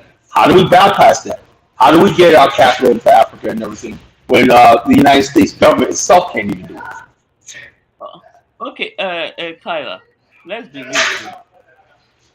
Like, if you as an American citizen wants to know the opportunity available in Nigeria, it's very, very easy. It's for you to contact your embassy in Abuja. They will give you all the information you need. Like, okay, these are the but there's a lot of people have done that in the African American community and lost money. And so I love my Nigerian brothers and everything, but when you talk, all it takes is for something like this happened. If you invest, listen, if you invest in like oil farms or in the oil and gas sector, you won't lose any money because on a small scale, there's people African Americans who are invested in Nigeria, in Ghana, and Liberia, because I'm connected with my organization, BAO. We got people that do like that. But when you're talking about a major investment like that, where people are putting their pension funds and 401ks and investing in infrastructure, something like that. That's a question. Hey, can I ask UFC fan a question, please? So my question, your line of question is why don't many African Americans necessarily make investments in Africa? Yes, go right now. There are some major projects going on. So all we see are the Chinese and okay. Wait a minute. Hold on. Project, yeah. One moment. All right. If you ask AM, I don't know if she's here or not, but there are plenty of African Americans who have come to Ghana necessarily and to help develop that country. God honestly, who built hotels, who built schools, who did a lot of work for that country over the years and generation, and that's like documented throughout world. Hold on, brother. Hold on, Right? hold on. Hold on. Let me finish. Listen, when Let me finish. some of you, hold on. Hey, dude, like Let me you just asked your get this question. out. Let me When finish, you dude. speak, Just let me finish landing, bro. Just when let you me finish speak, you landing. speak Hey, like just let me finish. Just let me speak finish, as dude. if I you didn't are finish, bro. everything, like it's a charity. You had a whole time to speak. Can you let me finish? Go ahead. Yeah, UFC fan, let him land, bro. Then you come back in. Just like what they do in South Africa, right? There are plenty of South African Americans went over there to set up businesses and did a lot of good things for that country, right? So African Americans have been to the continent and done a lot of good things. So now you can say why people don't do quote unquote big business in Africa. Well, that's because there's not that many big businesses that's completely controlled by African Americans over here. Can be God honest, right? And then two, Africa is kind of a bad investment sometimes. Let's be honest. Like if you take your money over there, how are you assured you will make your money back? Can that country guarantee your money back? No, you just lost $45 billion. Like the people who have that kind of money don't want to make them kind of risky investments. For those people on that upper echelon of finance. Okay, let me use for example. MTN is a telecommunication company. It's a South Africa company. They came to Nigeria. They seek for license to operate their business. They got the license. They make their investment. As we speak right now, that company is the largest company in Nigeria. You understand me? They make the largest profit every year. They make billions of dollars. At least they make up to $6 to $5 billion yearly. They have the connection. They have a nation state backing them. We don't. That sort of investment right there. Well, if let's say a Cuba, let me tell you something. You remember the Cuban was why we have sanctions on Cuba? You remember that? The United States government. This is how the United States. Let me give you a little American history, right? The United States, American Wall Street banks have loaned money throughout the world, right? Anytime a coup happens or something happens, a communist war like that, the U.S. military is there.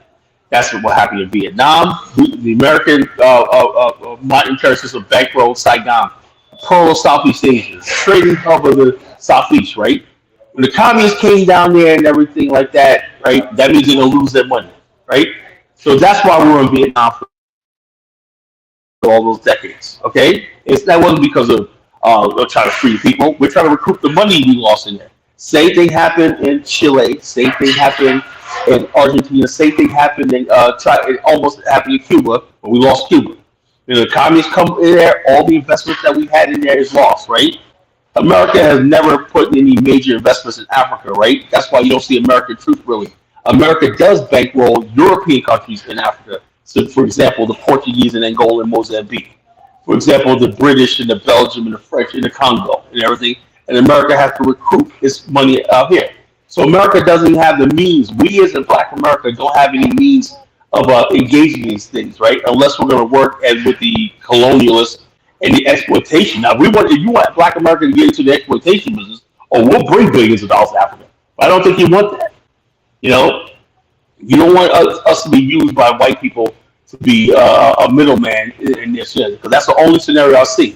Everything has to be backed by a government. When you will have billions of dollars investment, MTN is backed by the South African government. It's high level negotiations, everything. That's not just some say, let's invest this. No, this government has guarantees and everything to make sure their money's going to be recouped. Ayoba, hold on. Let me tell you something. There are a lot of Nigerians. They own shares in MTN. Even the current president own shares in MTN. So the idea, like, you think the company is owned and controlled by South Africa only? No, there are a lot of Nigerians. Oh yeah, they do that. They do that. Everybody gets their lick. They'll give locals shares. They'll let people come in there and buy shares and stock. That's all the thing. They have to do that. That's standard operating procedure right now.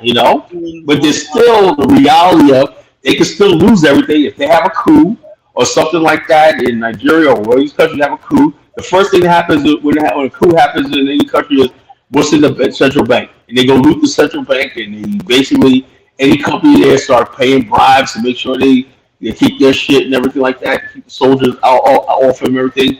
This is the reality of Africa, man. You know, and the bottom line is this: those countries, other countries that got militaries and diplomatic things, that Black America. If Black America was a government itself, we had an Afghanistan state, which I proposed. We had our own nation state or whatever like that doing our bidding for us. Yeah, you would see that, but we don't. We're here in the United States. But you guys have the American government backing you, so you should use that power. No, American government is not backing us. Hey, Zulu FDA, you guys, I got to get off the line, man. But can you explain to him, and also Zulu, what's called in the back chat? Give me your email. In Genesis, there's a comment for you. Thanks, Nigerian Prince, for the $10. It's specifically to you. It's saying Genesis Radio. Y'all need to go repair Liberia because y'all messed Yeah, up. I am. I'm gonna be there next month. You know, doing my part. You know, I have an organization on the ground. It's not easy. I'm doing my part in Liberia. You know, I'm doing my part in Liberia. You know. Yeah, and we have this patron saint of a man that he claims to be. As for the South Africa on here, please, if any Nigeria commit any crime in your country, arrest them, send them to jail, and lock them up. It's as simple. Okay? It is easy. I don't know why you guys complain. Let your security agencies do their job.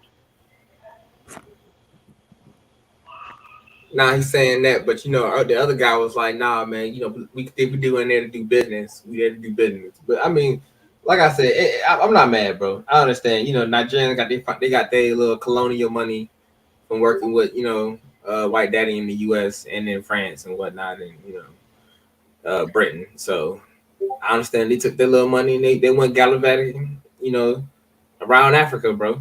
So that's all that really was, man. I understand, bro. I understand. Yeah. The thing is that I think us Africa, we just need to invest and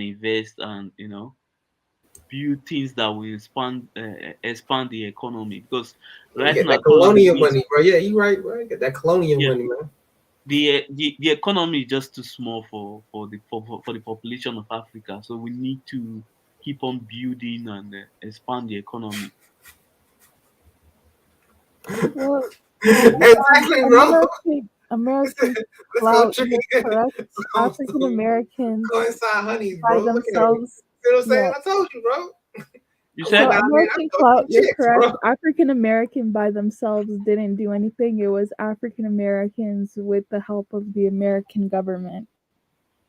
So that's how they had the power to do that, basically. The American government Liberia, colonized Liberia. Yeah.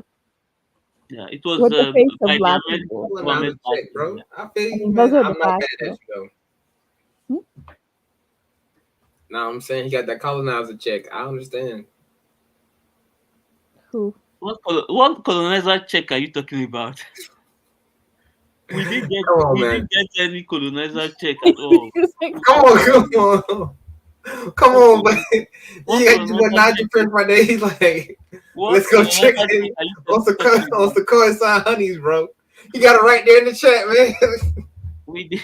I can't even lie about it right now, man. You got it right here in the chat. See what I'm saying?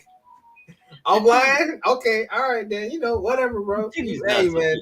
Hey, he got that little course with the England, bro. Got his money up. It was like, hey, I'm coming back to Africa. Are you talking about Nigerian Prince?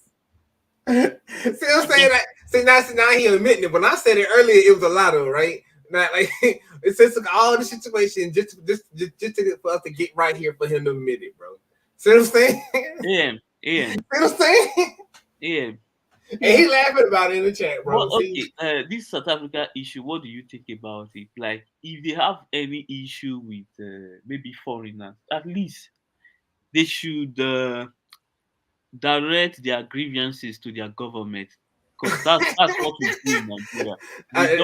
That's Nigerian smooth talk, man. I ain't about to do shit, bro. It's like my problem. We just focus on our government, Woo, boy. Yeah, the South African topic. I mean, I don't know what the actual president is doing, but I know that they have organizational governments that are helping out with that. And I think the problem, as some South African said, it's the ANC. They are too corrupt. They need to go. The ANC, yeah, the ANC is too, like, they can do anything because they've been in power for so long. So if it's another government, then things. And I'm not going to lie, they have totally destroyed the country. The ANC. But now he talking shit. He like Nigeria woman was the first African woman to win the pageant. See, now he talking shit. Now, see what I'm saying? Like, hey, boy, see, he could have been honest from the get go, though, right? He could just been honest from the get go, man. That's how he really felt. He just didn't want to admit it. The ANC party, they need to go. So yeah, I agree. What they have done to South Africa is bad, because even right now, you know that there is electricity now. It's not a big problem in South Africa. They are rotating the whole thing. It's crazy. Generator everywhere. I said, oh, South Africa. They have turned South Africa to Nigeria now. Sad. Yeah, they said that. Give the power to the black man, and that's what he does, man. Yes. They just ruin everything. They do. They do. Because let me tell you why. Us black people, when we are doing something as a group, we don't like to hold each other accountable. You understand me? It's very, very bad. No code of conduct, nothing. Do as you please. That's what we do, and it's very, very bad. When they hand over the country to Nelson Mandela, the country was thriving, things were moving well. But look at it right now. They turned into a mess. Like now they making jokes in the chat now, but like we the government. Like, see, now they making fun of them. See what I'm saying? Yeah. No, the black people, the government. The black government, which is the ANC, they have not done a good job at all.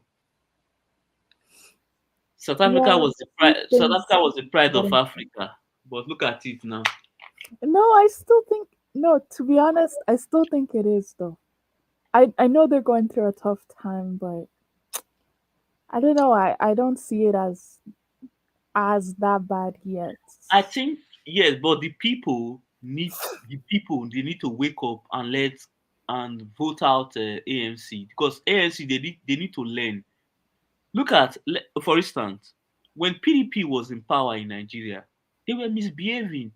They were too corrupt. They think that they were not going to lose election, but they were shocked when we vote them out in 2015.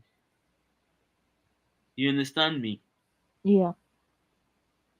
And the issues Nigeria is facing currently is because of their because when they were in power, they were just paying salary, and Nigeria was just flexing and partying. No infrastructure, nothing. They didn't construct and build infrastructure that will, hold the economy and that will, help in the future. They didn't do anything at all.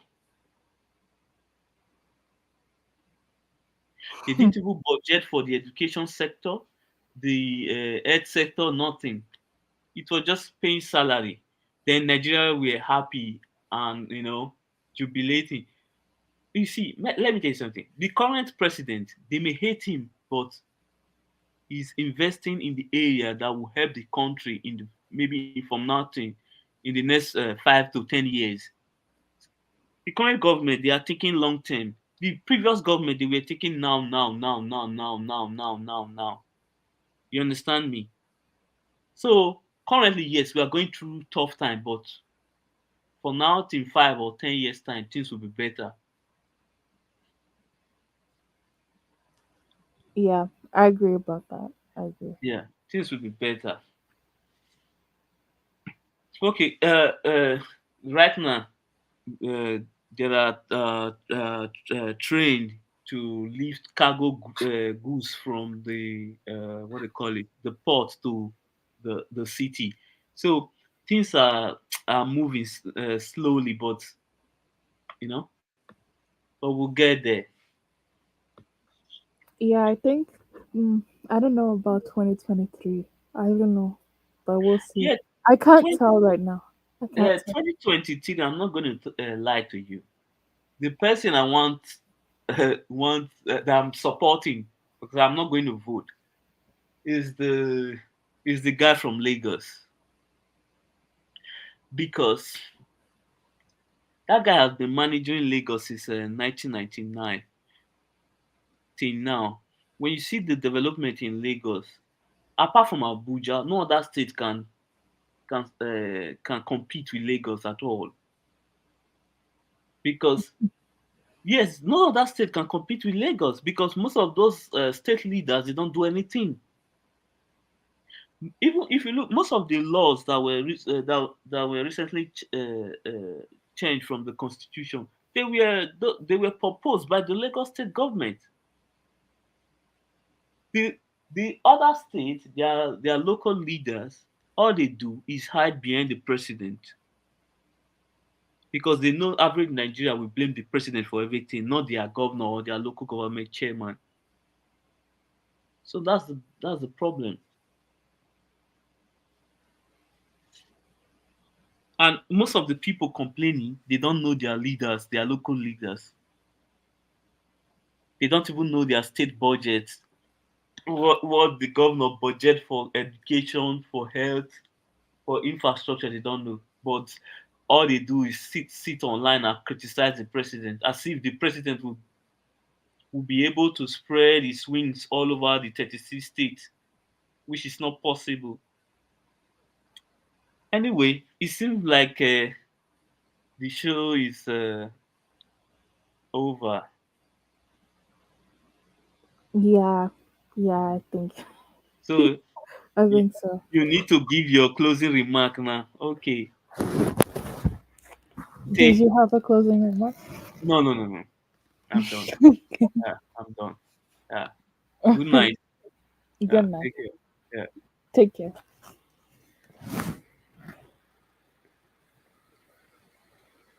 Okay, that was an interesting show. South Africans always showing out. South Africans always showing out.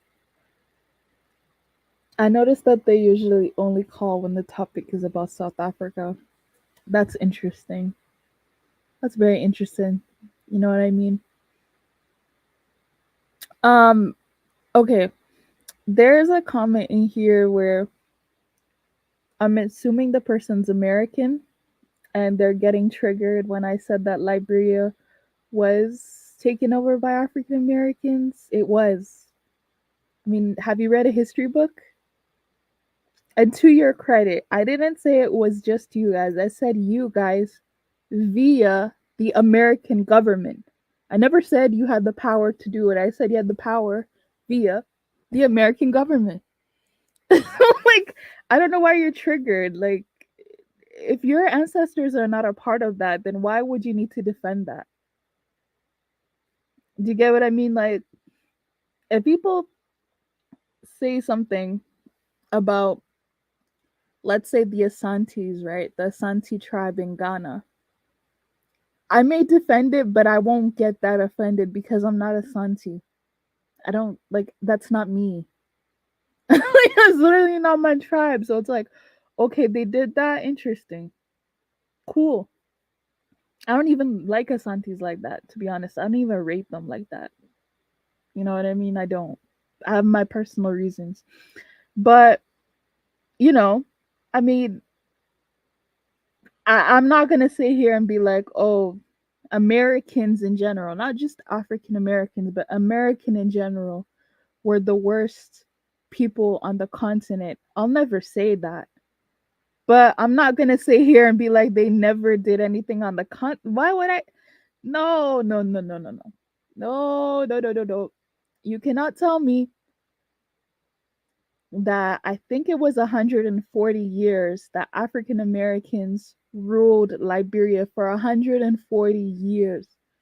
The majority of Liberia history was by American Liberians. So how would I hold the native Liberians responsible when they were locked out of power for the majority of the country's rule? How would that make any sense? The American Liberians are the ones that said we're educated, we have the American training, we're better than these Africans who have always been here, but they're our brothers, right? But we're better than them because we've been westernized. So they went in there, did a whole bunch of stuff, gave themselves the majority of responsibility, but then I'm supposed to sit here and be like, oh, stop blaming them? Are you kidding me? Are you actually kidding me? Yeah, no. You hold your responsibility. If it's not your people, it's not your people, but they are responsible. Even if they were just the face that was used to do whatever they did in Liberia, they're responsible. I hold them accountable as any other civil war on the continent. Your citizens, American Liberians, are citizens of Liberia. So they don't get to hide from, oh, well, we just got here. No. You were Liberians. You are Liberians. You're just as responsible as a regular Liberian. Just accept the responsibility. Oh, okay, but the topic, yeah. Back to the topic. Yeah, the South African topic was interesting. I didn't know people still had all these opinions about South Africa. I thought this whole South Africa thing was over. But I guess people are just quiet right now. And because of whatever's going on in South Africa, because of what the ANC government is doing, that's taking precedence over these Africans versus South Africa conversation. But it was really, really interesting. I like hearing from everybody. I wish I was able to hear from Josie Gold a little bit more. But I also liked the fact that a lot of females called in today. That was very interesting. Oh, someone was saying that we should speak about East Africa next time. Like where? No offense, but if you're talking about East Africa, where? Because other than Ethiopia, like what other countries even? What other countries interesting in East Africa? Like no offense, you know what I mean? Like no offense, but other than Ethiopia, what other country in East Africa do you hear anything about? I'm being dead serious here.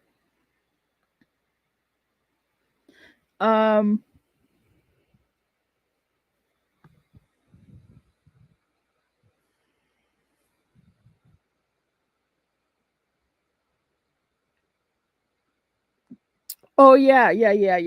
I'm gonna continue about that conversation about.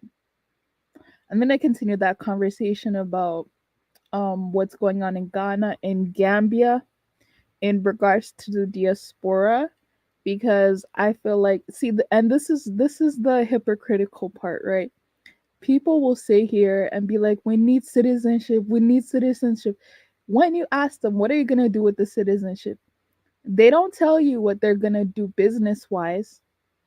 They're only going to tell you that they're going to live in Africa. And I'm like, you actually think these African governments want to sit here and be bombarded with citizenship ceremonies only for you to get the citizenship and leave the country? Are you serious? Are you serious? What are you going to do? What are you going to do in those countries that you'd require the citizenship so bad? Because my argument is, if you are a diaspora, if you hold a passport, a Western passport already, there's so many things you can do in the country without even having citizenship. Because you're seen as exotic, like you're seen as better than a regular person from that country anyway. So this whole we must have citizenship for what? For what? You know what I mean? Like, what's really the big deal here? You're never going to be president. Maybe your future generations will be, but you for sure are not going to be president. It depends on the country. Some countries having citizen doesn't mean that you own land. It depends on the country. So it's like, I don't know. I just honestly, when it comes to that conversation, I have very negative views about it, to be quite honest, because I've just seen what happened in the past before. I've seen what happened in the past when you give someone citizenship, when someone promises you that they're going to help the country and they don't. You know, I've seen all of that before. I've seen all the, we're going to be there, we're going to work together, and then a war, something bad breaks out, and then they just run away. They just completely forget about you. So to me, it's like, I don't know. When it comes to the citizenship debate, I'm kind of more gearing towards countries should, I guess, be more careful and have more talks before they actually just promise that they're going to give citizenship. Not that I'm against it, but it's just, I don't know. There's just so many factors. Like I feel like the people that a lot of people want to go to Africa, they're not the ones that are going. Like if a Terrence Howard went to an African country, why would an African president, why would an African government have anything against somebody like a Terrence Howard going to their country? No, but somebody who works at a factory, like, why do you need them? Why do you need them? The country. Like, seriously, what skills are you gonna bring? Like, how are you gonna benefit the country? Because the thing is, if you're not gonna bring skills or benefit the country, you're gonna be causing more problems by being dependent on a country that's already struggling to take care of its own people. Its own existing population is already struggling to provide services for those people. But you want to go over there and then be another problem for the government. Like that's not even smart. That doesn't make any sense. You know? So I don't know, there's just so many aspects of all of this that when you think about it in the beginning, you're just like, because I'll probably talk about this in the future. Actually, this was Prince Dynast Amir's stream, so I'll react to that stream. But there was one guy saying that a lot of African countries want the diaspora to come back, but they're not making pathways to have the diaspora live there. And see, that's the whole thing, right? You ask them to come back, they come back, they stay for a year or two, and then they start asking, when are you going to do this for us? When are you going to do that for us? When are you going to do this? When are you going to do this? It's like everyone wants everything to happen just now. You know? All of a sudden, it's 2019, 2020, 21, 22, 23. Everything is just supposed to happen right now. In a span of 4 years, everything is just supposed to automatically be expedited. Nobody cares about governments. Nobody cares about policies. Nobody cares about sitting down with presidents. Nobody cares about showing people actual plans of what you want, of what you need, of coming to talks, agreements, signing things. Nobody wants to do that. Everyone just wants to ask, when is this happening? That's the part that is kind of annoying to me. It's like everyone's just sitting there wondering, why aren't they doing this? Why aren't they doing that? It's like, why are you not getting involved in the process? See, when the ones that are getting involved in the process are asking those questions, I understand. You know, I see their valid points, but when the ones that are especially not even, they haven't even traveled to the continent yet, right? And they're already asking all these questions. It's like, do you want to start from square one?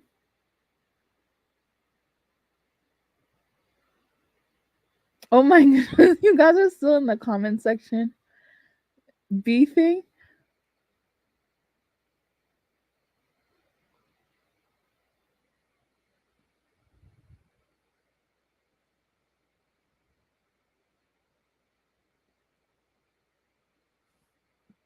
Wait, let me see something.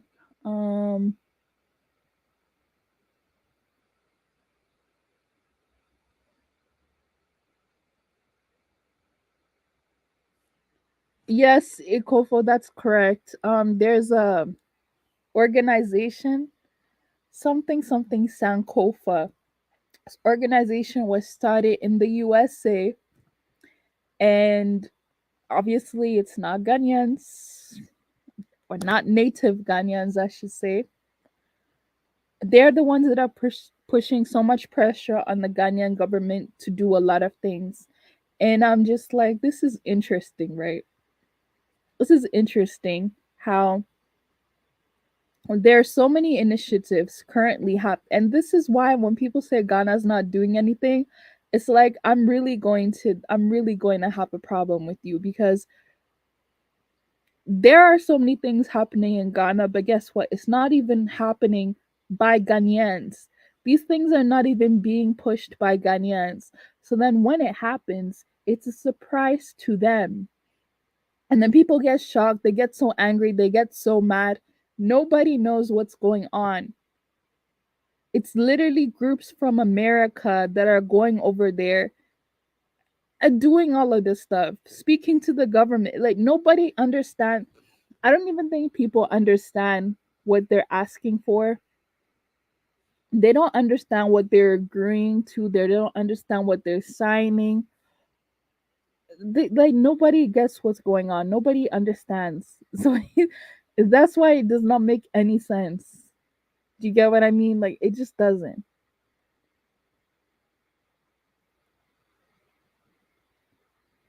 And then you speak to an actual Ghanaian on the ground. See, if this was something that Ghanaians knew about, I'm sure they would be able to talk about it. Ghanaians on the ground cannot speak about any of these things because it's not advertised. Nobody knows. Can you imagine year of return when that actually happened? There were so many people in the country of Ghana that had no idea what that was. As it was happening, they were like, why are all these people here? They there was no education, nothing. It's just, anyway, I'm not gonna dwell too much on that since that was so long ago. But the problem with the whole year of return thing is that it's not over. You know what I mean? That's the big problem. They're still doing a beyond year of return, a beyond this, a beyond that. So technically, it's not even done.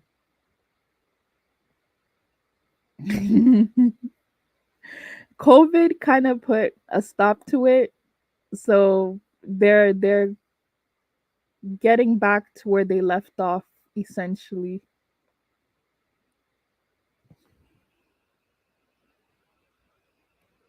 Thanks, JC.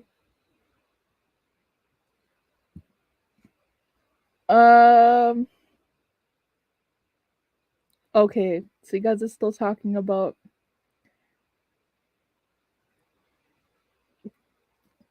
You guys are still talking about South Africa?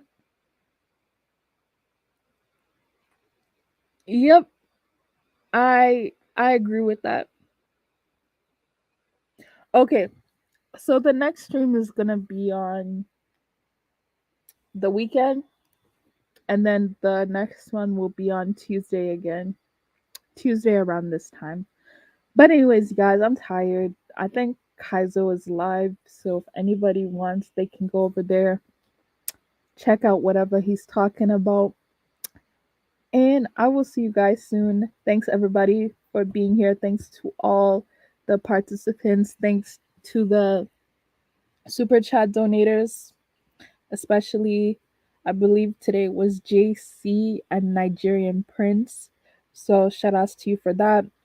The panelists, there were so many panelists today. I don't want to say anyone's name because I know I'll forget, but the ones that I remember, I'll shout them out.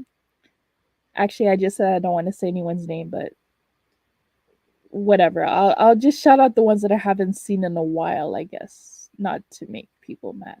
So basically all the South Africans,